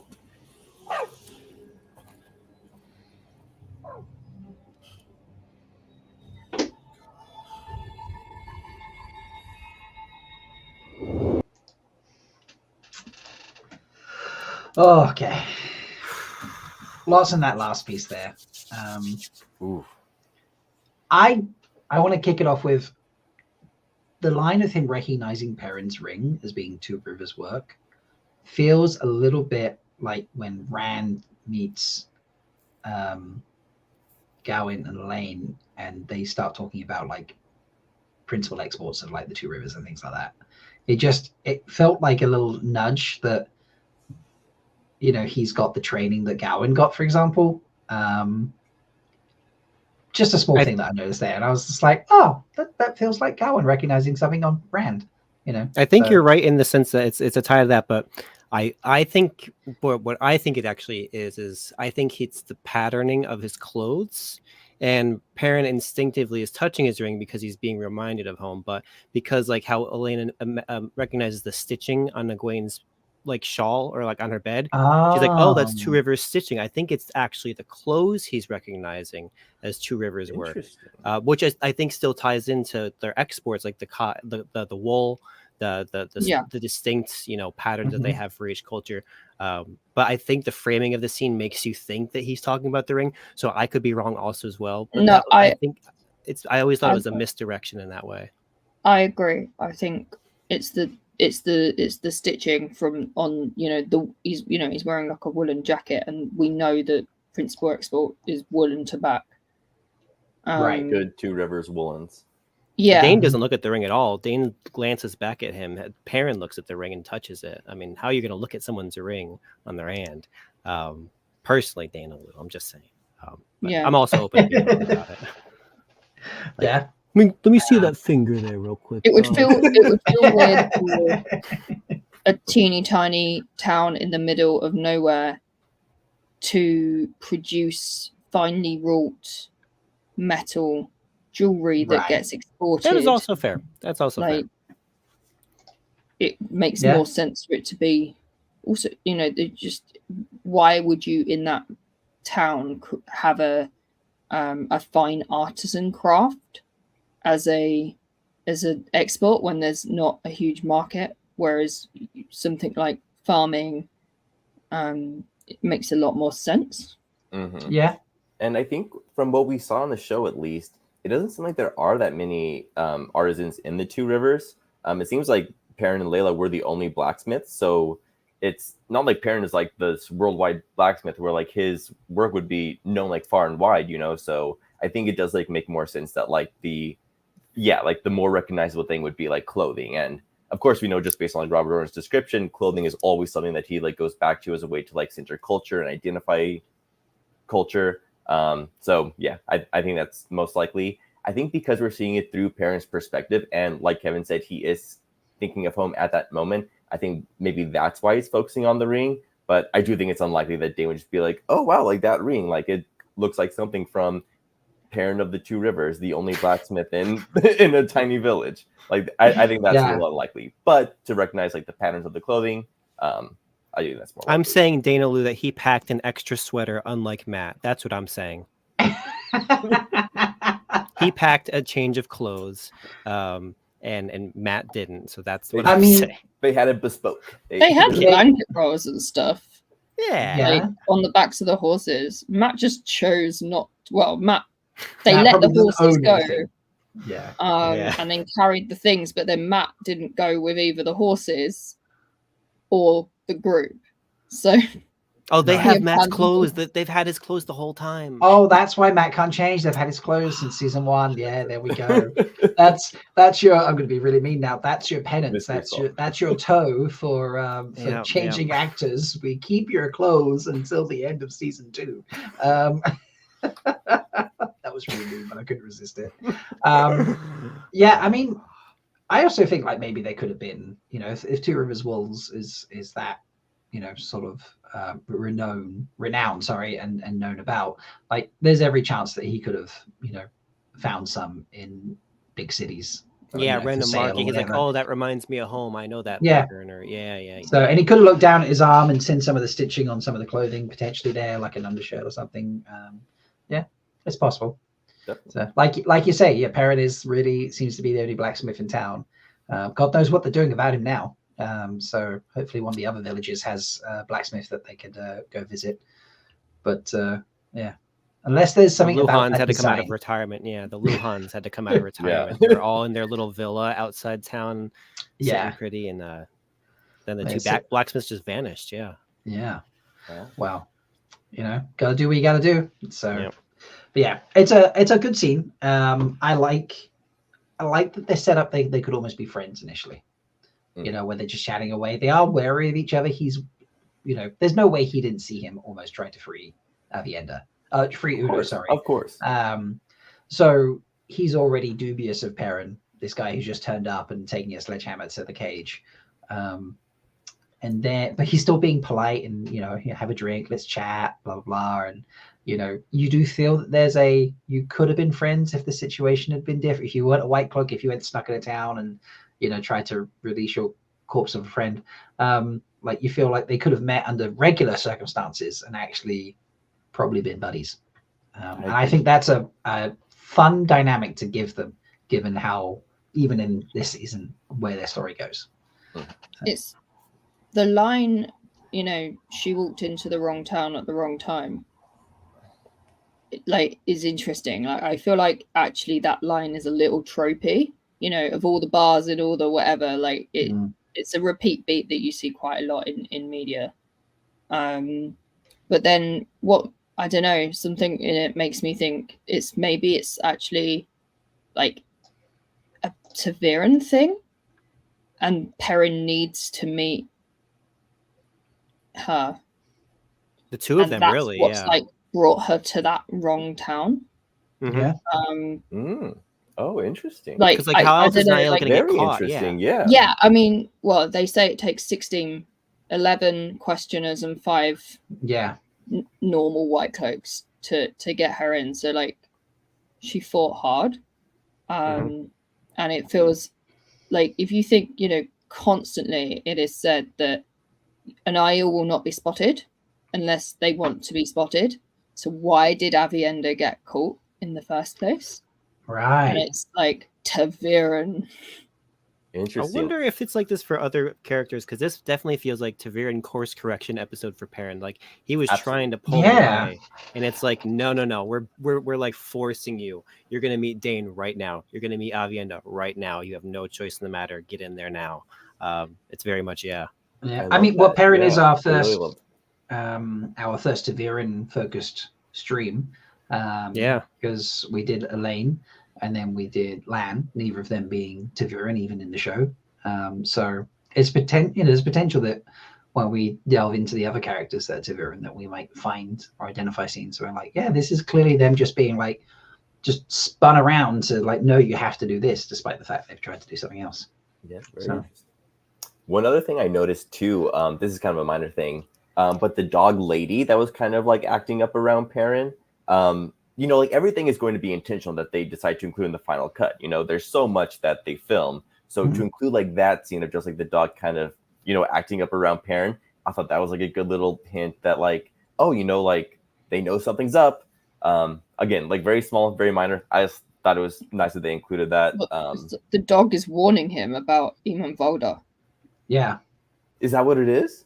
Well, like the dog comes up and like puts its hand or its paw on Perrin, which is like, it's such an unnatural thing. Yeah. And then at that point he looks around and sees Volda, so it's you almost think like, has Hopper like been able to communicate with the normal dog? Yeah, and very like, interesting. I don't know. God. I think I saw some discussion in chat about it as well. So. Yeah, I mean, potentially the dog can just sense that Valda's obviously a nasty piece of work. Yeah, bad vibes. Has a sense from Perrin being like, oh, you have a connection to wolves, and wolves are wild brothers and sisters. He's like, bro, like we can like, we're on like the same wavelength. Like I think I can. Yeah. You recognize. You understand me. It's like Spanish and Portuguese. Yeah, like, exactly. There's enough crossover. Exactly. Yeah. So like a nice touch. Yeah. In the books, I feel like we don't really explore the connection between wolf brothers and domestic dogs, right? Well, they just aren't really. No, there's an offhand comment, I think from Elias or something, how, you know, they gave up running wild and 3 to like, you know, sit at the half with humans, and you know, so wolves kind of look down on them. I think. Yeah, like dogs don't get like they're awake but also in the dream at the same time benefit of being a wild animal. Gotcha. Yeah. Interesting. But like they probably like they're domestic. like intentional. That makes sense, I guess. They've been like removed from their like wilder side, I guess. Yeah.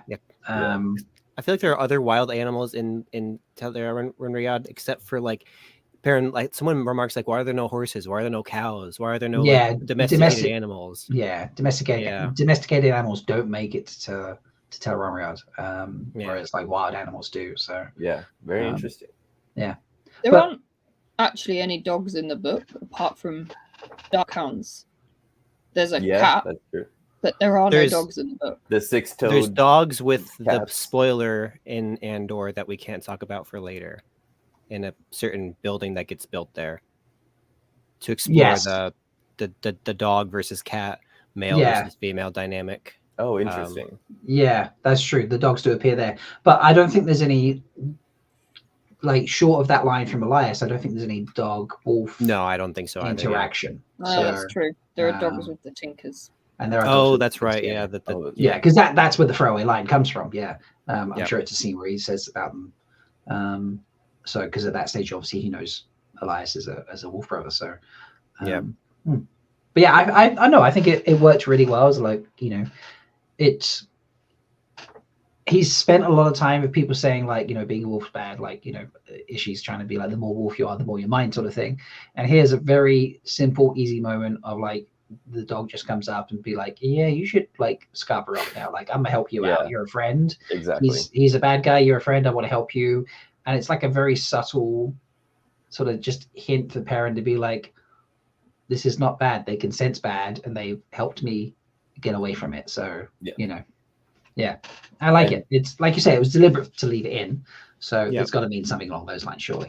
Yeah, and I can't quite remember like how Perrin reacted to it. It seemed like he was like a little dismissive of it in the scene we just watched. I can't really like gauge like how his reaction to it was, but I feel like he was on the more dismissive side of it. He was just like, oh, like get away. But I think, like over time we'll see him embracing it more. And then he'll maybe like we'll see more of those like hints going forward. Then he can like pick up on it like more immediately and be just to have that kind of like extra like sense. Yeah, I would agree. I didn't read it as dismissive. I read it as nervous, like, which is fair. Yeah, it's an unusual thing. This dog was like left its comfortable, warm home randomly to go and walk up to a random stranger. Yeah. Like I almost like he's trying to hide, like sort of brush it off. Yeah. Because he doesn't, Elias, like, that's a weird thing. Just told him like that humans don't understand things. Sorry, humans don't trust things they don't understand. And it's immediately like trying to hide the obvious differences about himself. Yeah. Amazing how much we just got from a dog coming on scene. I know. I love that. So I also think the dynamic with him and the innkeeper is quite fun. Like what happened to the previous innkeeper, and saying how she chased off to follow her granddaughter, and then you get very easy. I mean, we've already seen the White Cloaks. We've seen the Questioners in season 1. We've seen what they do to Aes Sedai. We've seen, how deliciously evil Volder is. We don't need any more evidence that they're terrible, but just that little subtle reminder, we're better off with the foreign invaders who enslaved some of us, killed a lot of us, and then just disappeared, than we are with Questioners. Like, it was just so easily slipped in there. It's also interesting that they have the innkeeper who takes over is a bloke, and the previous innkeeper is a woman whose daughter has been taken for channeling. And like, that innkeeper, the previous one, does not want, is not happy with the Seanchan. This douchebag has gained custody of an inn. Like, he has profited from foreign invaders coming in to town. Of course he's going to say that. Like, let's burn that inn down, or rather burn that bloke down, because we do not like trash bags like him. It's interesting though. It answers Elaine's question that she's like, how could the people of Fallen just let them do this? It's because they all benefited in a way from not being the ones that were taken when they were, they swear the oaths and they can go back to their normal, and it's better to not rock the boat in that situation in their minds, because they're not being oppressed as much as they think they are compared to the other people, and then they're like, oh well, I'm not them, I'm good, I'm safe. You know that Jordan is a student of history when you read and then watch this sort of thing, because you see it in history, you see it now. People the parallels to there's so many modern day parallels, and as well as historical, that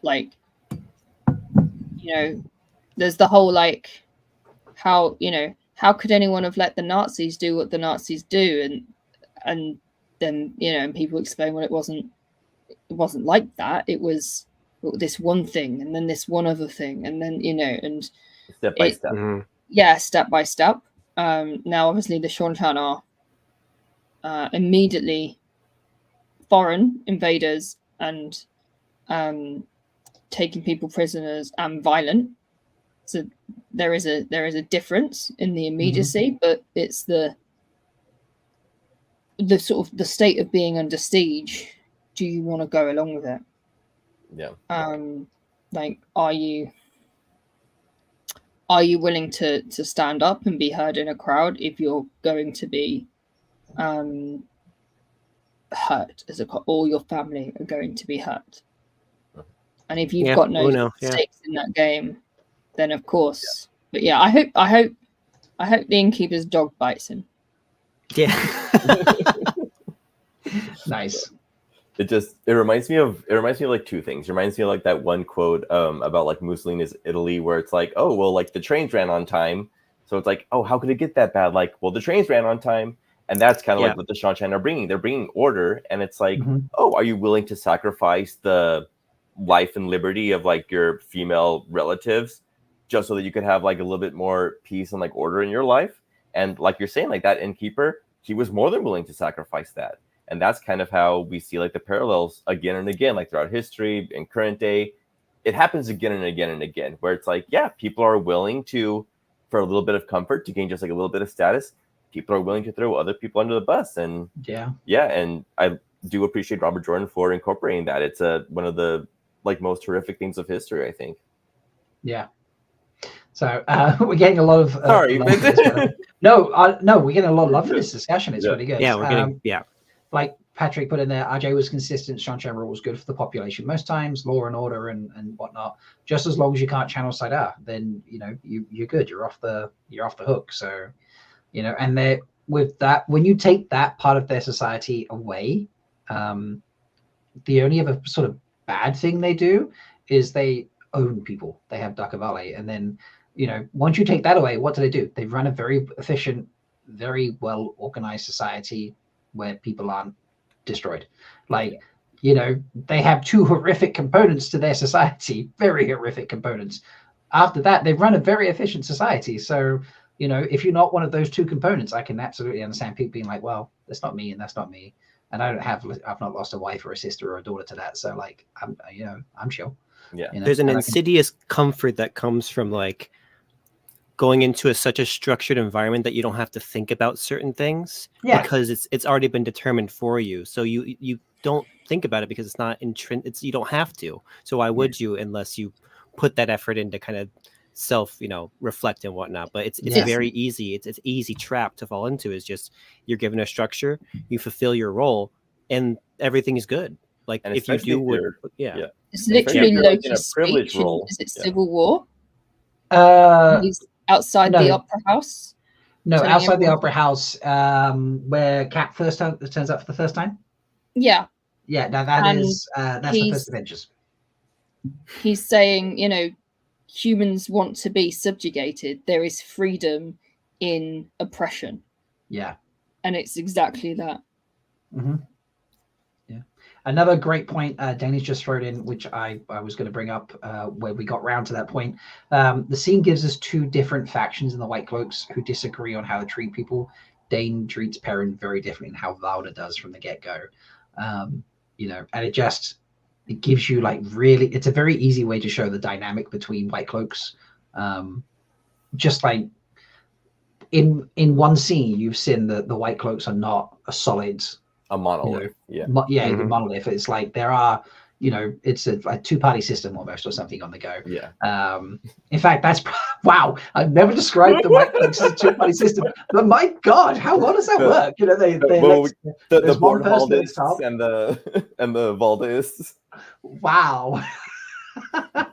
I'm like, Lord Captain Commander as president. And then you've got who would be Speaker of the House? Would that be the leader of the questioners?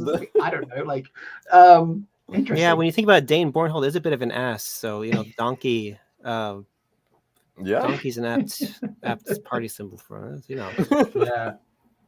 There you go. But yeah, in a very, very easy, simple scene, you've seen how much differences there are within that one organization, and it makes you think, well, when you meet new white cloaks, do we like this white cloak? Is this one okay? Is this one reasonable? Is it not reasonable? And also it gives you that comparison of how terrible the questioners are, because the questioners and the white cloaks are not overly explained in the first season. You get a little bit when we meet Jeffrem, but you don't see it fully. But then you see, this gives you another layer that it is just, well, your daddy's not going to save you all the time, Dane. And you very clearly see that Dane is not a questioner as a result. So, it does. Heavy is the suckling child. I love that line. I really do. I'm kind of obsessed with it. I think it's... You are a Nepo baby, Dane. Deal with it. He's saying, like, you are a burden to all of us. You are... Yeah. Like, we are dragging you along because you're dead weight and you're only here because of your dad. Like, how devastating. Like, he... But Dane's not devastated by it. Dane's just like... probably just been like... Whoosh. Yeah, Dane's like, well, I am that person. So what's your problem? What's your point? He's probably like, what baby are you talking about? Like, there's... I'm not a baby. I'm a man. I'm a man. Yeah. He's like, I am fully weaned. I haven't suckled in like 8 years. Anytime this is a real tangent, but anytime someone goes like, I'm not a boy, I'm a man, I just think of one of the latest Spider-Man movies where he's got like, is it Danny Glover putting away his like shopping and he's got like stuck to the boot of his car and he's in interrogation mode. He's just like, what's with that? Like, what are you, like some girl or something? He's like, no, I'm not a girl, I'm a boy. No, I'm a man, just thinking of like Dane being like, I'm a man, leave me alone. But yeah, God, that's I love that. I can absolutely see him just being like totally glossing over that and being like, "You're the point, bro." Like, yeah.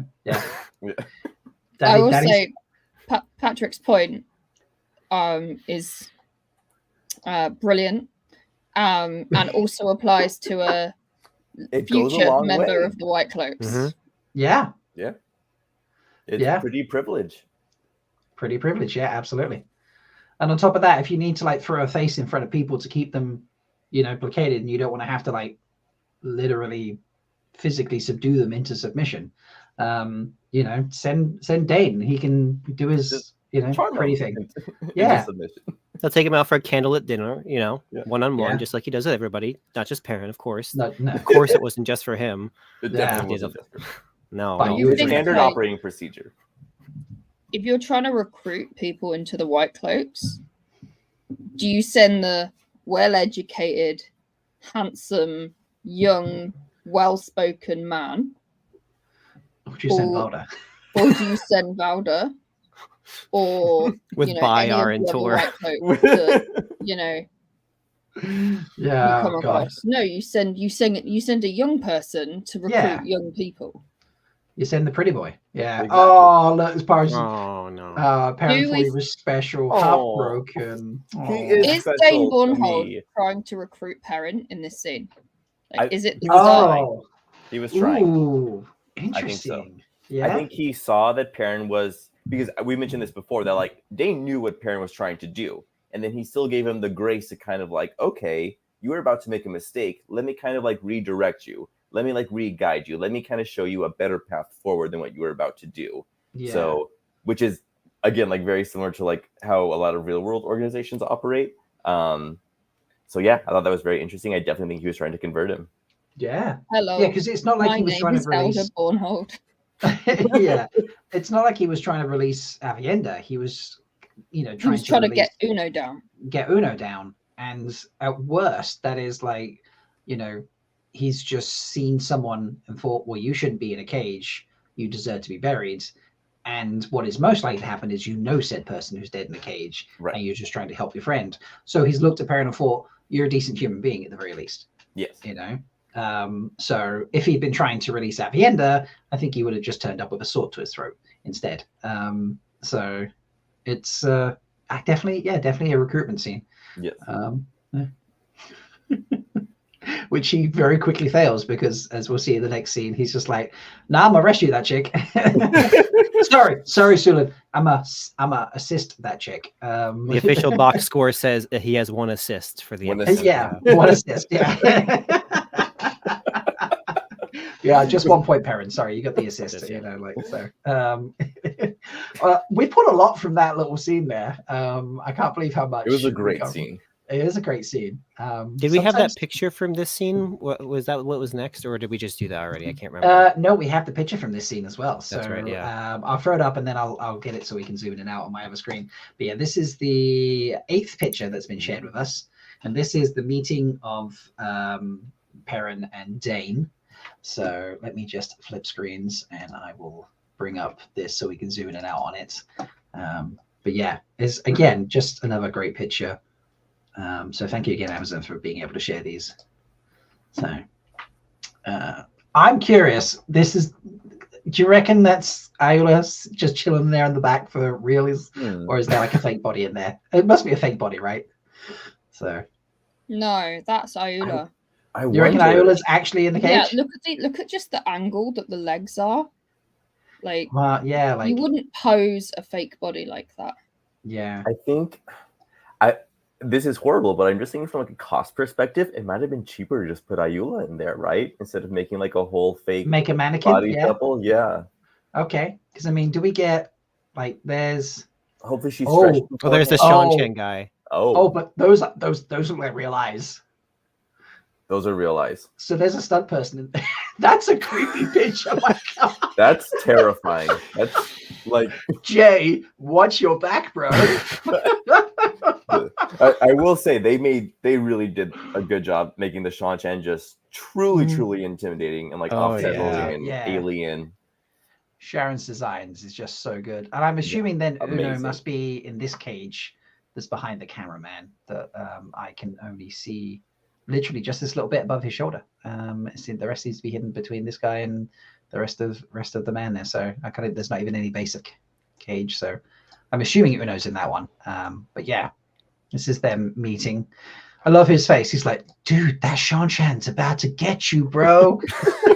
Look out, Dane! Right behind you! Behind you, Dane!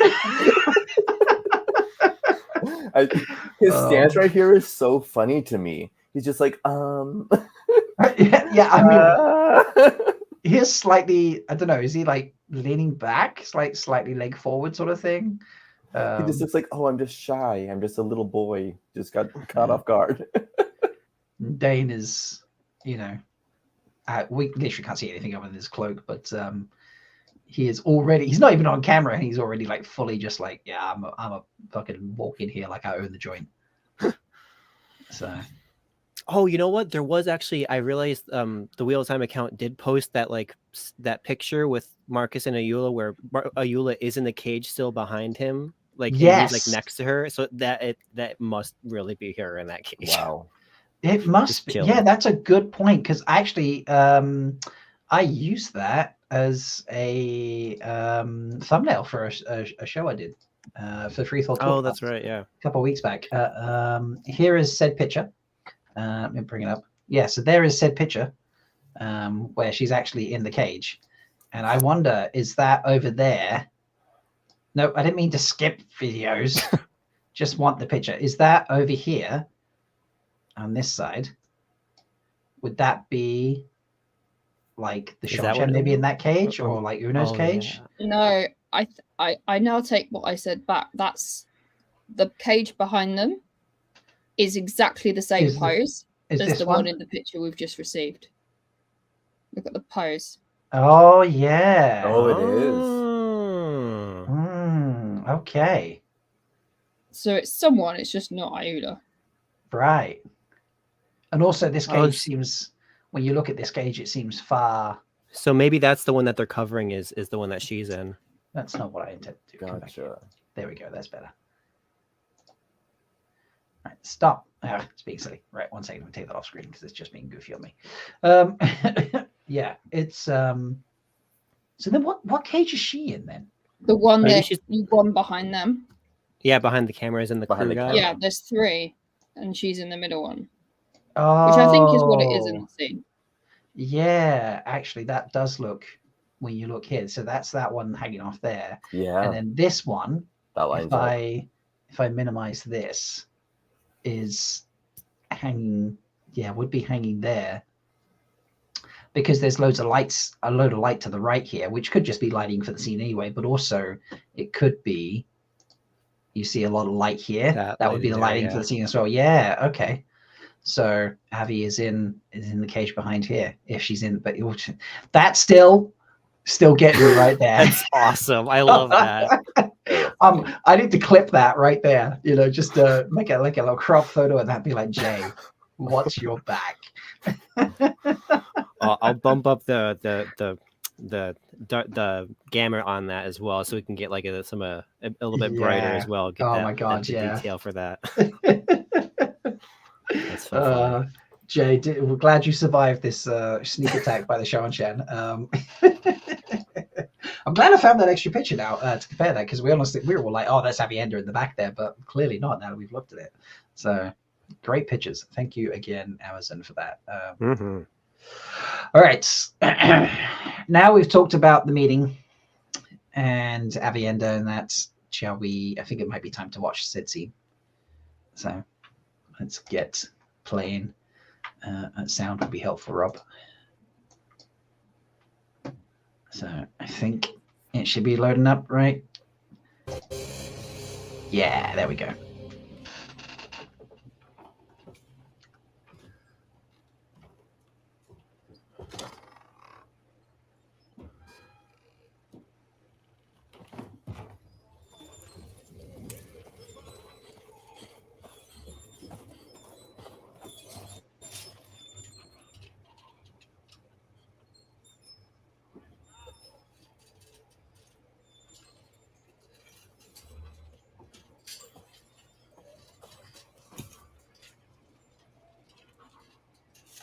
Hold on.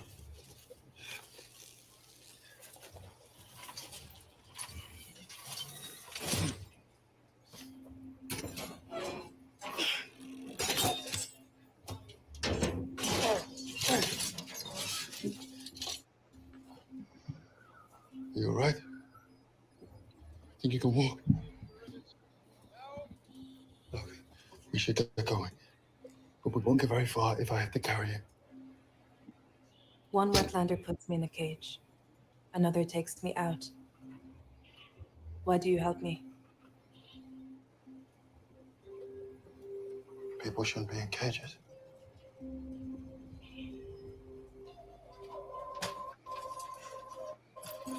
I love how the music sneaks in here already.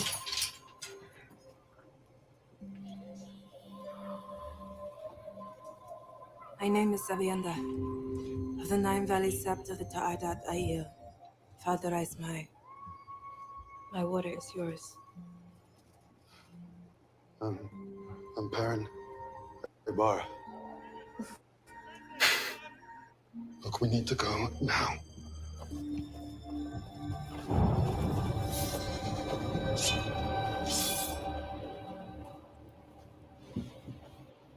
I told you not to help her. We don't want a fight. We just want to go our own way. I'm sorry. Attack all at once on my signal. One at a time and she'll have you.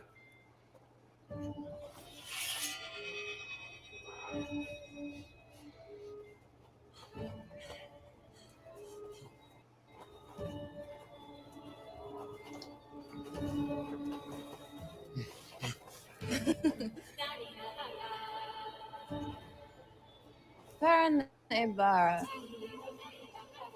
Do you like to dance? Still gives me chills.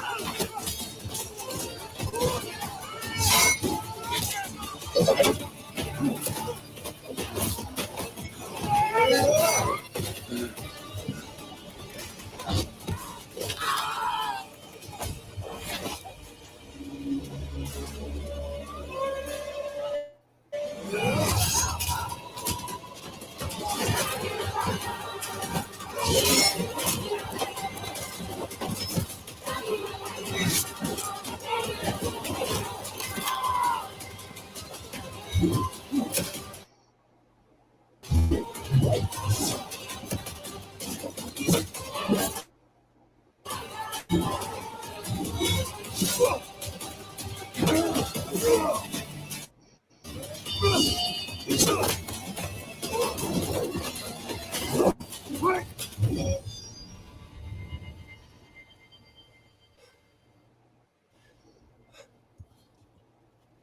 gave you water.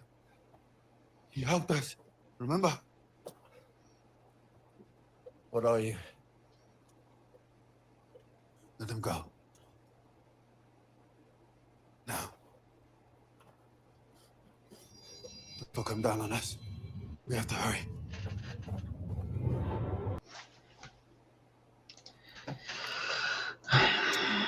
Seven minutes and 38 seconds of gloriousness. Oh, dude, I'm pumped. So, I know, right? Perrin's longest scene. Yeah. So good. Wow. The fight choreography is like next level. And then when a bar is set so high by like the blood snow, you just don't know how it's gonna live up to it. And man, it does. And then when she says the line, Perrin Aybara. It's literal goosebumps every single time. Do you like to dance? Yeah. Man. Yeah. So good. It's brilliant. Dana makes a great point about the scene. Perrin starts off fighting with like a big stick and upgrades to a hammer eventually that he picks up, which I think is what he must have used to break open the cage. And then obviously later on, as we see, he progresses to eventually using an axe instead. So it's like he does the full progression throughout the show. But it shows Perrin's protectiveness once again. It shows how capable, Aiel are.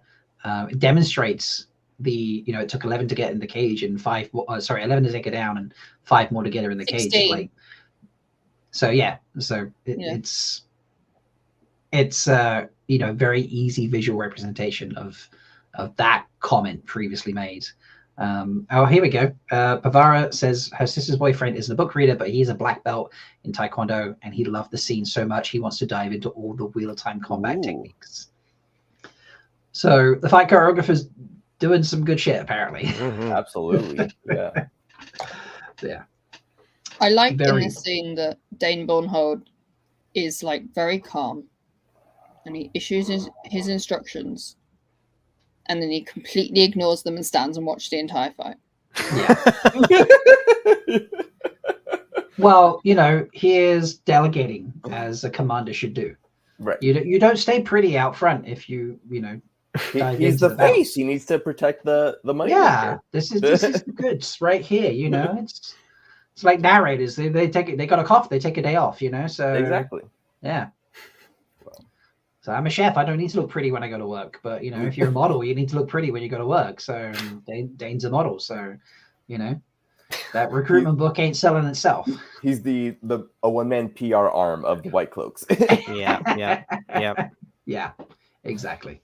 So, this is a small detail that I loved, but Navienda says, "Oh, like one White Cloak puts me in a cage, one Wetlander puts me in a cage, another Wetlander lets me out." I thought that was really interesting. It goes back to a theme that we see in Wheel of Time a lot about like judging people from the outside and how cultures are not monolithic and that there are divisions between it. And so just seeing it from like the other side as well, where the predominant Wetlander view is that, Aiel are warrior savages who just fight and kill each other all the time. True to an extent, but they are more complicated than that. So just seeing it from the Aiel perspective, seeing like, like a Wetlander is treating me different than another Wetlander, it was kind of like mind-boggling for her. So I just think like showing that was just a really, really cool and touches on a lot of themes that are, I think, pretty integral to WoT. Yeah. Yeah, And I think so for sure. Just say, why do you help me? Yeah. Not rescue me. Help. Me. Assist. I guess that does that in her book as well. It's an assist. But yeah, it is. Yeah, it's a good kind of like everybody wants to let their this or that, one thing completely, or one their absolutionist kind of worldview take place whenever it's best, and when that's challenged, like, what? Yeah. Why are you doing something different than what I would have expected from you? So yeah, it's a fun dynamic that we see play out like there. Yeah, it definitely is. And kind of like the whole conceit of like the Wheel of Time world too is that like, oh, you know, like the world is divided into male and female, and throughout the entire book, you know, we're exploring like how that dynamic is a lot more fluid than we think, and how people should work together and there should be like overlap and stuff. So yeah, just having like that kind of be the main conceit of the world, and then seeing it play out in so many like little tiny instances about how we're playing against that theme, I think it's just very interesting to see. And I think it shows that the writers really do have an understanding of, of course, they're not going to do it like beat by beat, because that would, first of all, just not be a good adaptation. But yeah, I think they're doing such a good job of capturing like the themes of what makes the story so great and resonate with so many people. What do you think is so funny about Perrin's last name? Because she laughs every time he says Aybara, and I am dying to know what she thinks is so funny about that last name. Maybe it means something like the old tongue, or I don't know, or maybe she's just like, because it's different from, because he's like, oh, Aybara isn't like a sept. I don't recognize that. Aybara isn't like a warrior clan name, so it maybe just sounds like nonsense to her. Yeah, that's a good point, actually. Yeah. So either it's like some like innuendo, like in the old tongue, or it's just nonsense. And I don't understand Aiel humor. I'll admit that. It is a bit. It's subtle. Subtle. Yeah. Yeah, it's tough to get. Like they're tough to see. It's tough to get. So you know, it's just how it works. It means a little stone dog. That's what it means. Yeah, little stone dog. Little stone dog. Yeah, there we go. So, but yeah, she does say it in an interesting way. So only wetlanders need two names. True that. True that. They're gluttonous like that. Yeah, we love names. Well, if you think Age of Legends, you achieved status when you got a third name. Yeah. So Luce, Ther, and Telemon. Wetlanders need two names. Aiel, we're just simple, just needing one name to get the job done. Yeah, that's fair. It's efficiency of resources is, like very important to their culture, so they reflect that in as many aspects as they can. Yeah, very, very true. I pulled that out of my ass, so that. But it sounded pretty Better good. hope there's not two Aviendas in the same sept. Exactly. Yeah. Exactly. Oh, yeah. That's true. Yeah. Like, imagine how many different names there are. So, there's going to be so many A names, isn't there? Like S names. Aes Sedai. Now we're going to have like a million A names. Aiel. So it's just I can sense it. So it'll be a thing. It's fine. Avienda would just take them all Gaisham, and then she just has to call them Gaisham for a year. That's true. True. Very, very true. That's the most logical solution. Yeah. Very logical solution. So I am thinking about this fight scene. Obviously, it is great. And like you say, Dane does just sort of like stand back and watch until the very end and does not take his own advice and fights Avienda one-on-one. He sounds like he's got experience fighting Aiel because he knows. It didn't sound like, the textbooks say we should do this. It was just like, you guys don't know, I do know. It sounded like a tone of experience. So I feel like despite the fact he's young and good looking and the PR guy, like he has come across Aiel or been trained by people who have come across Aiel that he knew what to do effectively. Right. Was Jeffrem in the Aiel War? Wasn't he a great general in there? I'm pretty sure. Yeah, the White Cloaks did fight in the Aiel War. Yeah. So I'm pretty sure that Jeffrem would have been there. So perhaps Jeffrem taught him because it was 20 years previous, and so there's no way Dane was old enough to be fighting in that. But yeah, again, speaks to his level of education and his level of training as a warrior. So something tells me I just wait for the showdown between Perrin and Dane that will come at some point. I can't wait. Yeah. Mm-hmm. And one question I've been thinking about since I saw it. and it's just reminding me now that I've seen it again. Do you think Perrin ends up with the axe that Dane is using all the time? Oh, it does look similar, doesn't it? I haven't compared them. Interesting. We'll have to look at it later on today. Yeah, later go on, back like because I haven't looked at it before. I didn't when I first watched it. I was like, oh, is that the axe that Dane had earlier? Like, did he end up with that accidentally? I never went and looked, and now I've just seen it again. It reminded me. I was just like, oh, is that the axe? Like, maybe he ends up with it later. So, when we get there, we'll have to like hold back some of the tears to see if we can figure it out. It's just one of those like confiscating toys of children who shouldn't play with axes. True. It's like, you've proven you cannot be trusted with this, so I'm going to look after it for you. And also, just to note, like, he starts at the end of that scene when Avienda is threatening Bornhold.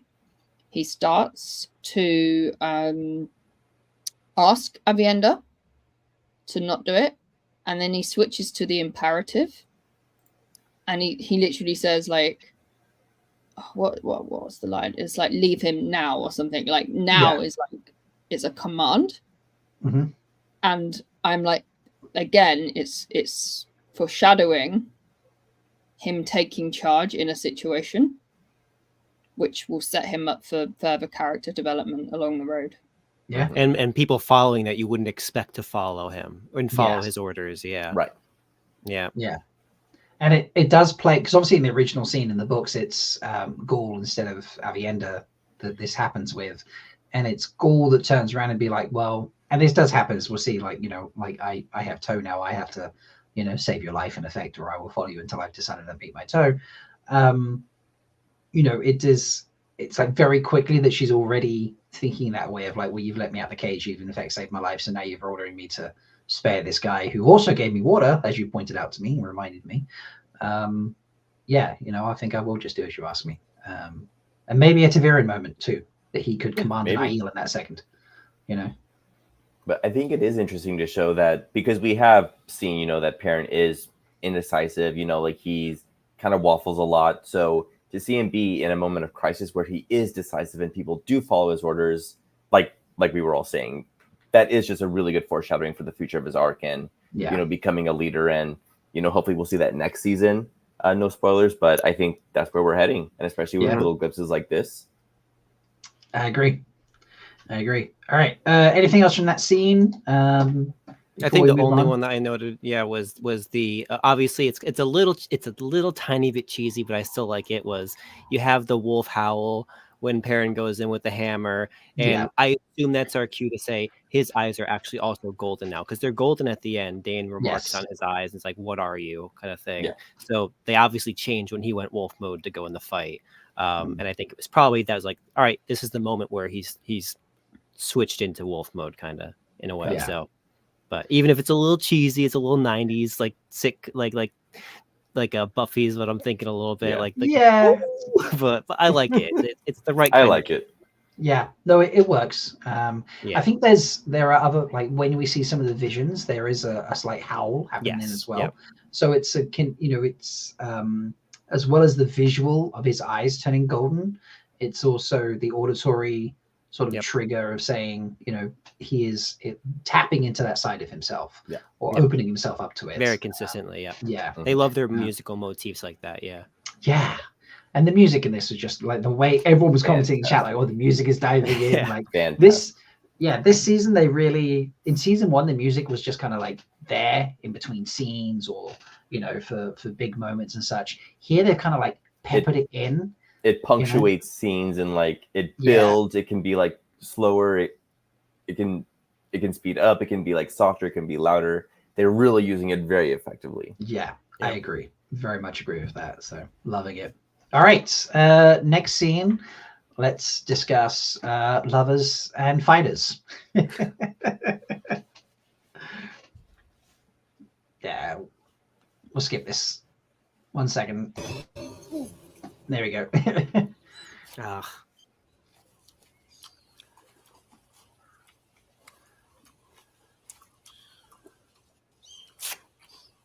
You do not dance the spears badly, Perrin Aybara. thought your people never left the West. Wetlanders call it the Waste. It is the threefold land, a shaping stone to make us, a testing ground to prove our worth, and a punishment for the sin. What sin? Nobody remembers, it was so long ago. Why did you leave? I'm searching for the Karakarn, our chief of chiefs. So where are you going then? Where you go, Wetlander. What you just said then. I have tow. Tow? Gieto is the Aiel way. You saved my life. My water is yours. I don't know about that. It is not a lover, Wetlander. Though I would not be opposed.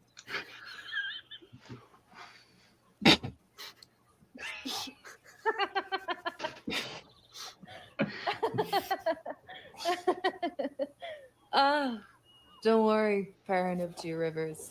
I will not attack you in a fit of lust. So, where will we go now? Farm.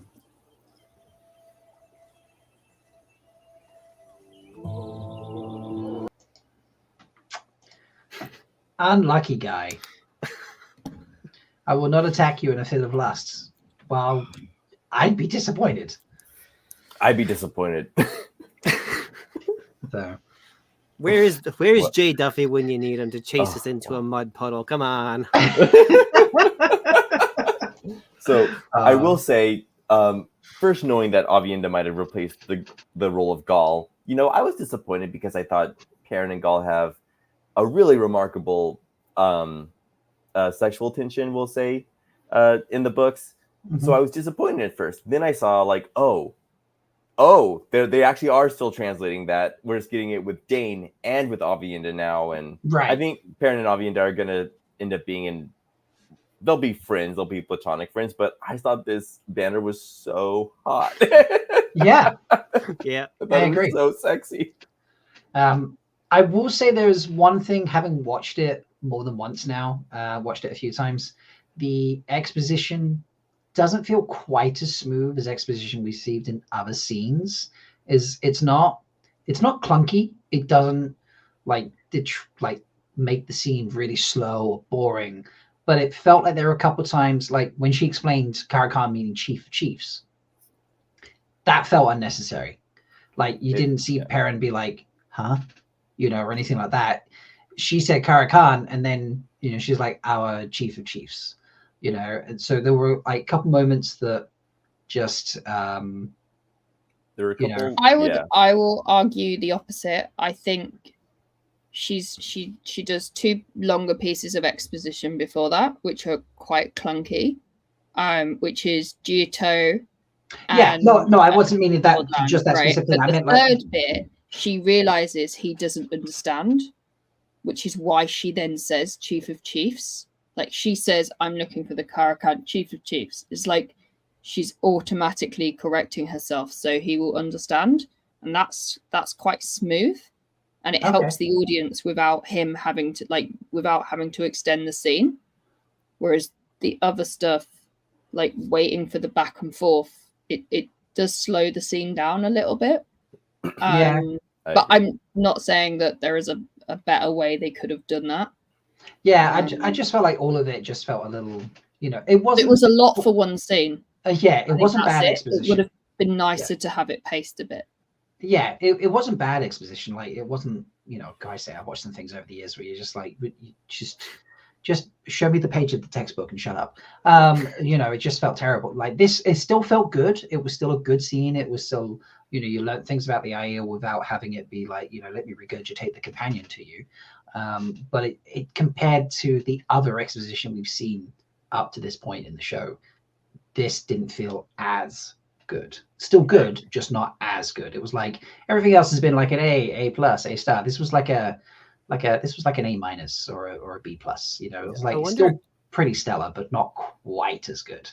I think it's probably because of what we're doing right now, because Perrin is actually the victim, quote unquote, of a lot of exposition. People just talk to him and give him a lot. So we've seen some great exposition so far today, and now we're seeing another exposition dump on Perrin, and I was like, all right, okay, Perrin's getting the talk again, so that we can, because I remember even like when I watched it the first time, I'm like, oh man, they really did that well. But like when you watch all the exposition scenes that we're getting with Perrin from Elias, from Well, if you Ingvar, think this scene in the books happens with the girls. Yes, it does. Like, You're right. It does. Yeah, it does. That's so true. Yeah, explains all of this to the girls when they they get off the boat and they meet up, and Nynaeve saves is it Jolien? Yeah, her second sister. So there's that whole bit, right? But I guess they were kind of struggling with what to do with Perrin this season, since he can't do the hunt for the horn. So they gave him this arc instead, and they sort of merged the Gaul arc and the Avienda and the girls arc into one, which just means that all of the Aiel exposition has to go in one thing, as opposed to being spread out, which it was in the books. Like you learn a bit about Jito from Gaul, and a little bit from the girls, and a bit about the Threefold Land and looking for the Caracal and things like that. So it is, and obviously they're having to condense 2 books into one, essentially. Like they're struggling. It's definitely not like an enviable position to be in, to try to explain like this much like world building and lore in dialogue that sounds natural while still being able to make it clear to the audience like what's going on. So I definitely don't like envy them. It really isn't like a great solution. I do agree that like this particular piece of dialogue that we were looking at, it did seem kind of clunky. It seemed like they went into it and we were like, okay, so we have like 3 concepts we need to explain. We need to explain the 3 why the Aiel don't consider it a waste. We need to explain what Jito is. We need to explain what the Caracal is. It just felt like they were like doing like a checklist, like it was reading like a table of contents or like the index like at the back of a book. I mean, instead of we are watching it like just specific scenes, and like you say, Perrin gets a lot of exposition given to him. So maybe like if I just went back and watched the episode as a whole, and just like it wouldn't feel as clunky, because we're like, we've just seen this smooth stuff from J. Duffy, and it's a break. It's a break from the action too. Yeah, it's a break from the action. Yeah, things like that. It just it slows down, and there's no flow from what the editor has done to make the episode. We're removing that flow that they put in by just playing specific scenes. So by saying like at this point in the episode, we do want it to be like dialogue heavy and slower, not a lot going on, probably because the scenes preceding and succeeding are going to be more action heavy. So you want to have like a rhythm to the absolutely. So I think where the scene suffers is that it's static. You think like a lot of the others scenes like this, they're walking to give the illusion of like progression, because they're literally just sat. And I honestly think like if they'd even been like, I don't know, if she'd been like peeling a rabbit, or like if they'd been given something to do, so there was a purpose in the scene as well, it might have just helped a little bit. She could have been like peeling a rabbit, he could have been like trying to start a fire to cook it, like boiling water, something boiling water, and in the progress he's like, what? And like she could have just realized he's not noticing and done the explanation. So it's just they sat down and decided to talk. It does kind of like, it makes the kind of stops any momentum. It does, all right, that brings round the end of episode 5. One more for you. One more small detail for you. All right, and it's that Perrin is single-handedly like the person who sets like the Aiel on the correct path to finding Rand both times. He tells them that we're following. He puts it together. He's like, they're probably talking about Rand. And when Gaul's like, where do we go? He goes, go to Tyr.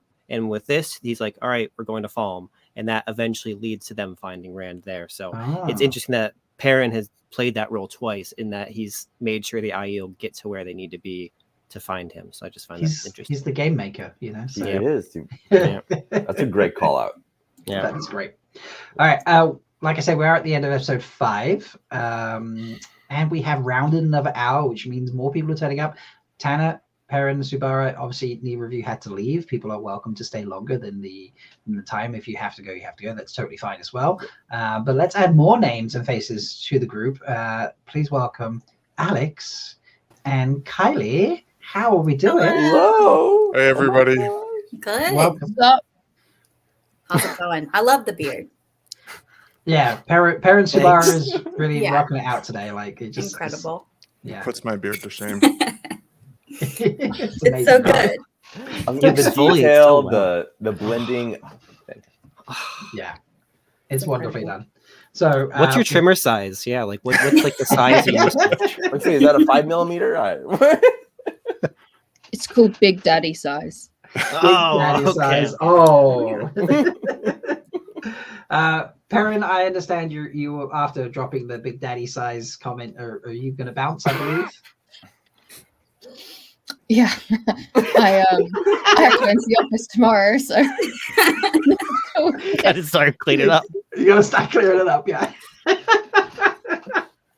Well, thank you. I know that Mel wasn't joining us this time, so I'm glad that we had someone who fully embraced the character that we were portraying.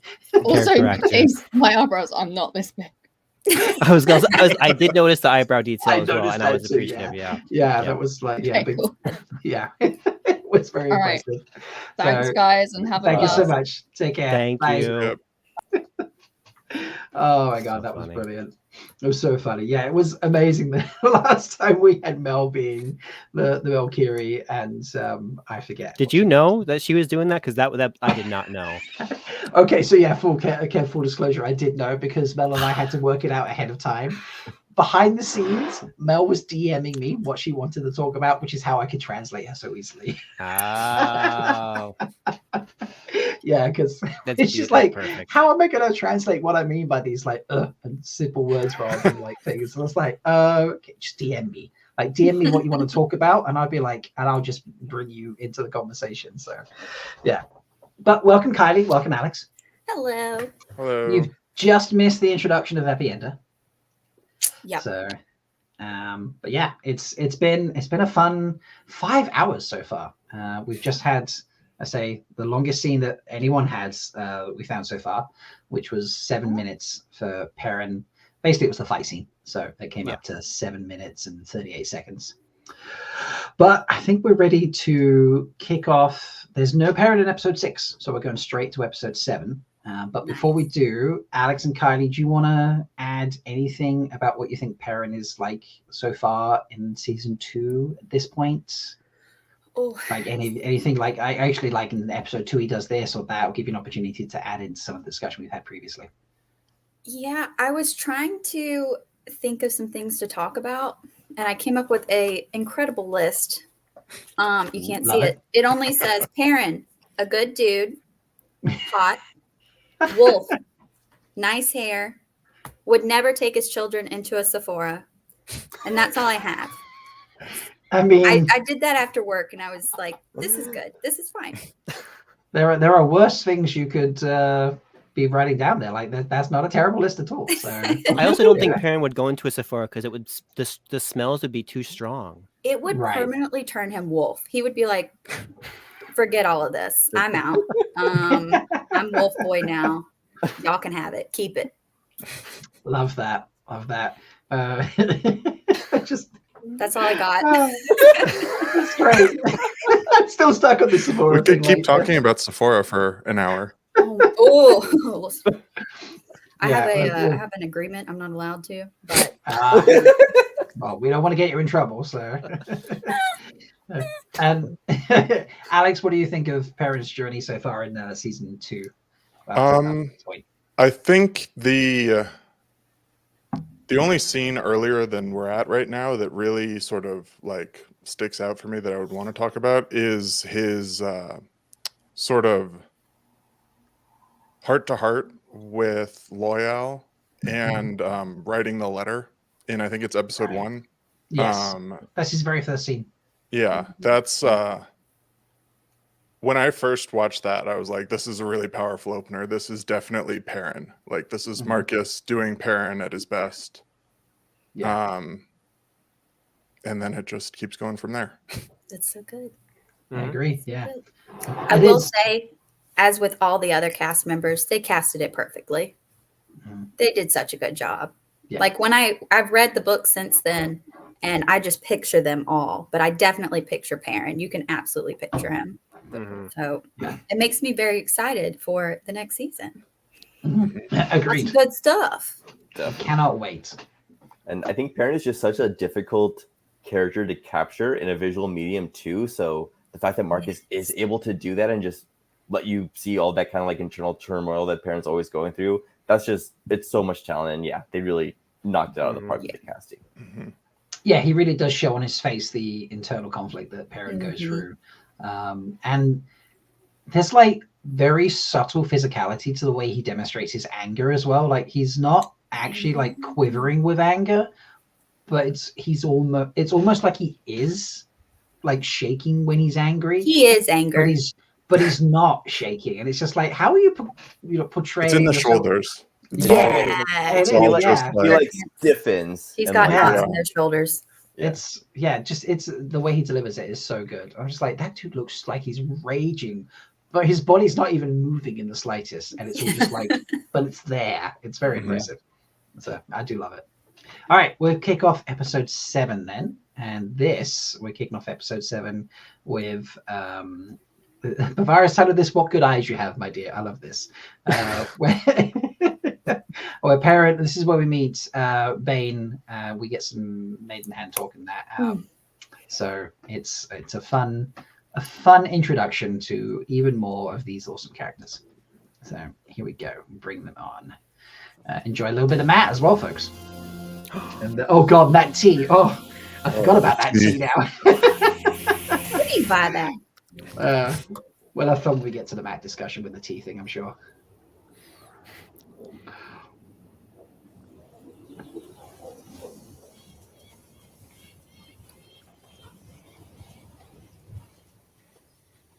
There's someone in the sand. A woman. You see well for a wetlander. Most of you don't notice what's right beneath your feet.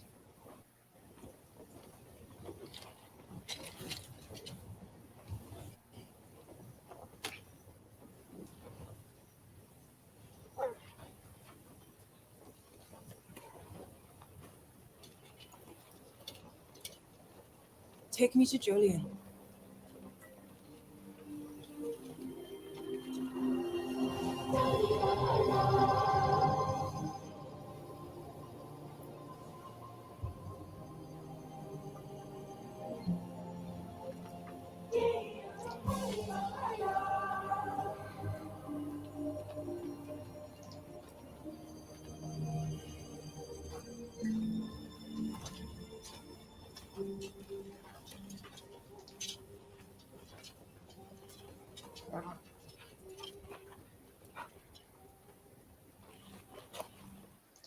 Cool. So we'll probably just pause it there for a second and we'll talk about that bit before we get in, because obviously the second half of that scene has a lot of action, shall we say. But yeah, just another great example of how he's changing and able to see things with the seeing Bane there. It's really good. I don't know. Seeing Maiden Hand Talk is also great too. So yes. Also, I just love how she's like, wow, the rest of your people have really bad eyes. You can't see. Y'all need an eye doctor immediately. Yes. Yeah. Should have, as they say in the UK, should have gone the Specsavers. Yeah. But yeah, it's a very, before we get into the second half scene, it's very lighthearted at the beginning almost, isn't it? It's like, I'll meet some more people and we're just traveling along and such. And then it gets a lot heavier. But a good introduction for the IEL. Not that we're talking about them too much in this episode, but yeah. I will just play the second half and talk some more about what he gets up to. Cold. This spot felt more like home.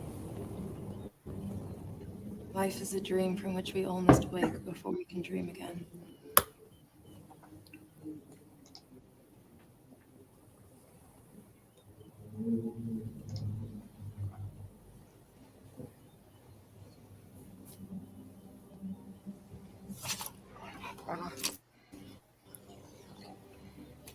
What are you doing?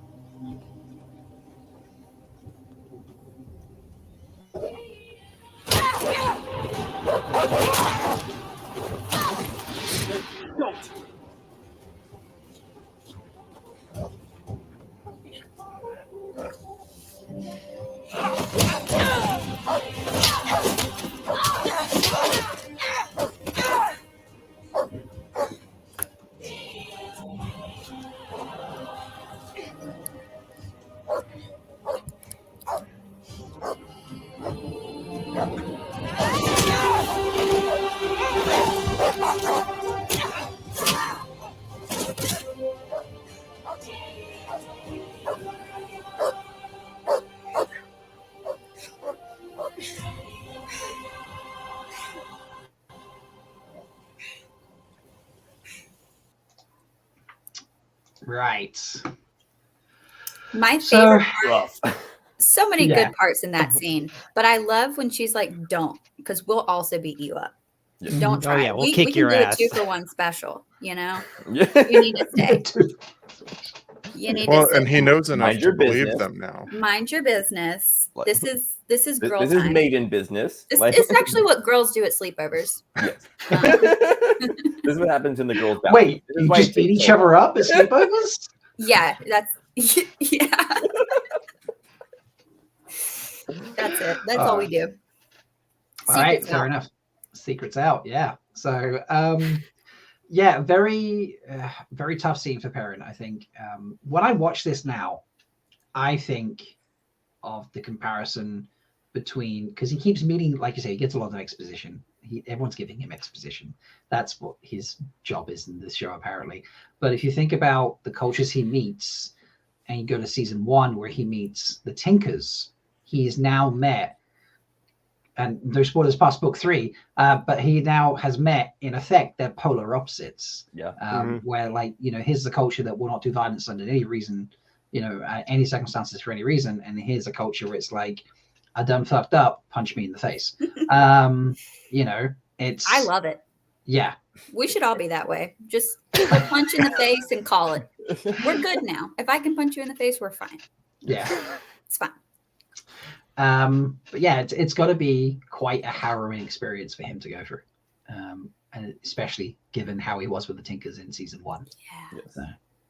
I also think we were just talking about like how the show can be kind of clunky with exposition sometimes. I guess we were only talking about like in like that one like scene in particular that we were discussing previously, and then it's just really funny to see like how immediately later there's a scene that gives such great exposition, like the Aiel culture and like how they operate and stuff, without doing any kind of like info dumping or like awkward dialogue or stuff like that. So yeah, maybe that was just kind of like an isolated incident, and like if we would have seen it in context, it would have felt so bad, because yeah, this scene alone, like such great exposition, such a great way to show their culture without having hardly any dialogue. Well, there was plenty of dialogue. It was all hand talk, which, you know, us wetlanders can't understand. So, yeah, you know, we need those closed captions. Alex, what did you think of this scene for Perrin? I think for this scene in particular, it kind of shows how Perrin and Hopper are bonded to me a little bit, because Perrin's very restrained, but like Hopper's kind of showing what he's feeling, like what's happening internally a little bit. It's just like he's kind of freaking out inside, like what's going on. But Perrin is standing there kind of just watching, whereas Hopper's like freaking out. Yeah, I noticed that as well, and I thought it was a very subtle way to show the bond they've already gotten. You know, that they're both thinking the same thing, but Perrin's restrained and Hopper's showing it. Like, if Perrin had hopped in, do you think Hopper would have hopped in? To use my own sentence structure there. That could have been. If not, if he wasn't grabbing him by the pants to pull him off, maybe. Yeah. like, don't do it. But if Perrin got like involved proper, he would be like, all right, yeah, let's do this. Let's get down. Yeah. So it could have been quite tough. But yeah. So Tanner, I understand that you need to dash off before the next scene. You have joined us for quite a while, which I really appreciate. You've given loads of people a chat, commented about how great your insight has been. So I really appreciate the point. Yeah. Oh my gosh. Yeah. Oh my God. Tell me more. Well, you're very well spoken, and you don't talk over people very often. And the commentary you provide is always just on point, and just you got all your I's dotted and your T's crossed. And thank you so much. I really appreciate it. But yeah, thank you so much for having me. It's been great. I'm always ready to talk about Perrin or anything WoT related. So yeah, thank you so much again. Have a great one, guys. I'll probably keep watching. I love that. Take care. Thank you so much. Bye. All right. Yeah, it is a tough scene. I've got to be honest, I'm not a massive fan of how the Aiel culture is represented. I've had discussion with a few people, and I get there's only so many ways you can show, like, especially with maidens and being prickly about their honor and stuff, how you meet Toe, but it felt like it felt over the top. I didn't feel there was enough explanation of and why she needed to meet Toe. It was just like, a simple line of like, it was your responsibility to defend her, to guard her back in the battle or something, and I would have been like, I'm sold. But overall, it still works. It's not a bad scene. It just it's tough because you have to start with the extremes, and then you could sprinkle in the nuance. It's tough to just get when you get the extremes to start with, and then you have to you can split off. Yeah. From there, but it's tough. I think they're building up to another thing that we can't talk about, so I won't. Probably. And I'll leave it there. I think I know the thing that you're talking about. I think you know the thing. And I do think I agree, because it is an interesting part of the Aiel culture is they intrinsically know when they've met their Toe. Like she stops them when she's ready to stop, and that's kind of how it works. Is only if it's been filled, and if you're questioning it, then it hasn't been. And I think that's the confidence that comes with it is important. So I think that it's good in that sense that it shows how first nature it is to them. It's totally just like that's just how it works. Yes. I think viewing it from the aspect of Perrin in the scene, though, is giving me a slightly different. I'm looking at it as if he's looking at it, and it feels more realistic that in that moment he wouldn't have the slightest idea what was going on. Short of the fact that they're beating her up, and that he probably shouldn't get involved because they'll kick his ass as well. Exactly. It feels it fits a little bit more because of that when you just watch it and you're not trying to be like, well, how is Perrin viewing the situation? It just works a little better when you're looking at it in that way. So, which I didn't expect to see from watching that scene again. So nice. That's what the golden eyes that help. You see things in a different. That's right. Yeah. This is true. This is very true. Dana does. We do get a little bit about Toe in the next episode, but I just felt like the initial introduction was like violence first, and that first impressions count. And this, kind of made them come across as like just a violent culture. The opposite of the Tinkers that he met in episode 1, where he meets loads of cultures. So I also like this comment from Dana earlier. Perrin in the books collects people from all over to find the use of Perrin to introduce various peoples to be appropriate. And that's so valid. That's good. Yeah. Good point. That's true. He's got a great collection of just random people from all different walks of life. Yeah. If he started multi-level marketing, he would be so good at it. He would be incredible. He'd be at the very top. He would be at the top. If he was with Mary Kay, he would have that pink car by now. There we go. Yeah. It also reminds me when he's watching them beat each other up. That's a little brother at the sleepover. At the girls' sleepover. I'm just going to be honest with you. They don't know what's happening. They're there for the vibes and maybe a free slice of pizza. They don't know nothing. I would do a lot very for little pizza. brother spam. Yeah. Mm-hmm. That's a good vibe. Yeah, I've been that little brother before at the sleepover before, so I'm If putting you've been myself the back little there. brother, if you've been the Yeah. little brother, you're like, oh, I get it. Actually, it's fine. You didn't need to get in that. Yeah, because then there's also like that friend that you're like, because they're a little bit older than if you've got an older sister for sure, of course. Mhm. You're like, oh wow, that their friends coming over, and they're very attractive because I'm like 9 or like 8 or whatever. And then they just start beating And they just start beating it. They I'm just like, oh. beat each other up, and you're like, I gotta go play Minecraft. I need to go to my room. I gotta go back to my Legos, please. All right, so is Avienda his sister, and then Yes. Bainshad her Yes. friends? Okay, Yes, right. I yes, just yes. want to just see the dynamic of the scene. Okay, yeah. I don't know if I tried to interfere and like Bane turned around to me and was just like, "Don't." I think I would be like, "Yes, ma'am." Exactly. Exactly. Mm-hmm. Yes. It's not your place. Just have a seat. Yeah. Eat your Yeah. pizza in the corner. Eat the pizza. Yeah, this is true. It'll be fine. Watch in the the morning, it'll be Titanic. fine. Yep.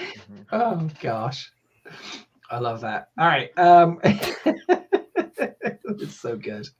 That is most of the scenes in episode 7. He only has one other scene, another minute and a half. We get a little bit more dynamic between the trio here. So 1 second, I don't think I have to wait for adverts on this one, which is nice. Because sometimes you have to flick through and you have to wait for the adverts, which is horrible. Amazon, we're trying to promote your stuff. Let us promote it. Yeah. All right, let's kick it off. Just after that explosive scene.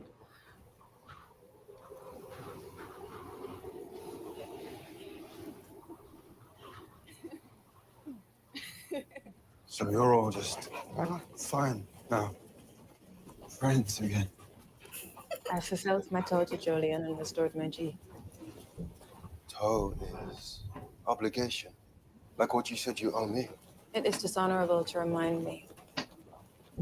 But yes, I was defending myself when Jolien took the sword to her back that killed her. It's my fault she died. That was my toll. This ring, it means you're owned by a Wetlander woman, yes? In a way. And you can lie with no one else? Bane will be disappointed. Kids will not care. Sleepover energy. Sleepover energy.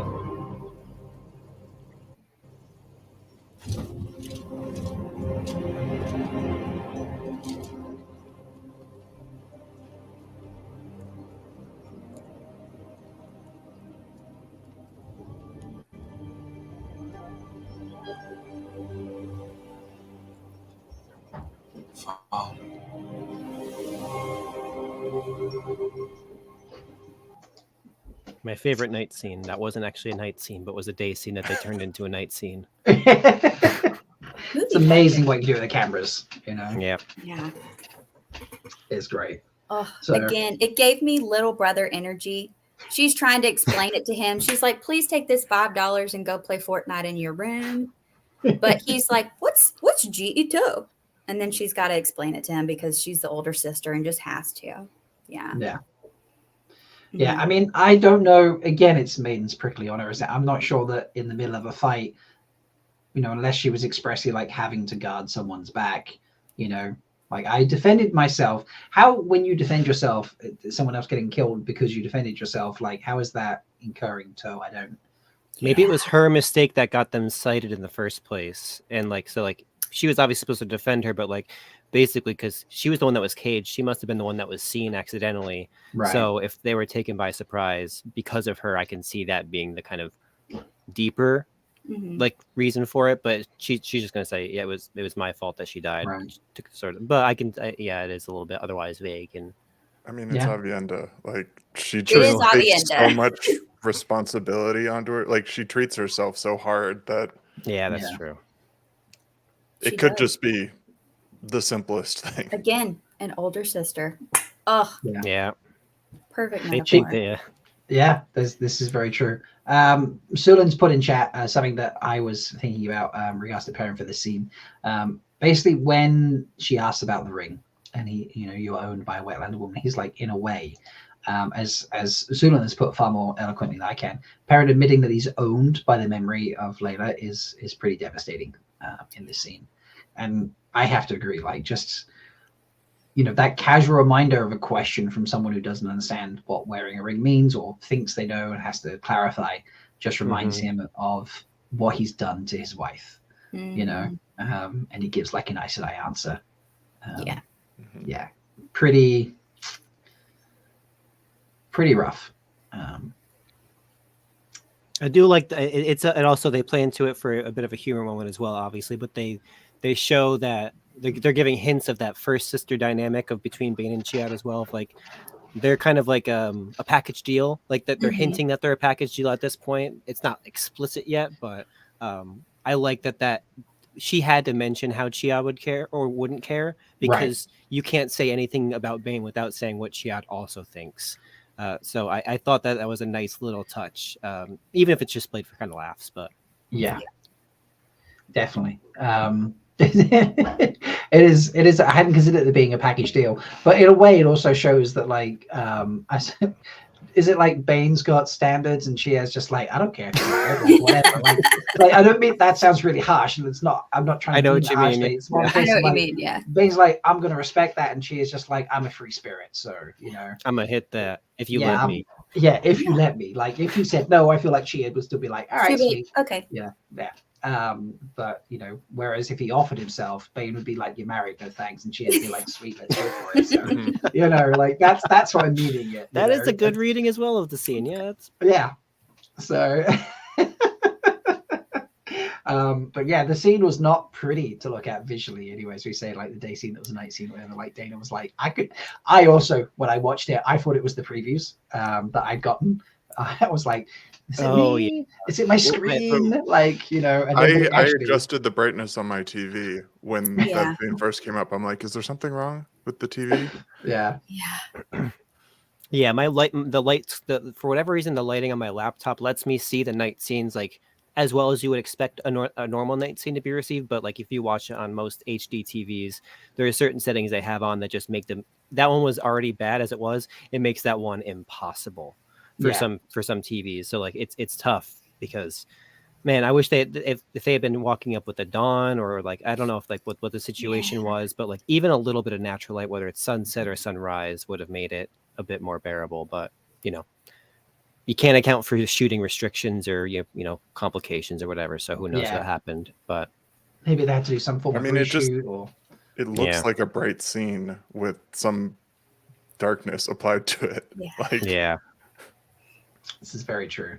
Yeah, I've told you about this, Rob, a bit. My partner does like video editing and stuff for like mostly for wedding videography, but there are often times where she'll point out things like things the show has done well, things the show improves on, and then in this scene she was like, yeah, they just stuck a filter over it and just kind of like this was a mistake that they turned into a patch job. It felt like in that regard that it was a reshoot or something happened where they had to kind of recover it.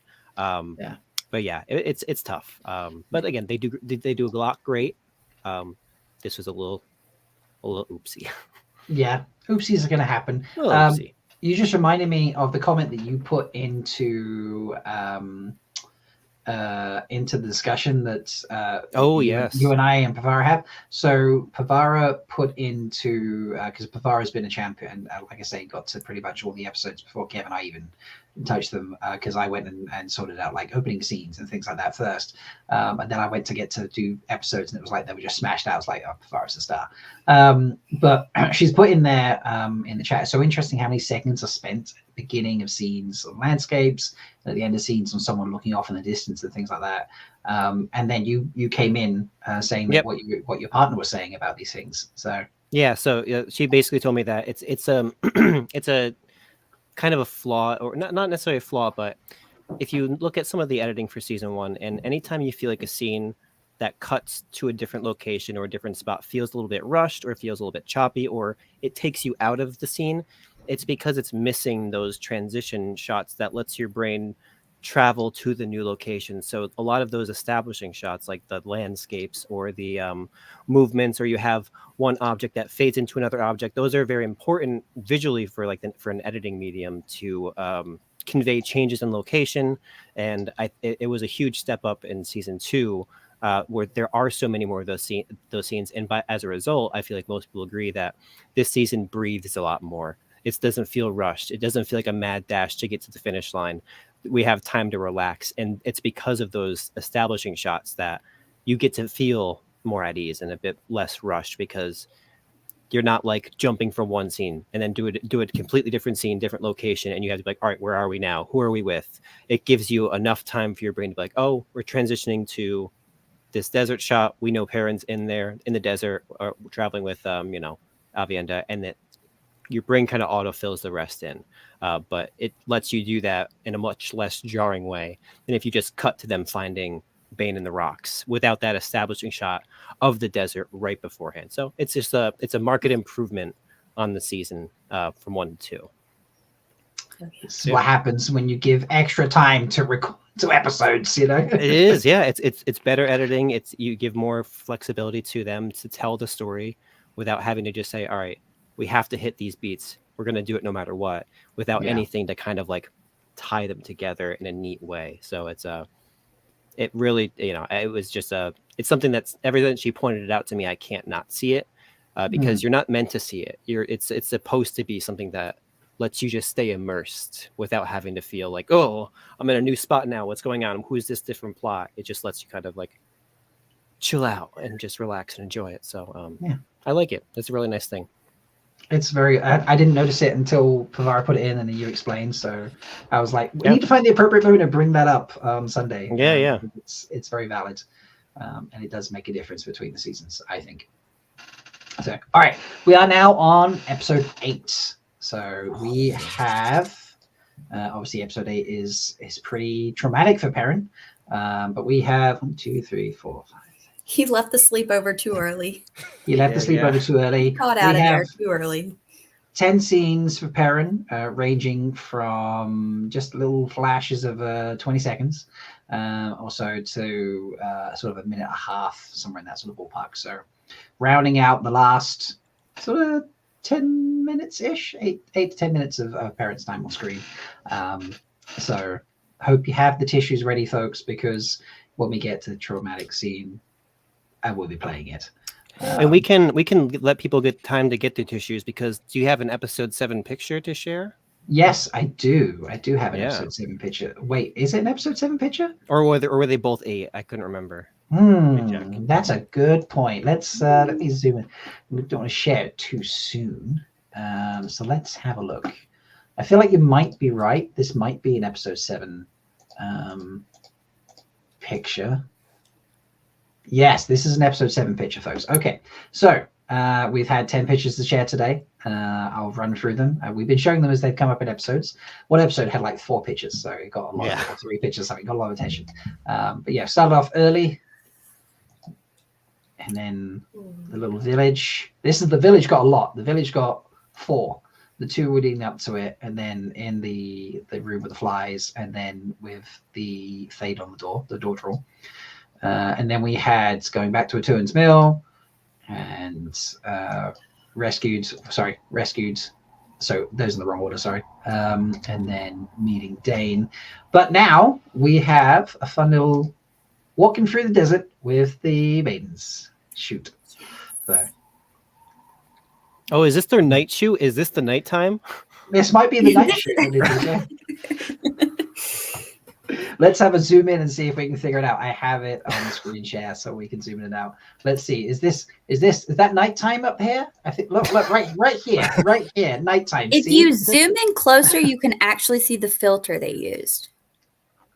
I'm just kidding. You can't.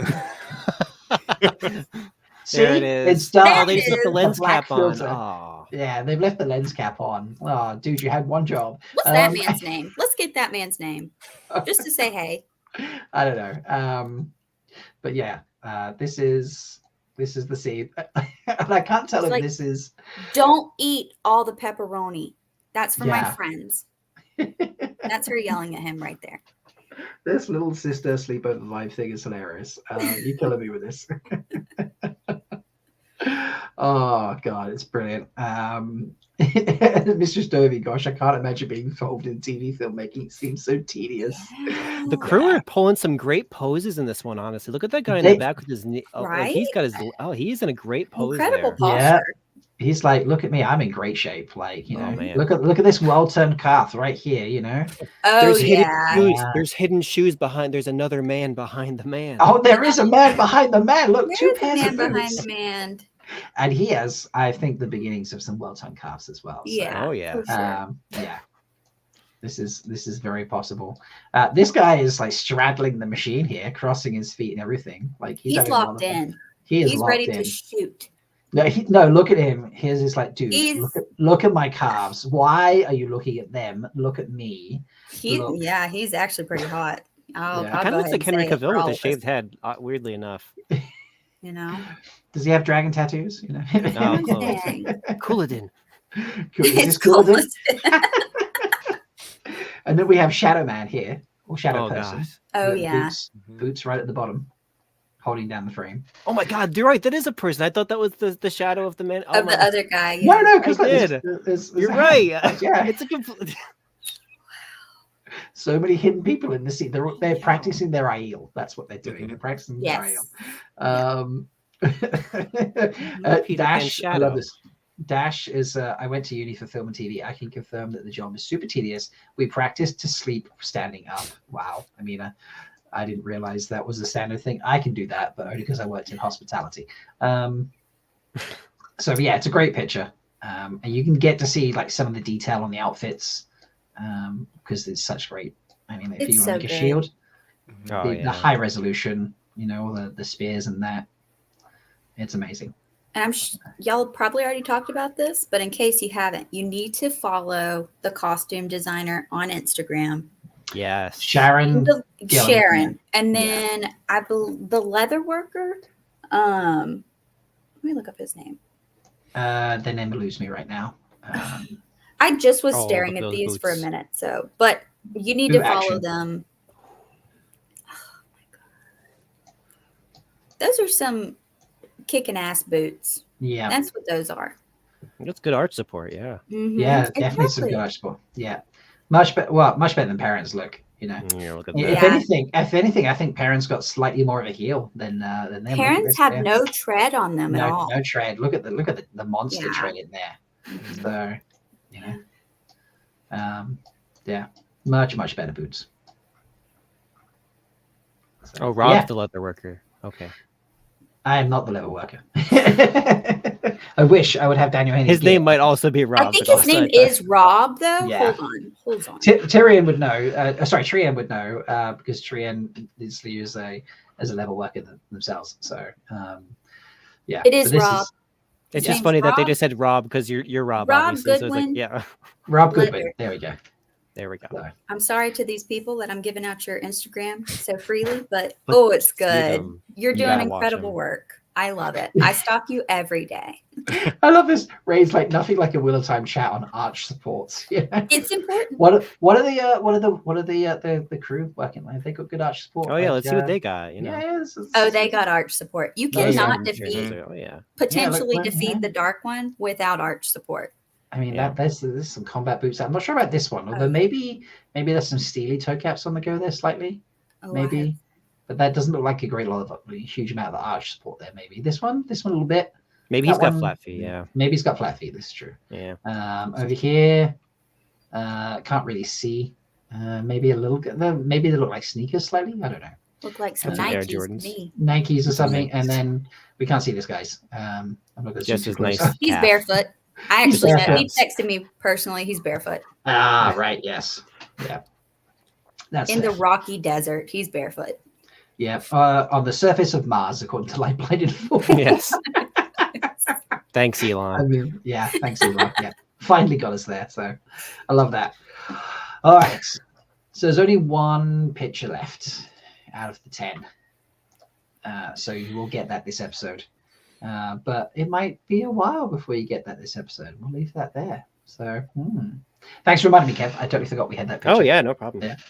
But yeah, let's kick off episode 8 and see what Perrin has in store for us this time.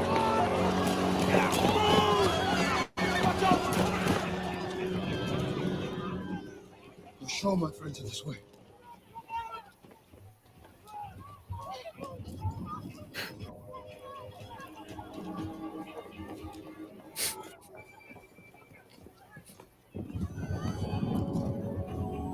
Hold it!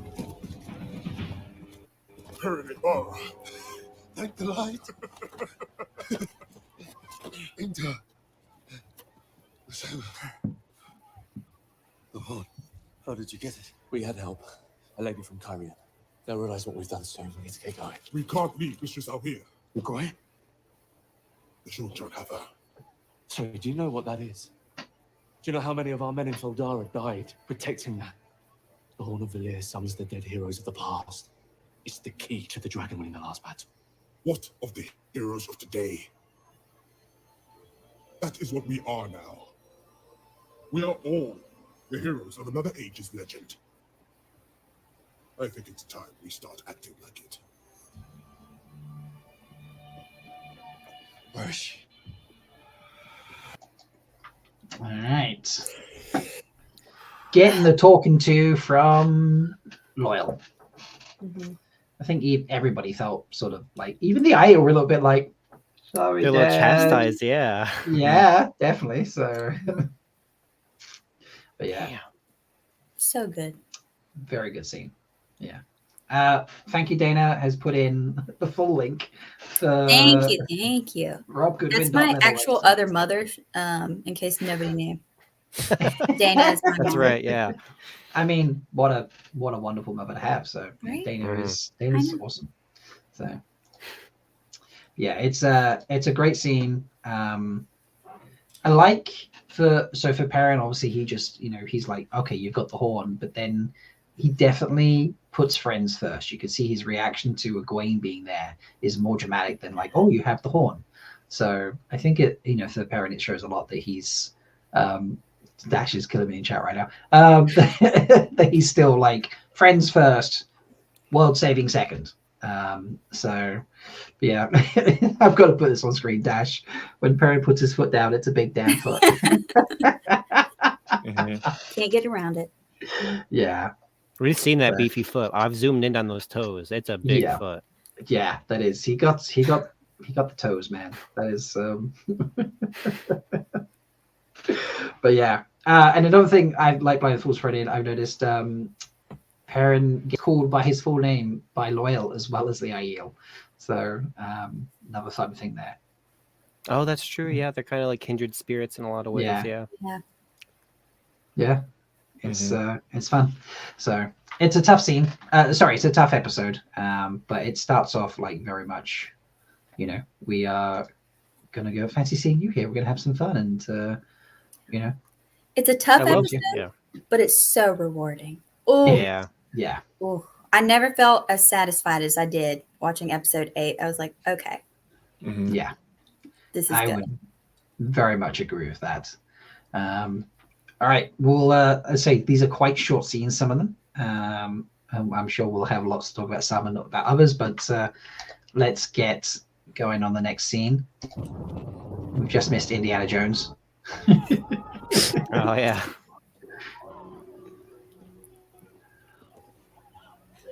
They understand battle well, these women.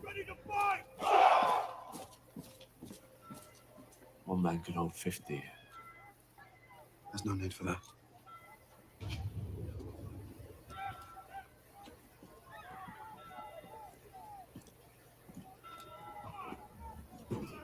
They're coming this way. Save the horn! Victor! On the lion,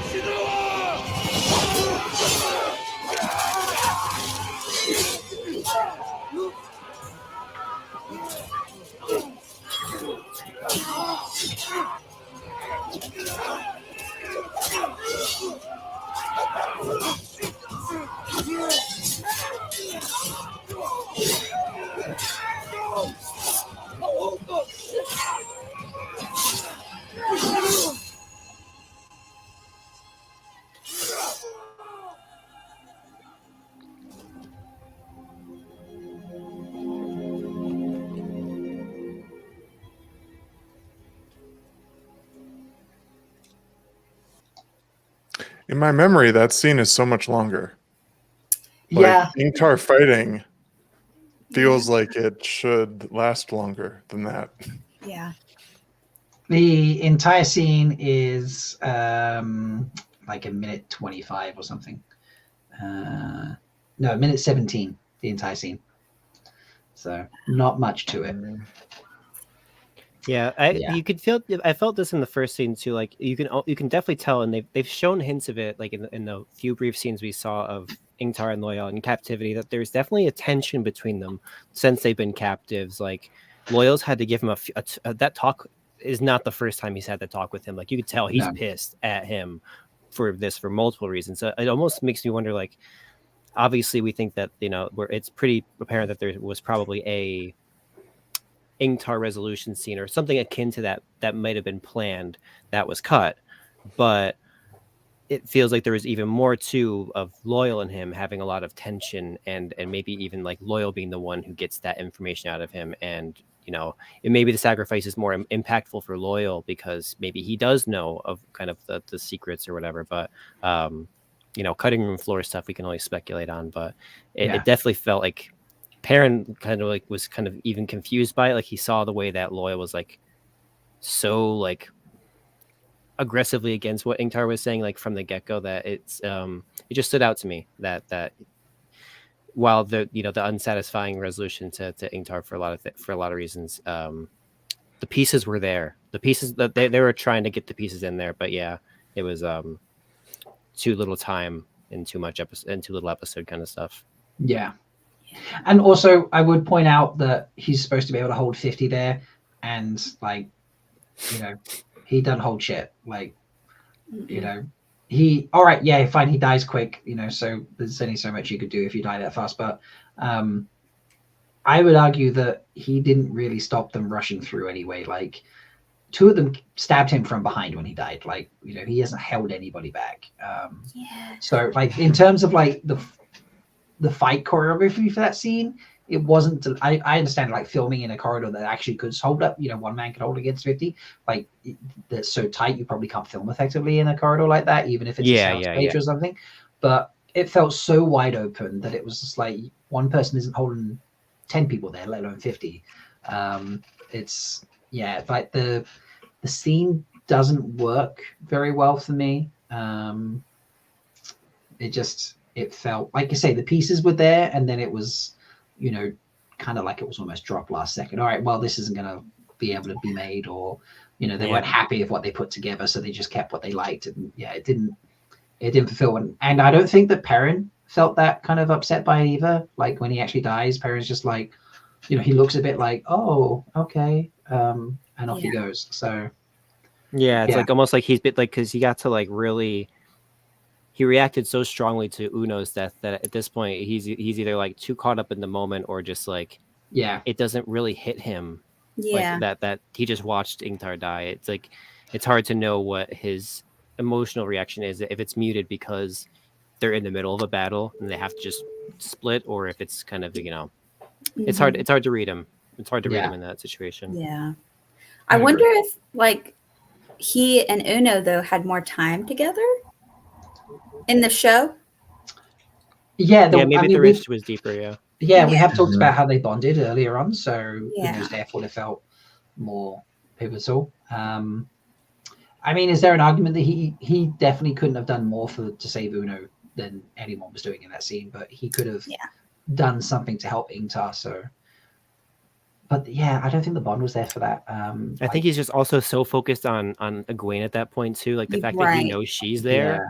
Maybe that's just so overriding for him in that moment. Like, sure, Ingtar is cool, but like Egwene is Egwene for him. Like that's a completely different level.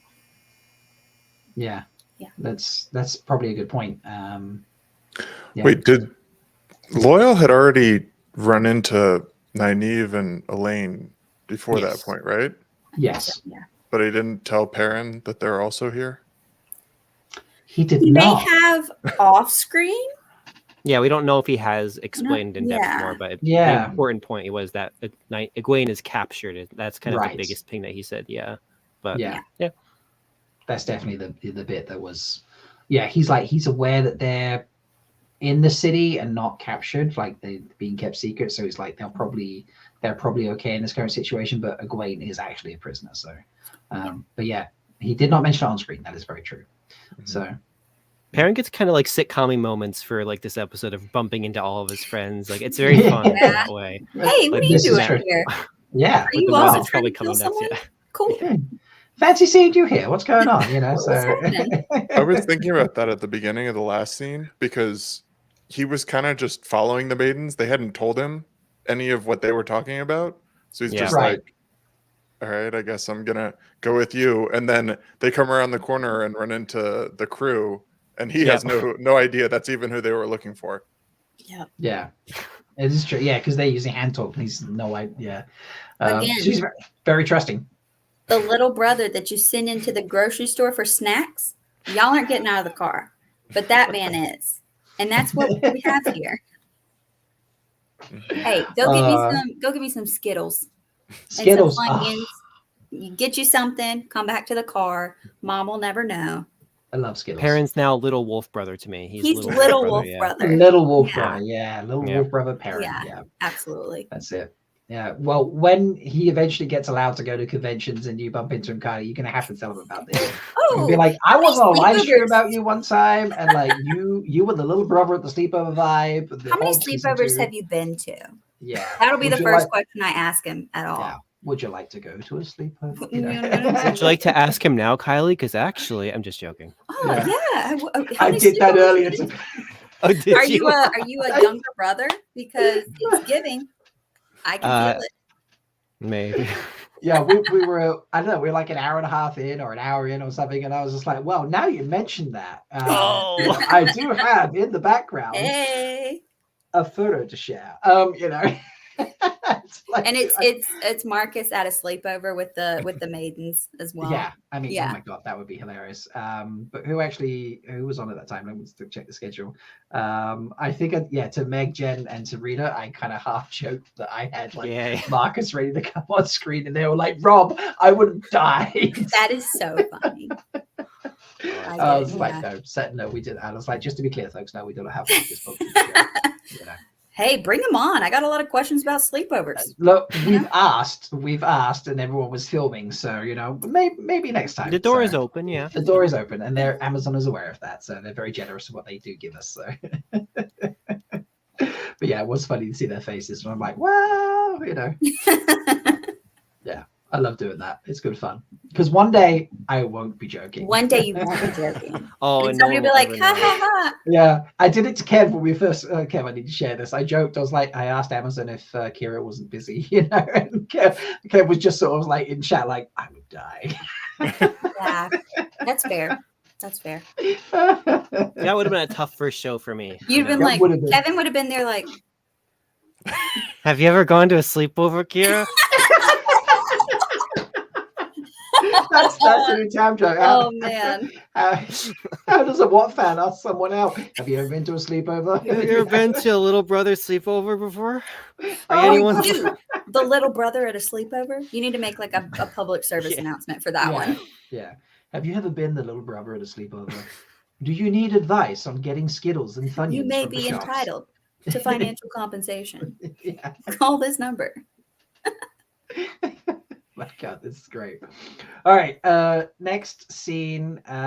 We've just talked about bumping into people. You mentioned, Alex. Let's bump into some more people and find someone we haven't seen, or at least he hasn't seen for quite some time. Ooh. Not that one. I know. I just had to take a drink for that. Yeah, I do love how they're just casually walking around. Everyone else is running. That is fun to me.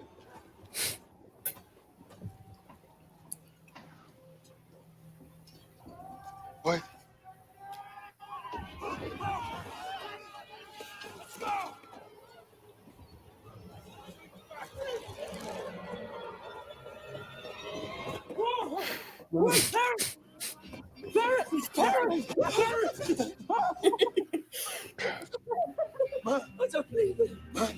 That stinky bathrobe.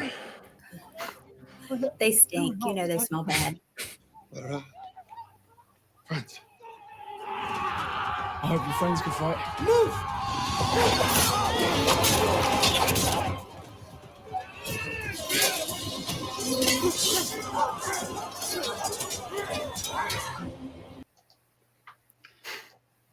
Just So in bumping funny. into everyone. I love He is twisting the Taviran fate so hard. He's drawing everybody to him. It's ridiculous, isn't it? If he was at the top of a multi-level marketing, he would crush. He would crush. And they're all just circling the drain, Oh. spinning around until they find Rand, and they're all just Exactly. waiting. Yeah. I hope your friends can fight Q, Avienda, and Hot Seema. Yeah. Yes. They can fight. Yeah. Very, very true. So, but what? Nothing better, I think, than two friends who haven't seen each other in like a ridiculous amount of time, who are overjoyed at seeing each other again. Like that. Perrin and Matt meeting each other like that in that scene. That needs to be turned into a GIF, and to forever be called people meeting each other at Wheel of Time conventions. Yes, I was just thinking it's how I'm gonna hug my friends at Jordan Con. It's gonna be so nice. Yeah, that's delusions for two. And then I'm also gonna be like, hey, you gotta fight these people behind me. That's also delusions to a T. Yeah, that is also delusions. Yeah, have you seen? Oh my god, delusions. There's the running smash jump. Yep, she just latches onto you. Yeah, it's an experience. But yeah, just the joy that those two have of seeing each other, like it's incredible. Like I don't even think that Matt and Rand, when they bump into each other, have the same level of just joy of seeing each other. It's epic. So yeah, I love this scene. Just because of that. I don't even care about the fighting. It's like, you know, those two best friends being back together. It's wonderful. It's very, very cute. So yeah. Oh, Dash, I have to wait as well, mate. Sorry. So I can't make it to Jordan Con. Things all cancelled. Well, not cancelled on me, but things all went sideways in the last sort of 10 days, and I am super unlikely to be making it. So yeah. It's okay. But I'll tackle one of these guys to the ground and just pretend that it was happening to you. That sounds great. Yeah, Yeah. that sounds appropriate. Yeah. I mean, if you're at WotCon, you can come tackle me, folks. Or if you come to Yeah, MalkiriCon, you can come tackle me. But if not, if it's JCon only, it'll be next year, sadly. So, but you know, that's just how life goes occasionally. So life is expensive. Yep.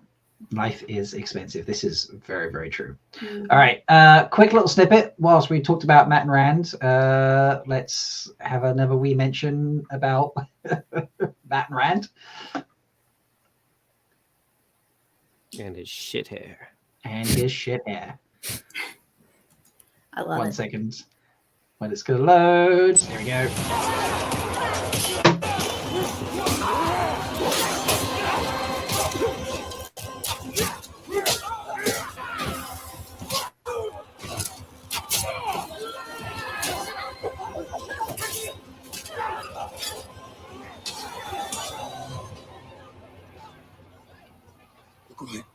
Randaby had to where she is. Rand, are you sure? Yes, he's alive. I've seen him with my own two eyes. He's got shit hair, but he's alive. Can't even open it. Why didn't you say that?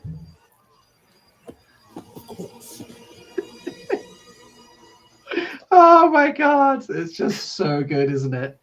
The dynamic is just brilliant between the two of them. No offense to men, but I feel like if you as another man say, hey buddy, that hair's whack, it's bad. It's bad. It's just bad. You know? Yeah. That is if you can't so even true. hide it, yeah. You just If gotta you're say just it. like, hey, I know you love our friend, but his hair's the worst you've ever seen it. That's when it's real. Yeah. That is so true. I Absolutely. know so we're true. all here to fight for the good, but his hair, Yeah. It's not doing it. Not doing it. Like, also, what's such honesty between friends is just like, yeah, like I'm gonna say that, but then that's the first thing he says to someone else. Be like, wait, you sure Rand? He's like, yeah, Rand's alive, absolutely. You know, his hair sucks. But you need to know how shit his hair is first. Never go You to know? his hairdresser. We are blacklisting her. Yeah, Forever. never go to his hairdresser. Speaking of someone who has fabulous hair, aside from Kylie. Please welcome Aside for the from party. Aside from Kylie, please welcome to the party, Ali. What? What? You're too cute. Thank you. Sorry, my studio is such a mess. We had a mold incident in our actual studio, and so we're like crammed into my office. So all of this stuff that's normally in our studio is now in the office, which we Fun. love it. It's so great, and That's we so love fun. it, and it looks really professional. Anyways. And the dog might come in and out, but yeah. Hi, thank you so much for having me. Welcome, And Ali. hi everybody else. Kevin, you are single-handedly like keeping Elaine going in the Grinwell Cup of late. Somehow she manages to keep sliding on through. Really Wait. galvanizing the forces. Y'all, guess what I read this morning?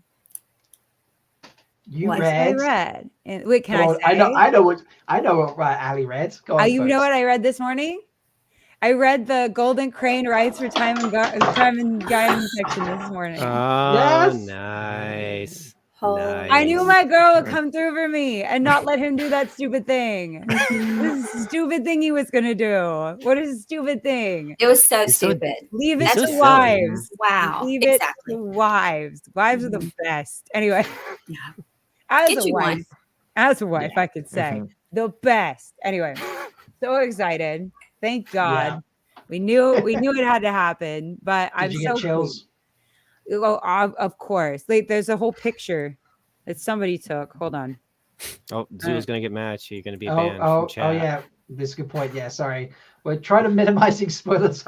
If you're only watching TV show, folks, come back in. Like They're not 3 or going to 4 know what minutes. it means. They're not going to know what it means. You're Oh, good. You're good. You're good. They don't. Well, I didn't. Gus just yelled at me for saying saying anything. They're not going to know. From the next room, he was like, "Don't do spoilers, Allie." Ah! Rude. Look, Ali, it's not It often you can sounds spoil like- people, so you know. Gus needs to go to a girly sleepover. You know what I'm saying? Yeah. He needs to be the man at the girls only sleepover. Let's Does he bring in have an someone older else who's sister? good at spoiling people. This was apparently. me freaking Aw. out on the live love stream that. this morning. Anyway, it Hey, was Gus. Hey, Gus, Gus. you're welcome Hey, to join Gus. as well, by the way. Hey, Gus, have you ever been to a sleepover before? A girl sleepover? A girl sleepover? He was for your older basically out sister? one last night. We had my friend Sandy over, Did and you beat him up? we did tarot, and we watched Mean Girls the musical, and it was very fun. Mean I Girls. liked it. It's fun. I mean, I like the movie more, but I enjoyed it. Yeah, Oh, he liked okay. the regular movie a lot more, but you know, I mean, it was really cute. It was fun. You don't Hi, even Tom. go here. You don't even go here. He doesn't even go here. Please welcome Tom from Dragonmount, everybody. Welcome, Tom. It's a party. Hi, friends. Hi. Wait, I need to reach out to you about being on for Avatar. Yes, whenever you want. Whenever you want. All right, I'll send you the list. Look, something I've learned from Ali, Gus, is you need to be like, all right, this time. Okay, Yeah. so it's done. Yeah. You're not wrong. Specificity is You have to be like today. Pick a And I'll be time. like, I literally, for this, Ali was just like, whatever, but later the better. And I was like, okay, I let Bavara know. And then Ali's like, have you got a time? And I was like, and then I picked a time. How about this? You know? I was like, hey, you got a time? Like, just tell me. I'll show up. Yeah. I will show up. Just tell me. I But love if it. you're like, oh, whenever's good for you, I'm like, that could be any time. Like, Yeah. truly any time. Yeah. Listen, At least it wasn't 8 a.m. this time, like yesterday. when you give people with ADHD too many choices, we get lost. There's too many choices. There's too many Yeah, choices. There's too many choices. I can't do it. I start to Rob, do you panic, realize like, you're what surrounded by ADHD right now? I was God. going to ask, does Rob have ADHD or is he just vibing? Raw dogging it. I think I'm just vibing. Because you're The surrounded, my neurodivergence friend. in this I fandom just is really incredible. noticed, yeah, you pointed out, I'm like, oh You yeah. have my Adderall right here. That's good. Me too. Gus and I figured out that I have so many pills at this point because I've got all kinds of stuff. I got That candy. Gus can shake one of my pill bottles from the next room, and I know which pills it is. Wow. Honestly, queen. It's Real. It's a talent I can't do anything with, but I know from the sound which pills he's Yes. This is not an ad, but I got this thing off of Amazon, and it's like a pill dispenser, and you just press the button on the top, and it dispenses them out like a nice little vending machine. Ooh, but I would forget to So fill helpful. it. I would Yeah, forget to fill it. I Yeah, forget this to is the fill the one thing. that I have right now. That's like the days of the week. I don't fill that. I can't. I would never fill that. Yeah, I'd never fill that. It wouldn't give me enough dopamine for me to do that. It's No, you fun fill it after opening you've a had your little medicine thing. for the Like, day. Yeah. Yeah, after you take it and you hit the pill, the button on the top, you're like, yes, I did something. I'm trying to It's like avoid a- doing like a- things right now. It's like a hamster when they get the food out of the little thing. That's valid. I did have to get and I had them for a while. I got like timers, like you screw like on the timer, and then like it like resets every time you open it. So it's like that's how long it's been since you, because I always forget whether I've taken them or not. Oh. And then I like, and then That's I clever. try to figure it out based on how I'm behaving, whether or not I've taken them. So, but that's not an exact science. And so I got these things on Amazon. This is not an ad. Where this podcast is not sponsored by anyone. So unless they want to. Yeah. Unless they- Amazon, they Amazon, if said- you want to sponsor, you know. We're just talking about one of their shows and a bunch of stuff they sell there. Yeah, it's fine. This is a life pro tip. But so I screw them back on and they reset every time. So it tells you how long it's been since you opened that pill bottle. That's smart. I like that. That I like. You have to open the pill bottle regardless. Yes. Yeah. And so it's like something you already are going to do. Yeah, it's not an extra step. It's not a new Yeah. thing. It's just an adjacent thing. So I have to remember Love to it. do something. I love it. I love those. Yeah. That has been helpful. And then you can, like, The amount of challenge times yourself, I've like- double dosed has been astronomical, or not dosed at all has been Yeah. too many times. So yes, so that's where we're Yeah. at. You That's could where like we're challenge yourself to like, I want to get back to the pill bottle after exactly 6 hours or 12 hours or whatever type thing, you know. It becomes a game. it only tells you how long it's been. It does not remind you of anything. It How just long it's been. it just tells Or you just how long it's shames been you. since you last opened it. So It you do have shames to you. remember on your own. So we need a version of that with an alarm in it.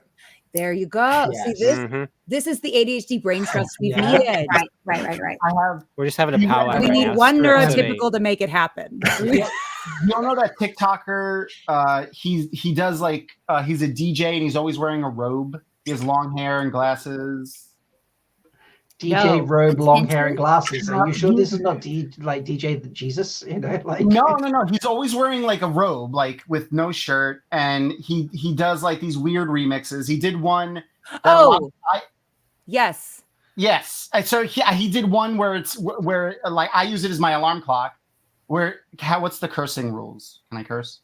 Oh, no, you that's fucking good. can't. Yeah, Okay. yeah. So he's like, he says, "Get the fuck out of bed, bitch, go!" And like then it's like an EDM track, and then it's just a remix of him saying, "Get the fuck out of bed, bitch," and that's my alarm when I wake up in the morning. And then there's another one that says, "Take your fucking pills," and that's my take my fucking pills alarm. That's a I good one. still forget, but Amazing. Welcome to the pill tip section of today's show. Yeah, I love it. This is great. The neurospicy slot. Do we think Yes. Perrin has ADHD? Don't get me No. started. Do not Yeah. get me started. Do not No, get me he's started. painfully neurotypical. or Oh, no, you know what? I was oh. gonna say I think he could have autism. Like That's he could be on the spectrum. I definitely think he has autism. I think all of us non-doctors are Yes, I am not a non-doctors. doctor. We should diagnose him. Yeah, will- yeah, as a I not doctor, Phyllus is hyperfixation. I believe that. Mm-hmm. Yeah, Because that's literally fair. someone projectile vomits. Wait, I skip. That's all I'm gonna say. That's all I'm gonna say. Yeah, He's just projectile very vomit. focused on her, Keep no going. matter what. Talk Even about that now. if there are beetles. Yeah. Well done, Ali. That's all. Well I'll say. done. Look You're- at me. It's hard. It's so hard good. not being the You're so good. spoiler, huh? Yeah, It it's is. hard not to spoil people. Yeah, It welcome. is. I don't can't think. tell you how much I sweat when I'm on first time reader shows. Like I'm like I go back and like I'm like reread the book that they're on like 5 chapters past wherever they're at so I can make sure that like I have it in my frame because it will be added to the list of things that I've done to people that I recount in my head before I go to sleep every night if I accidentally spoil somebody on So something. valid. real That's You so see, real I- of you. I normally feel like that around like Ali and Danny and that sort of thing. But we had Ali on my podcast yesterday with Jen and Meg, and Gus for a little bit, luckily before he had to dash off for rehearsals. And all we did was talk about Rafe's original script for the pilot. So it was like super safe. It was really chill. But the first time I spoke to Ali on a stream or anything, I was just like, what is Ali up to? Cannot mention this, cannot mention that, cannot mention this, cannot, you know. It's kind of the best part of Jordan Con is walking up to a group and seeing all of them get afraid of me. Well, that we have, I think Ebony, our lovely Empress, may she live forever. She's also Dragon Mount, but she does the new member orientation stuff for Jordan Con. She's amazing.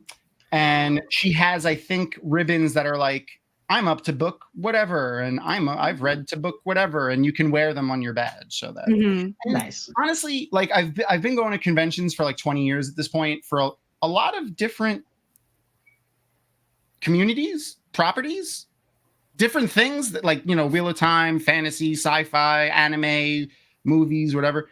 And I really think the Wheel of Time community is probably like the one that's most conscious about like spoiling things for people. Like, really don't want to spoil things for people. They're really nice about it. Everyone's really, really nice about it. I mean, we are statistically the best. So you are statistically the best. Yeah. Somebody just needs to make a ribbon that says, "Don't tell Allie shit." Yeah. Give it out. Don't tell her nothing.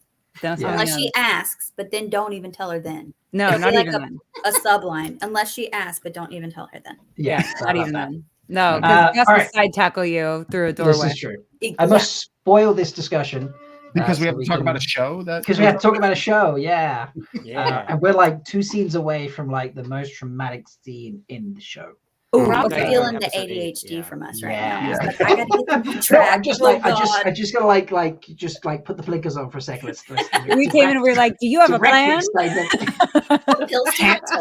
Plans. Tangent all right. us? Never. No. But we're gonna get it going, and so we're gonna see Matt destroying a box. Heck yeah! Enjoy. Ooh, Matt destroying a box. It's that kind of show. Yeah. A little bit of Rand first as well.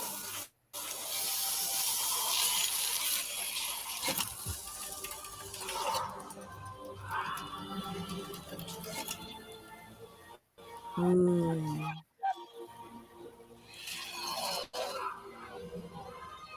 It's the picture of Valir. Get the horse around!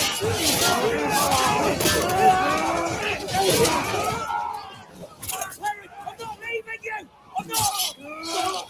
None of this matches if Rand doesn't have that. You're his only hope. We'll buy you some time. Go!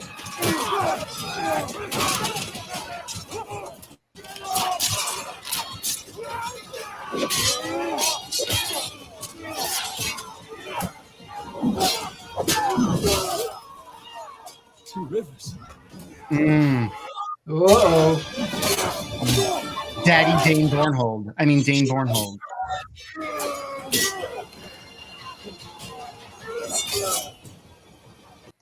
All right. Okay. I have one question. How come no one there was like, "Hey, Matt, what is that black horror growing out of the cut that you're making in the box?" And that's how you know they weren't actually at a girl's sleepover, because the questions he would have had. Why do you have that blade? What's it doing? Why is it making that color? This is men. Why do you This have is this men. box? Men are tragically uncurious. Oh God! Oh, don't even get me started. I need details. I need tea. I need you to give me all the good stuff. You'll notice there was no woman in that scene. You're not even going to tell me why you can cut this box open, this magical box. The ABC maidens were too busy kicking ass down the street. True. Yeah, this is true. Yeah. Not to mention, where you been? Yeah. You okay? How's your mental No, health? because Rand's haircut is more important than all of that. Rand's haircut is the most important thing. Yeah. Yeah. He was like, "Oh, I'm actually fine because my best friend's hair looks like shh." Yeah, this is very realistic. This is very realistic of the boys. We're not going to ask you anything that's going on with you, but we will roast you about your haircut. Like that is the boys. You know, it's so true. It's so true. Though this scene in particular, well, not the scene just before this one where Matt hugged Perrin when they saw each other for the first time again, and the scene when Matt saw Rand for the first time again in season 2, like those two scenes instantly sold me on Donald as Matt too, because like the on-screen chemistry between them was instantaneous. It was I was like, yes. Yeah, I cried. Although I was reunited. I cried. Yeah, I do think he was happier to see Perrin than he was Rand. I think he was very happy to see Rand. But like Perrin, like the two of them were like bouncing, hugging almost sort of thing. You know? He almost like shit his pants when he saw Rand. He was like, oh fuck, that's Rand. He just found me. Yes.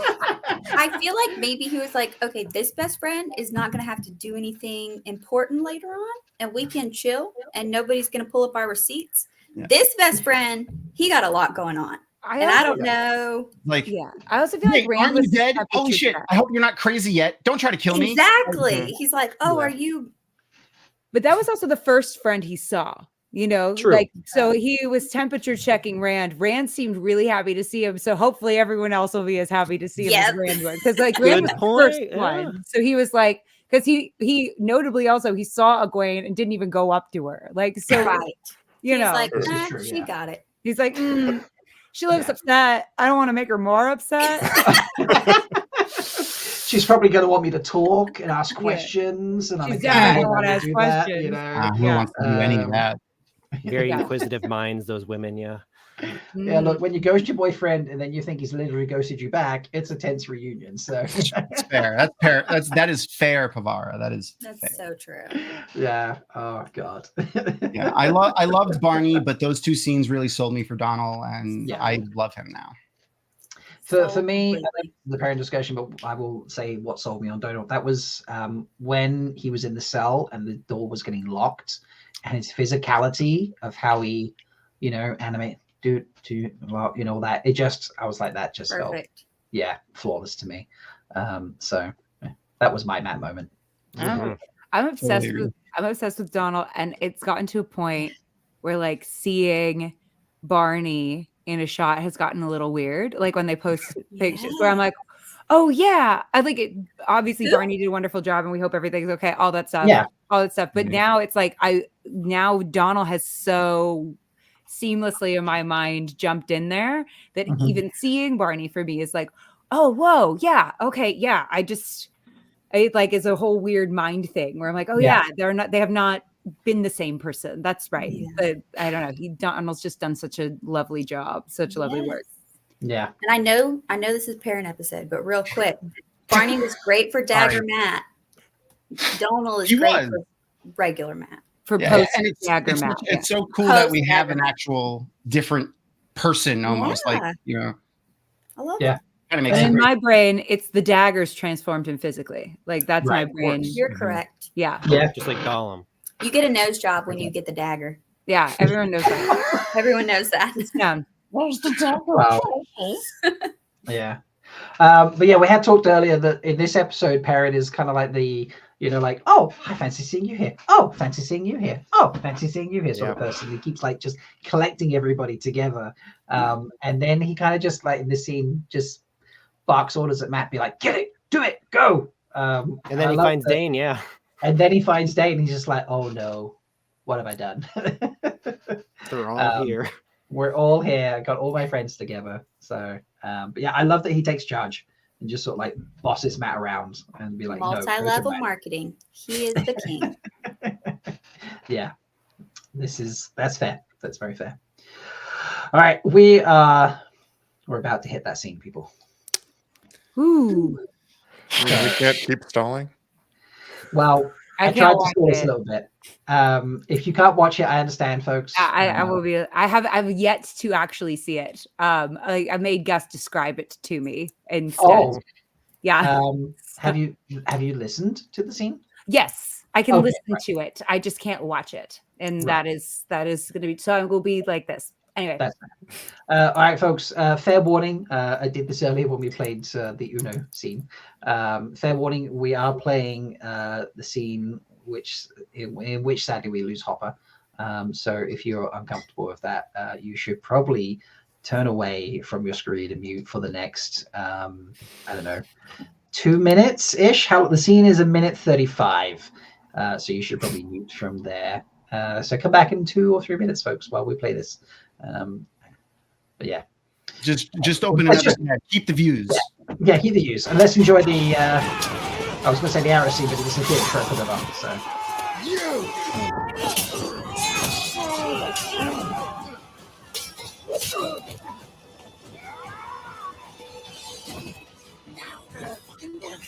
What you really are. Love him as Baldo. Yeah.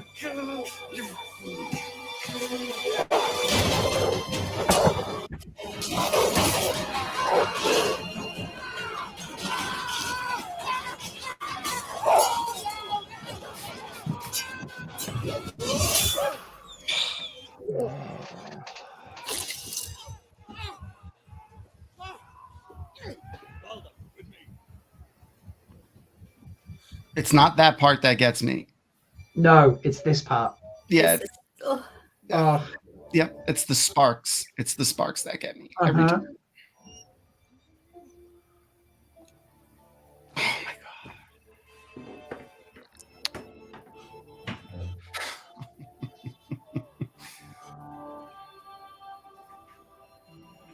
Oh.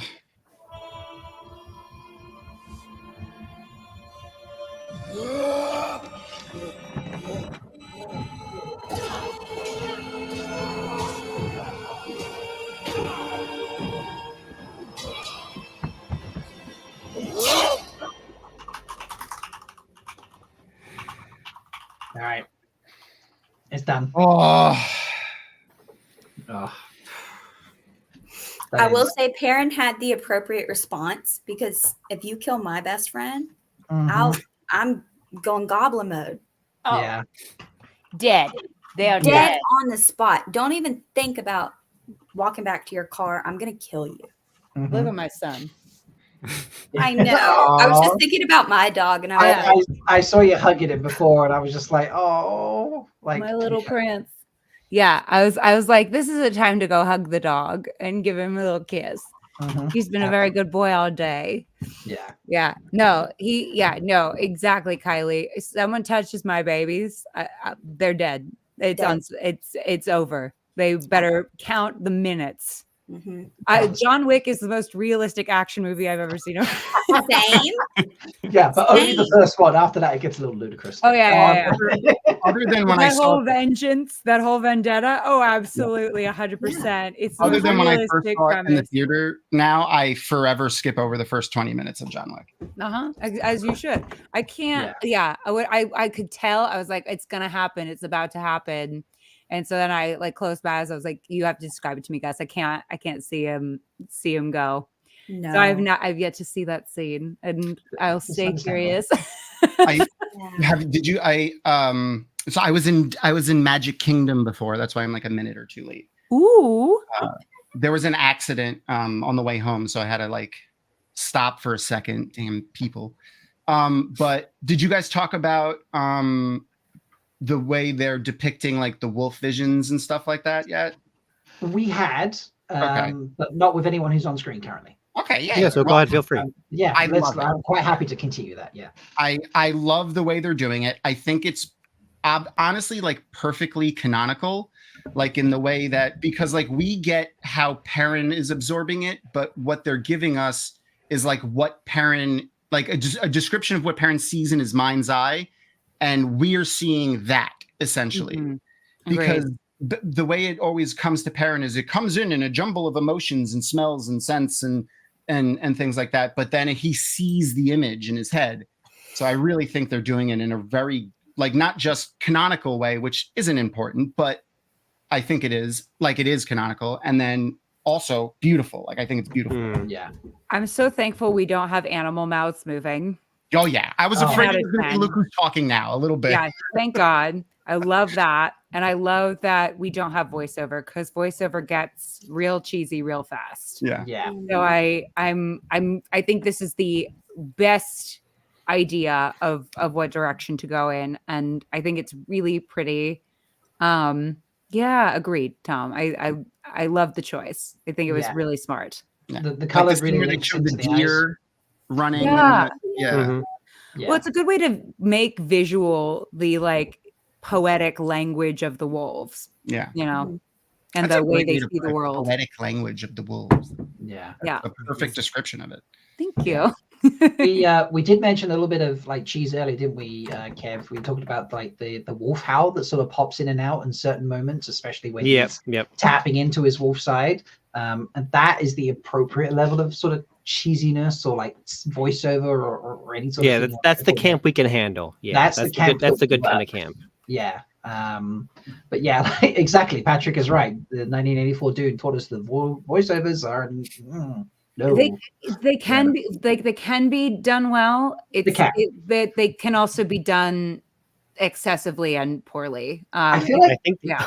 And they've really fallen out of favor lately in Hollywood in general. They don't like them now. So like unless they're really necessary. Yeah, for me it only works if it's more like a narration style. So like at the end of the very first episode where Rosamund says says the whole the spiel, like, the wheel stops turning, stuff like that. That it's almost like she's narrating a story like she does at the beginning of the episode. That's when voiceover works for me. Yeah. Like, if it's not necessarily actually narrating, but it feels like you're narrating a story, then voiceover works. And again, if it's not too much. Yeah, it can totally work. It's just like you have to be really, either you have to make it like exceptional, like at the beginning or ending of something like that, or it has to be something that you consistently use throughout. Right. And make really a part of the narrative structure. Otherwise, it becomes this like gimmicky thing that feels like off. Like the rest of the visual storytelling language. So it can be tricky. I'm excited to see how they do him interpreting emotions for people. Right. That's what I'm excited for. That'll be interesting. I almost feel like maybe they could do like a color thing. Yeah, I was thinking about that too. Like, because we do, so associate those things. Yeah, because like if someone's angry, you think like red, don't you? Someone's. He always talked about. I like the color idea, but he did always talk about the sense being like in a textural manner, like it's sharp, jagged, right. Things like that when like lying was happening or anger and things like that. He like, so I don't know how you would do that, but we finally invent smell-o-vision? Where we're going. We just have to at this point. We don't want to get into too much detail, obviously, because we don't want to spoil later things. But yeah, it'll be interesting to see how they do that. Kylie, Alex, I know you've been around for quite a while. You're staying, going. Kylie, did you say you needed to head off soon? I do need to head off soon. Good to see you both. Good to see you guys. Thank you for having me. Will you be at JordanCon this year? Yes. Yay! Allie, give you as well, Alex. Give some hugs. Yeah. I will. How about this, Rob? I'll tackle Allie, and you just pretend like I'm tackling you when you see the video. I accept hugs. So I'll tackle Tom. Tom seems. I will bring a little. I will print a little face, Rob's face on and put it on a. Please do. Yes. We'll have a flat Rob. No, you say that. Actually, we have 3 of the 5 Threefold Talk members have the heads those. I am one that doesn't, so I can't go to conventions that I'm not at. But we can take other people, so we need to get that made, and that can actually happen. But yes, thank you, Kylie, for joining us. And Alex, are you sticking around, or I could do one more scene? One more scene? Okay, Yay. that's great. No worries. Perfect. But thank you, Kylie. Appreciate your Kylie. time. Bye. All right, let's do said scene and chat about it, and then we can let Alex go, and then we will round out. We've still got the final photo to share, folks. Number 10 of all the behind the scenes photos we've been sharing today. So let's watch the next scene, and yeah. Oh.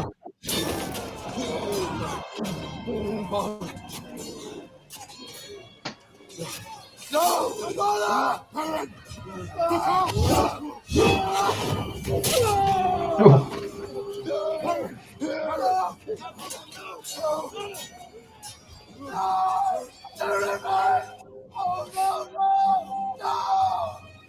Don't be so so bloody surprised I'm a hero of the Horn?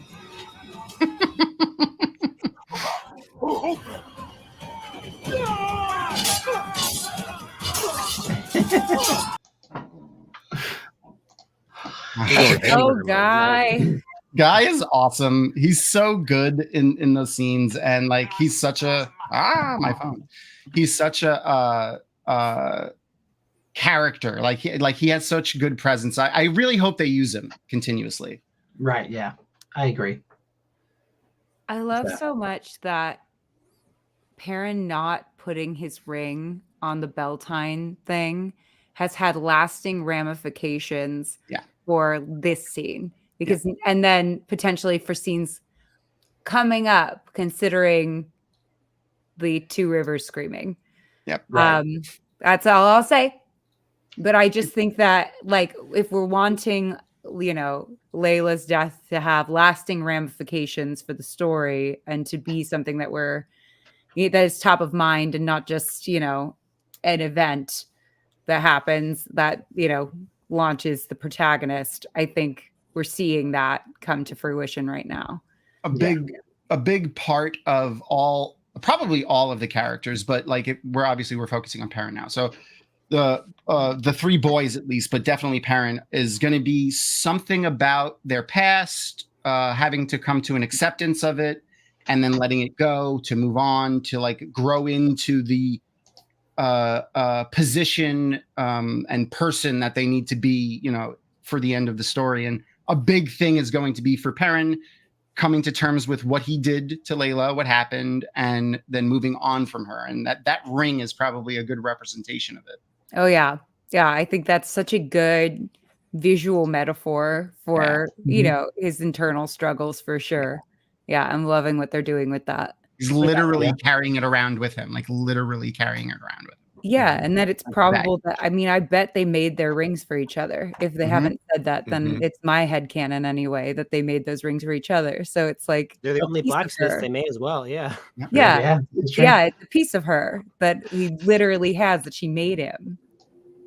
So yeah, I think I think it's just good. It's just good. I just like it. 10 out of 10. And Alex, because this is the last thing you're joining us for, what are your thoughts on like Perrin's just journey in season 2 and like where he's ended up being? Yeah, I mean, I think he ends season 2 a lot stronger than he ended season 1.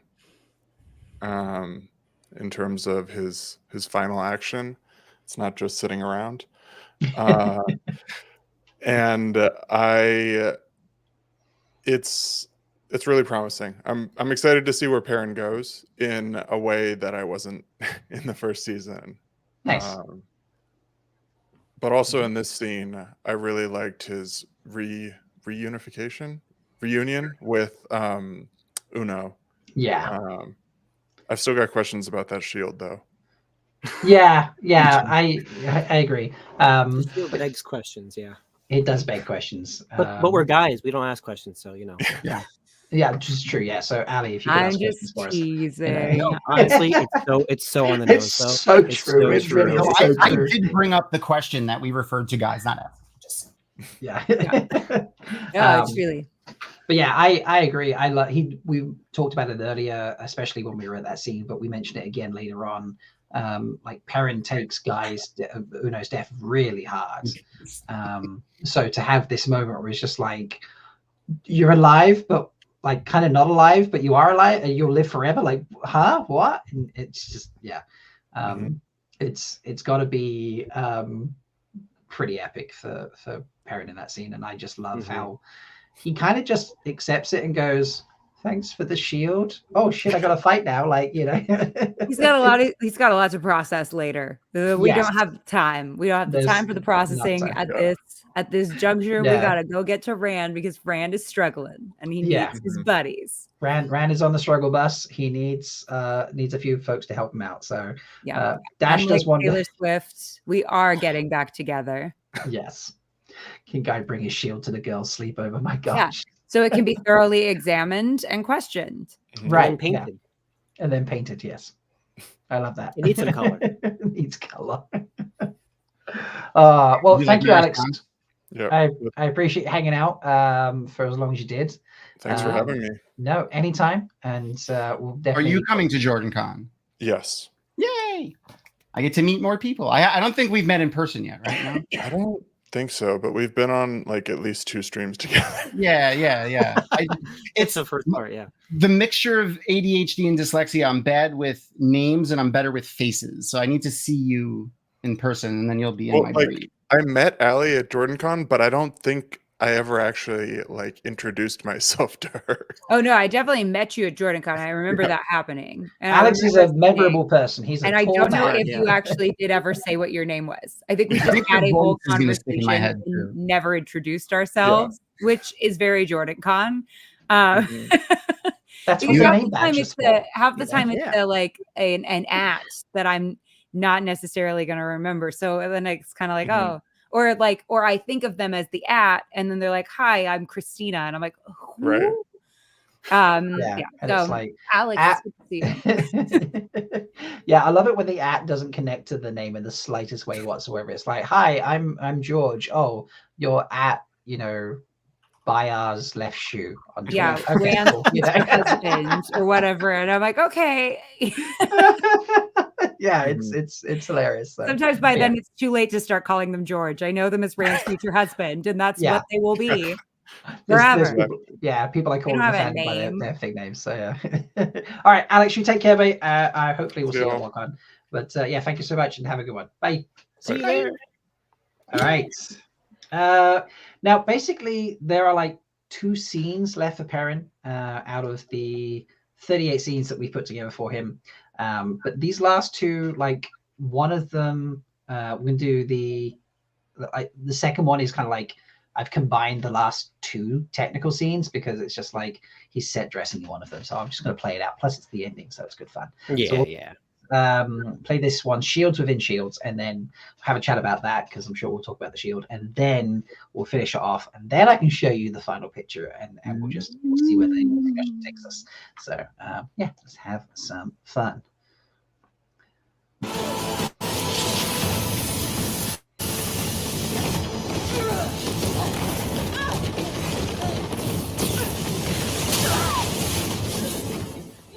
Why?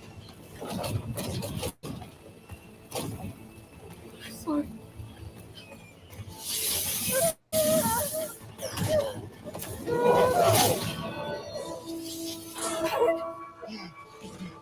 I'm here. No need later. Run! Hurry!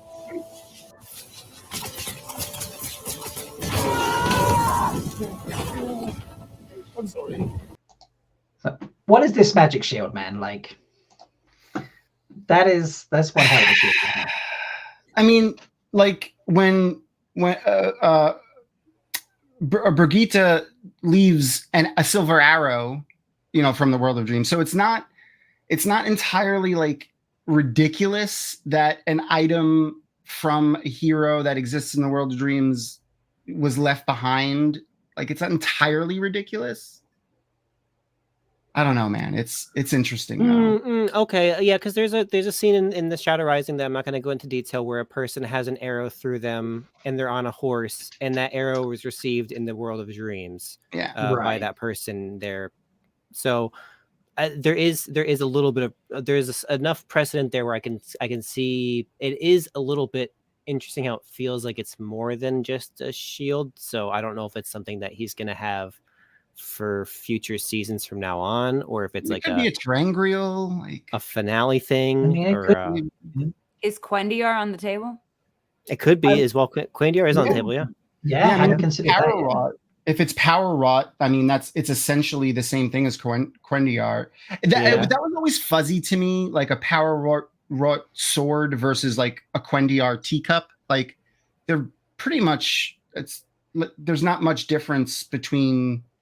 I don't know the difference. Really, yeah, because Quendiar is a transformation of a material. So like a power wrought like sword or shield or any kind of weapon is like the power was used to aid the creation of it, but it didn't transform it into the substance that is Queen DR. That's like a different. It's like indestructible, and it's nothing can destroy it except for the one power, and even the one it can reflect the one power in most cases. I think the one power could destroy a power wrought blade.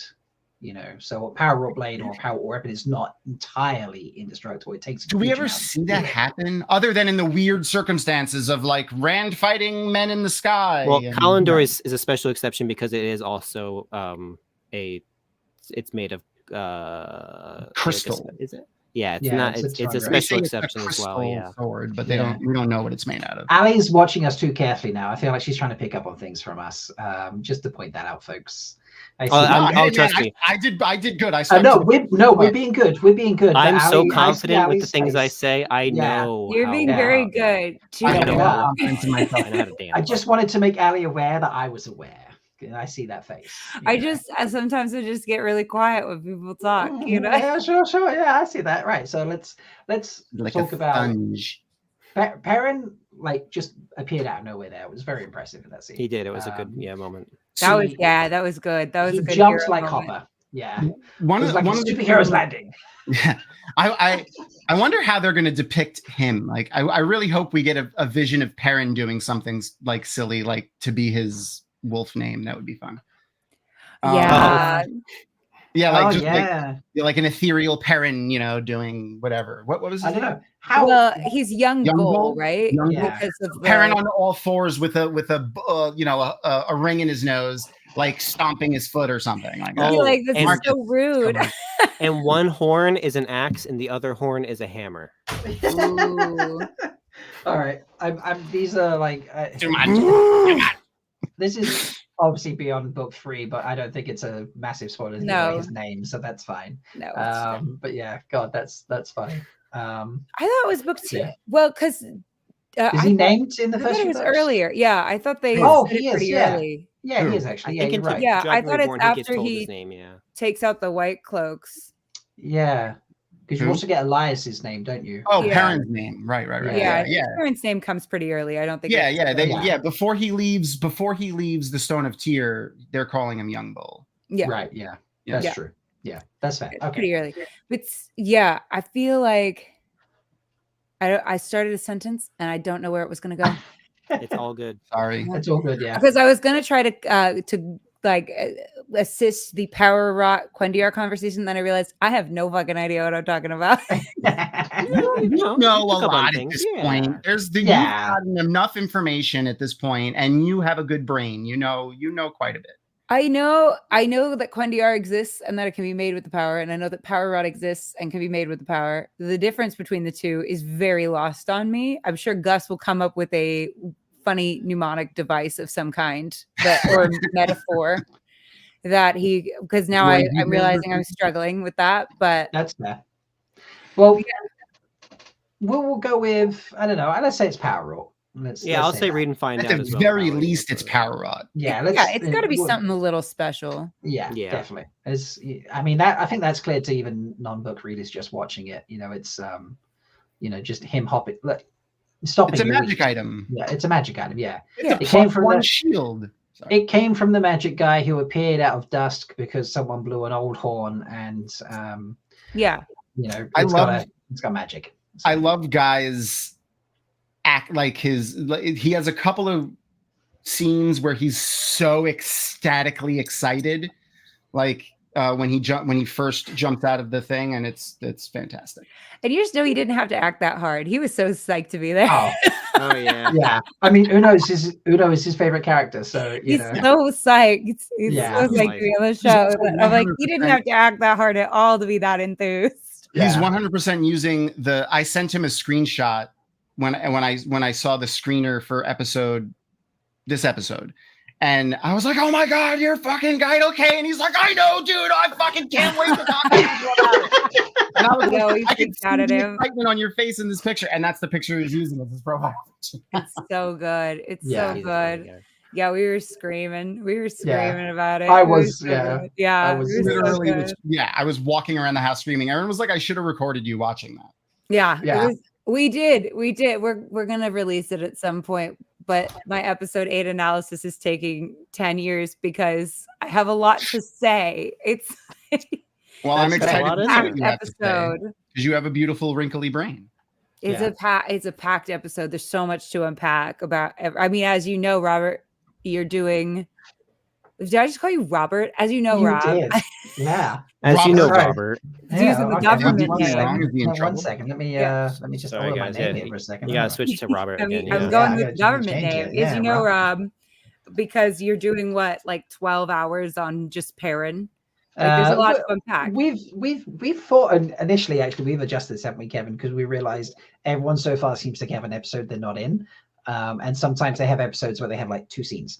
So we're doing about 7 hours on average. And Oh, is that sometimes, all? sometimes we have to stretch that. Yeah. Hey, look, it might start early for you, but you know, if I did 7 hours from when we normally start, 12 hours or whatever from when I started, I'd be going till 5 a.m. And I'm like, I ain't built for 12 hours, not on this, no. So, but I am now Robert, by the way, just so you know. Now he's Robert. Yeah. Yeah, He's back to Robert. Yeah. We did it was, I think it was ended up being like 13 hours for the marathon season 1, season 2. Oh gosh. It was rough. It was rough. I had a lot of fun and I was awake the entire time, but like afterwards my brain was like off. Gone. Yeah. We did one 12-hour stream to raise money for the strike funds, and I was dead for like 3 days. That was when I was in Prague, actually. I remember that. Yeah. That was I so much respect to the people who could do more than one of those ever. But I think the only other time we're going to do it is when I'm doing the last battle. We might do like the entire last battle chapter as like a long live stream for charity. So people right, yeah. Yeah, and I was actually going to reach out gonna- to you because we might do people popping in to do wellness. You're checks doing like on me. you're doing a 36-hour live stream? Well, no, it's apparently it's 12 hours. Oh, you're going to listen to Or it for something- 12 it's hours. like 10 hours. And so we were like, oh, and then we just have people pop in and say hi and make sure I'm still alive and not weeping uncontrollably in the next room. Well, you probably will still be doing that too. Yeah. Probably. Yeah. I think I need people to break it up a little bit and make sure I'm doing okay. I think the last battle chapter I think is 6 hours and like 40 minutes just by itself. It was something where we were like, this is possible to do. Yeah. We could do a like long live stream with this. Yeah, you could like listen to different segments and like figure it out in advance and like pause it here and then like off we go. Sort of thing. Yeah, and get like my sister to walk the dog. Dana says the audio book's like 9.5 hours. So Yeah, something like that. So Yeah, we like okay, listen cool. to it, and anyway, we'll reach out. I'd be down for Yeah, that. So. but Perrin. But Perrin, yeah. But Perrin. Let's watch his. He end does scene. have a lovely butt as well. Just saying. Yeah, let's watch his end scene. We'll watch the whole thing, and then talk about it, and I'll share the picture. Yes.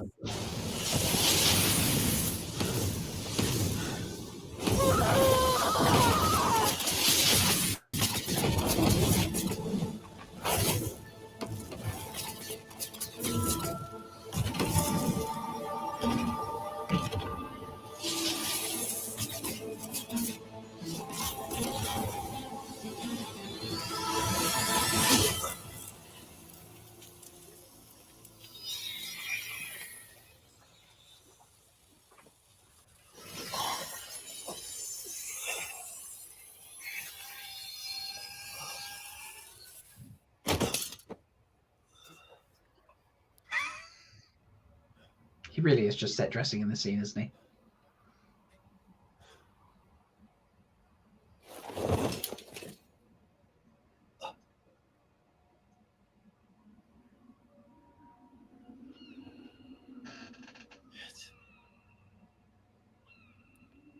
It's beautiful. Do you see it, love? What do you see?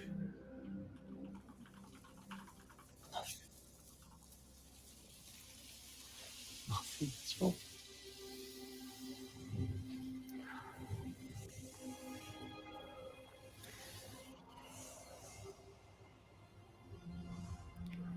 He's got to put some lotion on. He's looking a little ashy. Yeah. Got that cocoa butter. It's a bit chapped there, buddy. Try it out. Come on, like it's moisturized. Get a little of that Aveeno.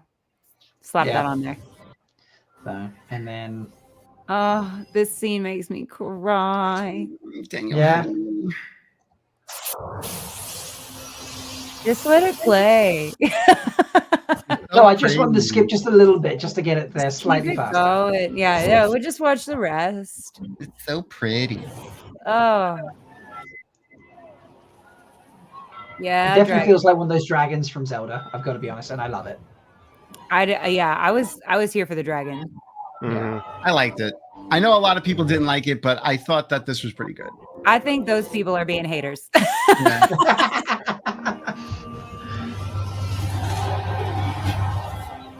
I'm like, you try making a dragon out of fire. Like, let Moraine live. Exactly. On the fly. I'm sure that's not a weave they taught in novice classes. A great way to proclaim the dragon being reborn. Yeah.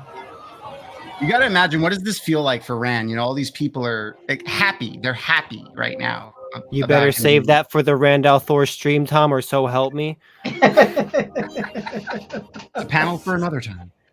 Yeah. I actually do want to get into that at some point. I'm excited to. Yeah. Oh, he's in love. Miss Thema.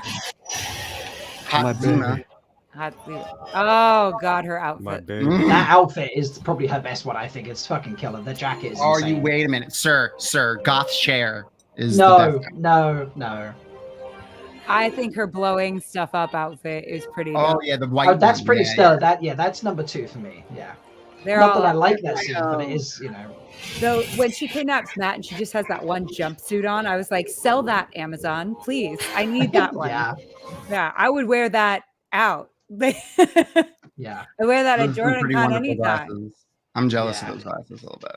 Yeah, her outfits are dope. Speaking of yellow eyewear, I'm happy that we have full yellow-eyed Perrin now, not just like this weird transformation thing that he was going through. I mean, I like the fact that it was like he hadn't accepted, he was kind of being blah, blah, blah, but I'm glad that wasn't how it functioned.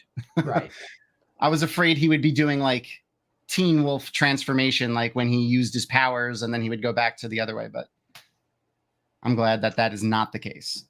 Somebody wants to know why Avienda would think he's the chief of chiefs. It might have something to do with the fire dragon. Yeah, there's gonna be some kind of prophecy, and That was not me being a dick. That was just me being like, I mean, if I saw a guy with a fire dragon behind him, I kind of go, huh? Maybe And he's also, our savior. If He you seems think like a legendary guy. Yeah, if you think about the Aiel and their chiefs and how they visibly see they're their chiefs, and then you see that in the sky, yeah, curled around a tower that looks like an arm. And honestly, I never actually made that connection until right this second. So no, there we that's go. it. That's the reason. Yeah. We You have a lovely figured it brain out. too, Kevin. That was Yeah. it. Yeah, There we I go. just thought it was the epicness. And I was of trying it. to, I was like, trying to be that just makes vague there, actually, so not much trying to be a dick. So if I It came across does- like a dick, I'm sorry. It does. I mean, and they could Yeah. just slightly edit one of the Aiel prophecies of of the Karn to be like, not past book 3. Oh, yeah. Let's we'll just bring that back a little bit, yeah. 'Cause we were edging past, so yeah. They so- talk about that in book 2 on the way to the Stone of Tyr. to be honest, I can't remember. When the girls meet them in the brush. That's in the Dragon Reborn. But I think they the- mention Okay, it- right. Okay, yeah. Book All right, book 3. Sorry, yeah. Yeah. But I think I started a sentence again with no. Well, That's okay. when in doubt, bring it back to I speak Perrin. that language Yeah. too. I speak that Would language. Bring it you, back to would Perrin. you would you like to see a pretty picture? Yes. Yes. Yeah, behind the So scenes bad. pretty picture. You've not seen any of the other pictures yet, so let me show you the other pictures. Can I see the other pictures? Yeah. Yeah. No. You got to tease it more. Now we have to go through all the other pictures first, and then do the last. Yes. Let me make sure because I got them in Build slightly the out of order. earlier, didn't I? anticipation. Okay, so picture 1. It's early on. Oh, They do a good job making him look way taller than Perrin in the final shot. They do, yeah. So it's so good. Then this picture 2. Apparently, coming across that village, there was a stage, a blue screen. Yeah. they can do amazing stuff on sound stages. Yeah, It's Is that unreal. the shit? What's it called? No, it's not, right? The thing that they use in Star Wars, that new green screen thing. No, I don't think so. Oh, I don't know what it's called, but I know what you're talking about. Yeah, it has a name. Like it's like got a simple something. name. And then we had the filming of his sort of dream sequence around the table with the flies. That's a cool setup. Yeah. So I love when they put them on rails and they just sort of film them over and over and over. So you get like the overlapping images and things like that. It works so well. Here's one of the most exciting scenes, I think, when we were just seeing pictures of season 2, but from an angle you would not expect. Here is Dordrel, almost from the Drawls expected. Yeah. POV, you are a door draw nailed to a door. Yeah. POV, Yeah. This is Dordral's crotch. Yes. No, it's so funny acting to cameras that are like in those awkward positions. Yeah, people It's don't gotta be think a thing. about it. Perrin looks huge there. He is so tall. He's a big guy. I think isn't Marcus a big Marcus is guy? tall. Marcus is like Marcus is 6'2" tall, yeah. or 6'3", I believe. Yeah. Big guy. Then Especially we had with actors, that's very tall. Yeah, in with actors, yeah, that's Yeah. ginormous. Now this is so cute, Kev. What did we discover on this when we zoomed in? Because I've been opening them in a different file and zooming in. In fact, I Perrin was might a need little to bit go. cold. Perrin was a those little bit cold. Yeah, those are night shoot outfits for sure. Like the second It's not so much the outfit. It's let me switch screens for a second. night shoots are so cold.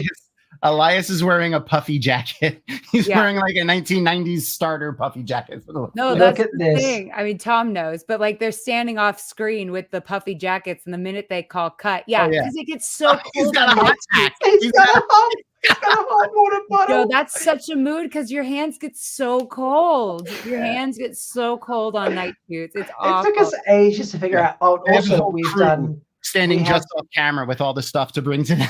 Yes, exactly. They got some PA that's off camera with all their jackets and stuff ready Who's to got like. the hot cocoa? Where's the roadmap hot them. cocoa? Yeah. And also we've had a lot of fun looking at boots, and whilst doing that, we've discovered 2 occasions where there is a hidden person behind someone, like the discussion with that Waygate scene at the first one. So we've had a lot of fun doing this today. It's been very entertaining. So there was that, and then we had this scene. I know, right?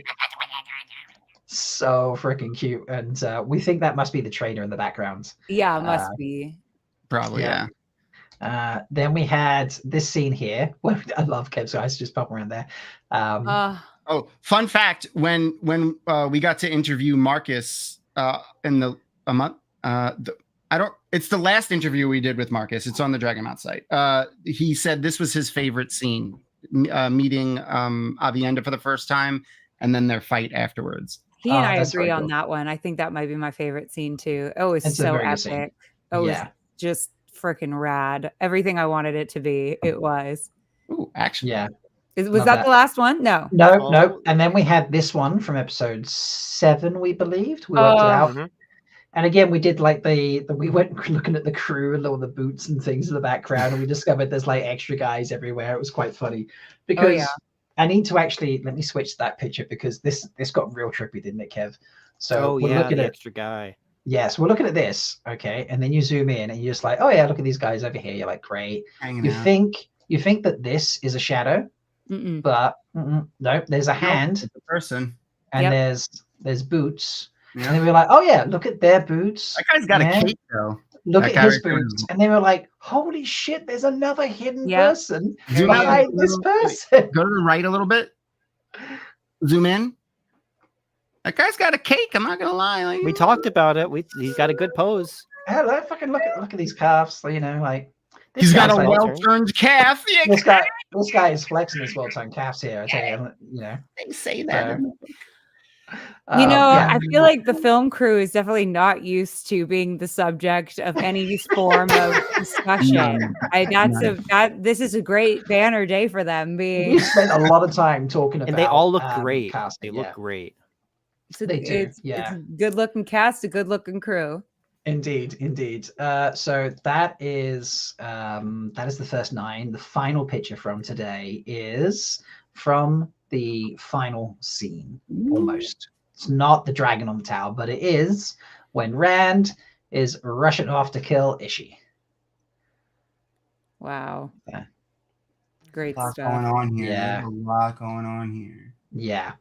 So we can do some zooming in and out because I do have it open in the other file, so we can have some fun. Poor old Matt hiding in the background. But yeah. But yeah, and his eyes are. He looks. Oh man, he looks so good in this scene. Like, yeah. And this, I think, this confirms that those are contacts, not yes. Those contacts are so uncomfy. They gotta be. They're so uncomfortable. Jim Carrey at one point, because of the Grinch, the live action Grinch that he did, those contacts and that makeup and stuff, and that process of putting all that makeup on was so arduous, long, and uncomfortable that he hired a torture specialist, an FBI to endure it. A guy that teaches FBI agents how to resist torture. Yeah. It's such a those things are really uncomfy. So kudos to Marcus for having to wear those for the rest of the show. Yeah, genuinely. Be real comfy with that. The shield 100%, like it looks like, I mean, obviously if it's a power up thing, like it doesn't need to be, but like it looks like it's hammered. Like you can see hammer marks all over. Yeah, look at those dimples. Yeah. That's cool. Good The detail. inlay looks awesome. Yeah, this is what happens when you get like super high res photos from, it's just zooming in is so great. This F-all pixel, it's not until I get like this close that it pixelates, And you can still see it perfectly. You can still make it out. Like it's ridiculous. I love. And that's what's amazing to me. That's a wig, by the way. Look at the detail of that shield that we see in like 2 or 3 shots. I mean, it's just, look how much work went into that thing. Yeah. God, designers are unbelievable. Putting all that work and detailing into something that's going to be seen for, a few seconds. It's just, I just love designers. Like this, being able to see this hawk is just so good. It's a hawk? Okay. Yeah. Yeah, that would be the Shinar, yeah. Yeah. Interesting. Interesting Geidel Kane, like that's the shield that he has. It's interesting when you think about the most recent version of him. And look, well turned Karth. Are we agreeing? Yeah, there we go. There it is. A little bit of crew action there. Thank you, Chapman. So look, gotta give the crew. I don't love, know man. if his name is Chapman. No, I know that's the camera. Chapman, Yeah, all right. It is now. It is now. That is. It his is name. now. Yeah. I mean, look what he's rocking. Nice rocking hat. They're rocking the hat as well. Like this is killer. Well, man. in that sun, you got to be rocking a hat. Your back's going to be to the sun all day. You better be rocking that hat. Yeah. Oh. Yeah. Egwene looks awesome too. Oh my God, it looks great. I love those, especially when we get those ones that like have so much CG for like the channeling. Seeing it without it is just, I just love to see like the difference of like you can see how much work had to go into what they were making. And, just to see the comparison. Davinia Lamont and Sharon Gillum. Davinia is the wig, prosthetics, and makeup, and Sharon is the lead costume. They amazing, absolutely amazing. Oh yeah, look at the detailing on Rand's jacket. Yeah, stuff that you're not going to see. And like this, obviously, this is this cuff is meant to be just worn because the dress is just handed down, so on and so forth. But someone's designed it to look that way, and it's done so well. Distressing costumes is the most fun. Distressing costumes is great. You take this like material and you just like scrape at it until it comes apart. It's really fun. I've gotten to do Rand's new cinnamon roll. I like that they've kind of explained why it sucks, because it's like why like the wound is so bad is partially because like Elaine doesn't have the healing ability to really fix it the way that it needs to be fixed. And that thing looked gnarly. Oh yeah. And it was made with the dagger that makes the horrible black tendrils and whatever it cuts. Yeah, it's both. It's a combo. Matt hanging in the background, bless him. Bless him. Yeah, and then I'm assuming Elaine is somewhere behind, just here. She's a map. Behind the mask that is Yosha. Oh, I think that's her right there. Look between his legs. Oh yeah, look down there. Yeah, let's look. Oh shit, yeah. There's my girl. Got some bruises on her arms. Nice boots. This stuff with all of this like combat, yeah, the boots. Wow, this stuff with all this combat and everything is so intense. You can really come away pretty bruised. Rand's got some fancy shoes on, really, considering they look a little modern. Well, Moraine, I think he borrowed his clothes from Barthanes, right? That was the last. Yes, he did. Yeah, you're right. You're This right. is true. Yeah. Mhm. So that would make sense. That he's got a nice outfit. Yeah. Yeah. But just so cool that we get images like this to be able to share. You know, I love there was a Perrin's great vest detail. also. Rob, you should show them the great detail from the cage photo that we saw behind Oh Jay yeah. Duffy. Oh man, that was a great detail. This is insane. You're gonna love this. Like we're gonna crop this out and share it with Jay later. I think he's gonna be really happy that we've picked up on this for him. It's a little life changing. Are you ready? Yeah. This cage behind him.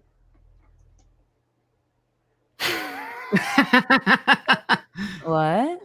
Look at that. That soldier is just staring down Jay Duffy like, dude, Daggers watch at your him. back. The daggers. Oh wow, yeah. Because like you can see like the eye. That is so creepy with the mask. That must be I have to think it's a dummy, right? Well, we looked at the other positionings too. Like the other cage has someone that looks like they're laying in a way that like a person would lay if they were like in a cage. So like, But then we were like, compared, yeah. What pitch did we compare? Where is it? It's also cheaper than to have a double just kind of sit in a cage, but Well, not to mention, That's good. That's not to good. mention how long filming so if you goes. look- You're asking an actor to essentially crouch in a cage Yeah. for hours. About that too. Let me see if I. So we compared this, and we were like, okay, so where is Avienda's cage? Because you know that's this one is this one that's over on the left. Mm-hmm. Okay, and then we're like, there's a lot of bright lights in this one over to the right here. So then we envisioned that when you look at all the lights here, that Avi's Yeah. cage must be this cage here. Yeah. Yeah. Okay. So Yeah. which She then wouldn't means be in it Guy's for this cage, shot, I think. Guy's cage must be like right here because he's behind. Yeah, he's behind. Stan, Yeah. And So, we know but that yeah. was a dummy. We know that was a dummy. Yeah, Got Guy's it. Guy's yeah. one was a dummy. Yeah. Yeah. But either way, it was fun. It was so funny. It was a bit of a jump scare just to see the show. It was. I just zoomed in. I was just like, wait, can you see the eyes? And then I zoomed out slightly. The eyes just looked like it was staring at the back of Jay Duffy's head. You were like, Jay, watch yourself, man. You know? Watch yourself, yeah. If he's alive. When we Kathy interviewed Ayula around the same time she did Marcus, and I remembered the cage thing standing out as something that she said. She said the first thing that she filmed, like for season 2, was that scene, and the very first day of filming, the very first scene she filmed was 4 to 6 hours just sitting in that cage. Yep. She said it was a surreal experience. I spent the first at least 4 to 6 hours of the first day of shooting in that cage. There's a picture, which I'll try to post at some point, of me in the cage, and Marcus is like standing next to it, pulling faces. So I guess that means making faces, but that's. So this one. Yeah. That's cute. That's really cute. Yeah. Ow. Yeah. Good thing she's in her 20s. Yeah. Oh no, now she's in her 30s. Well, she was in her 20s when she filmed it. After that scene was She is amazing too as Avi. Like I love her as Avienda. She's really good. She's really good. She's got that little sense of humor, right? Like her little like, don't worry, I'm not, gonna attack you in a fit of lust. Like and her little smile afterward just kills me. She's so adorable. I love her and Perrin together. I'll really miss Gaul if they don't put Gaul in, but having this relationship between Avienda and Perrin of like a similar, like where Gaul was Perrin's brother almost, but having like a brother-sister relationship here with Avienda and Perrin is going to be really interesting if that's the way they go with that, especially, how much Avienda is going to need to be around. I love that they've been having Rand's cohort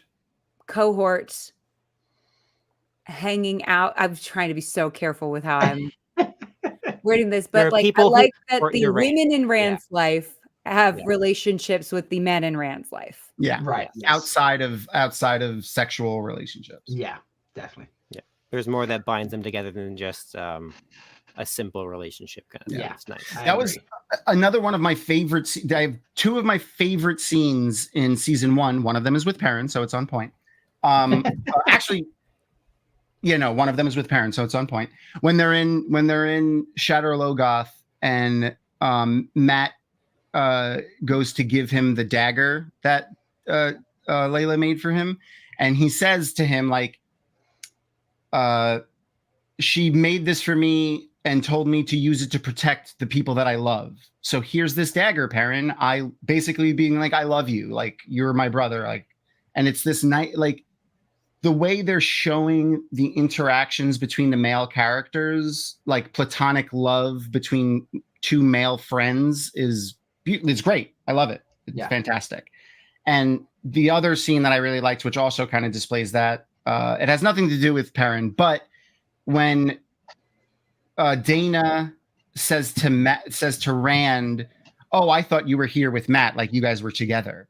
Oh, yeah. And his reaction, I feel like if they made this in the early 2000s or in the 90s, would have been like, "Ew, no, I don't like dudes. I like women." But his reaction was like, "I could do better than Matt." Like, yeah, I really love that they're showing like a version of that is not like toxic heterosexuality. It was just like, well, what was his like? Oh, if I was so inclined, I think I could do better than Matt or something like that.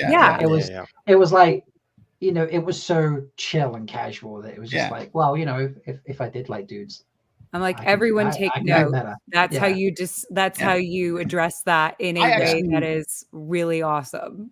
When we were talking, we did a panel at Jordan Con. I don't remember what year it was. It was right after they announced the first time they announced like when the show was coming out. It was the first Jordan Con right after they announced the show before COVID. We had a panel on like what could they change.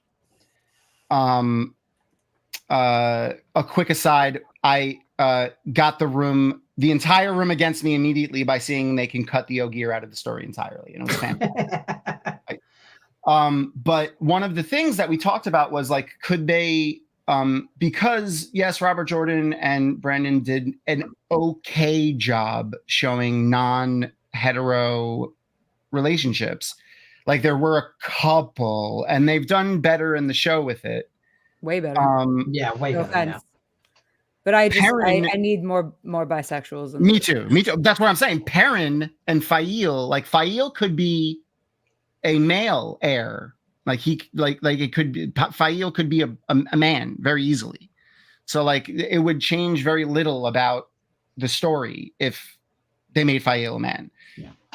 It's an opportunity. It's not something that needs to happen, but if they're going to try to change one of the main characters to be bisexual or gay, then I mean Matt's right there. But I think Matt's the perfect choice. Matt's always struck me. Well, maybe it's just because I identify a little as a Matt, and I'm definitely in the eligibility community. But Matt is always the eligibility community. That's amazing. I stole that from TikTok, and I was like, it's mine. Yeah. But but I was like, I have always felt like Matt's a little, just a smidge. Agreed. All right. I think we've kind of ramped down the Perrin talk now. So might be time to say goodnight and adieu.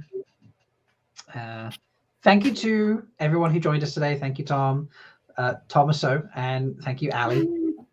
Well, we hadn't changed to our proper long name, so that's my. This is true. Yeah, I have been Robert. He has been Kevin. Sorry. Yeah, I'm already branded as my full name, so I got that out of the way. Made it much easier. The photos from today's stream will be shared out. I will share them out tomorrow. Obviously, we write as good quality alt text as we can, especially in images such as these. So we'll post those out tomorrow. There is no Kiserai stream for April because of Jordan Con. We decided there was too much pressure to do that and a stream, but we have a special kind of event planned for May as a response. Yay. So there's no date set for that yet, but Kev and I and Pavara, who is wonderfully keeping us on point and organized. This Everybody would not thank happen. Pavara. Yes, please thank Pavara. This would not happen without Pavara. Thank you, Pavara. That's not exaggeration. Yeah, but we're gonna do a special event in May, and like Amazon, they finished filming. Like send people to us. Yeah, come on, yes, let's give do us this. We know they're free. Yeah, we know they're free. We know they're not doing anything. They're done. Unless, In are fact- you starting season 4 already? In fact, Kev, actually, I need to. I'll need to send you a message afterwards. Something just occurred to me that's actually really Noted, exciting. noted. So noted. Yeah. Okay. So yeah, thank you everybody. Thank you to all the guests. Thank you to Pavara, and thank you to Amazon for the images as well, because people love behind the scenes stuff. So keep giving it to us because. Thanks for the invite. Yeah. It's been fun to see you, Rob, twice in one weekend. I know. I saw you yesterday for Three Wheeling Podcast, and then I see you today for the Kiserai stream. So yeah. I know. We're just How hanging novel. out, and then we'll see you at no. No, Well, you'll see me at cardboard cutout. I will have. Yeah, see you. Yeah, you'll see me at WhatCon. There. Yeah, And unfortunately, not life. TechCon. Yes, life got in the way, and there's I can't this is. It's a big trip to make twice in a year. Like, I get it. Huge. I was like, I got a wedding in June in North, wherever it is, just north of Boston. I got to figure out how to get to. So that's the priority. So anyway, thank you so much, folks. Everyone, I loved it. Thank you, Kev, and we will see you next time, folks, in May. Bye.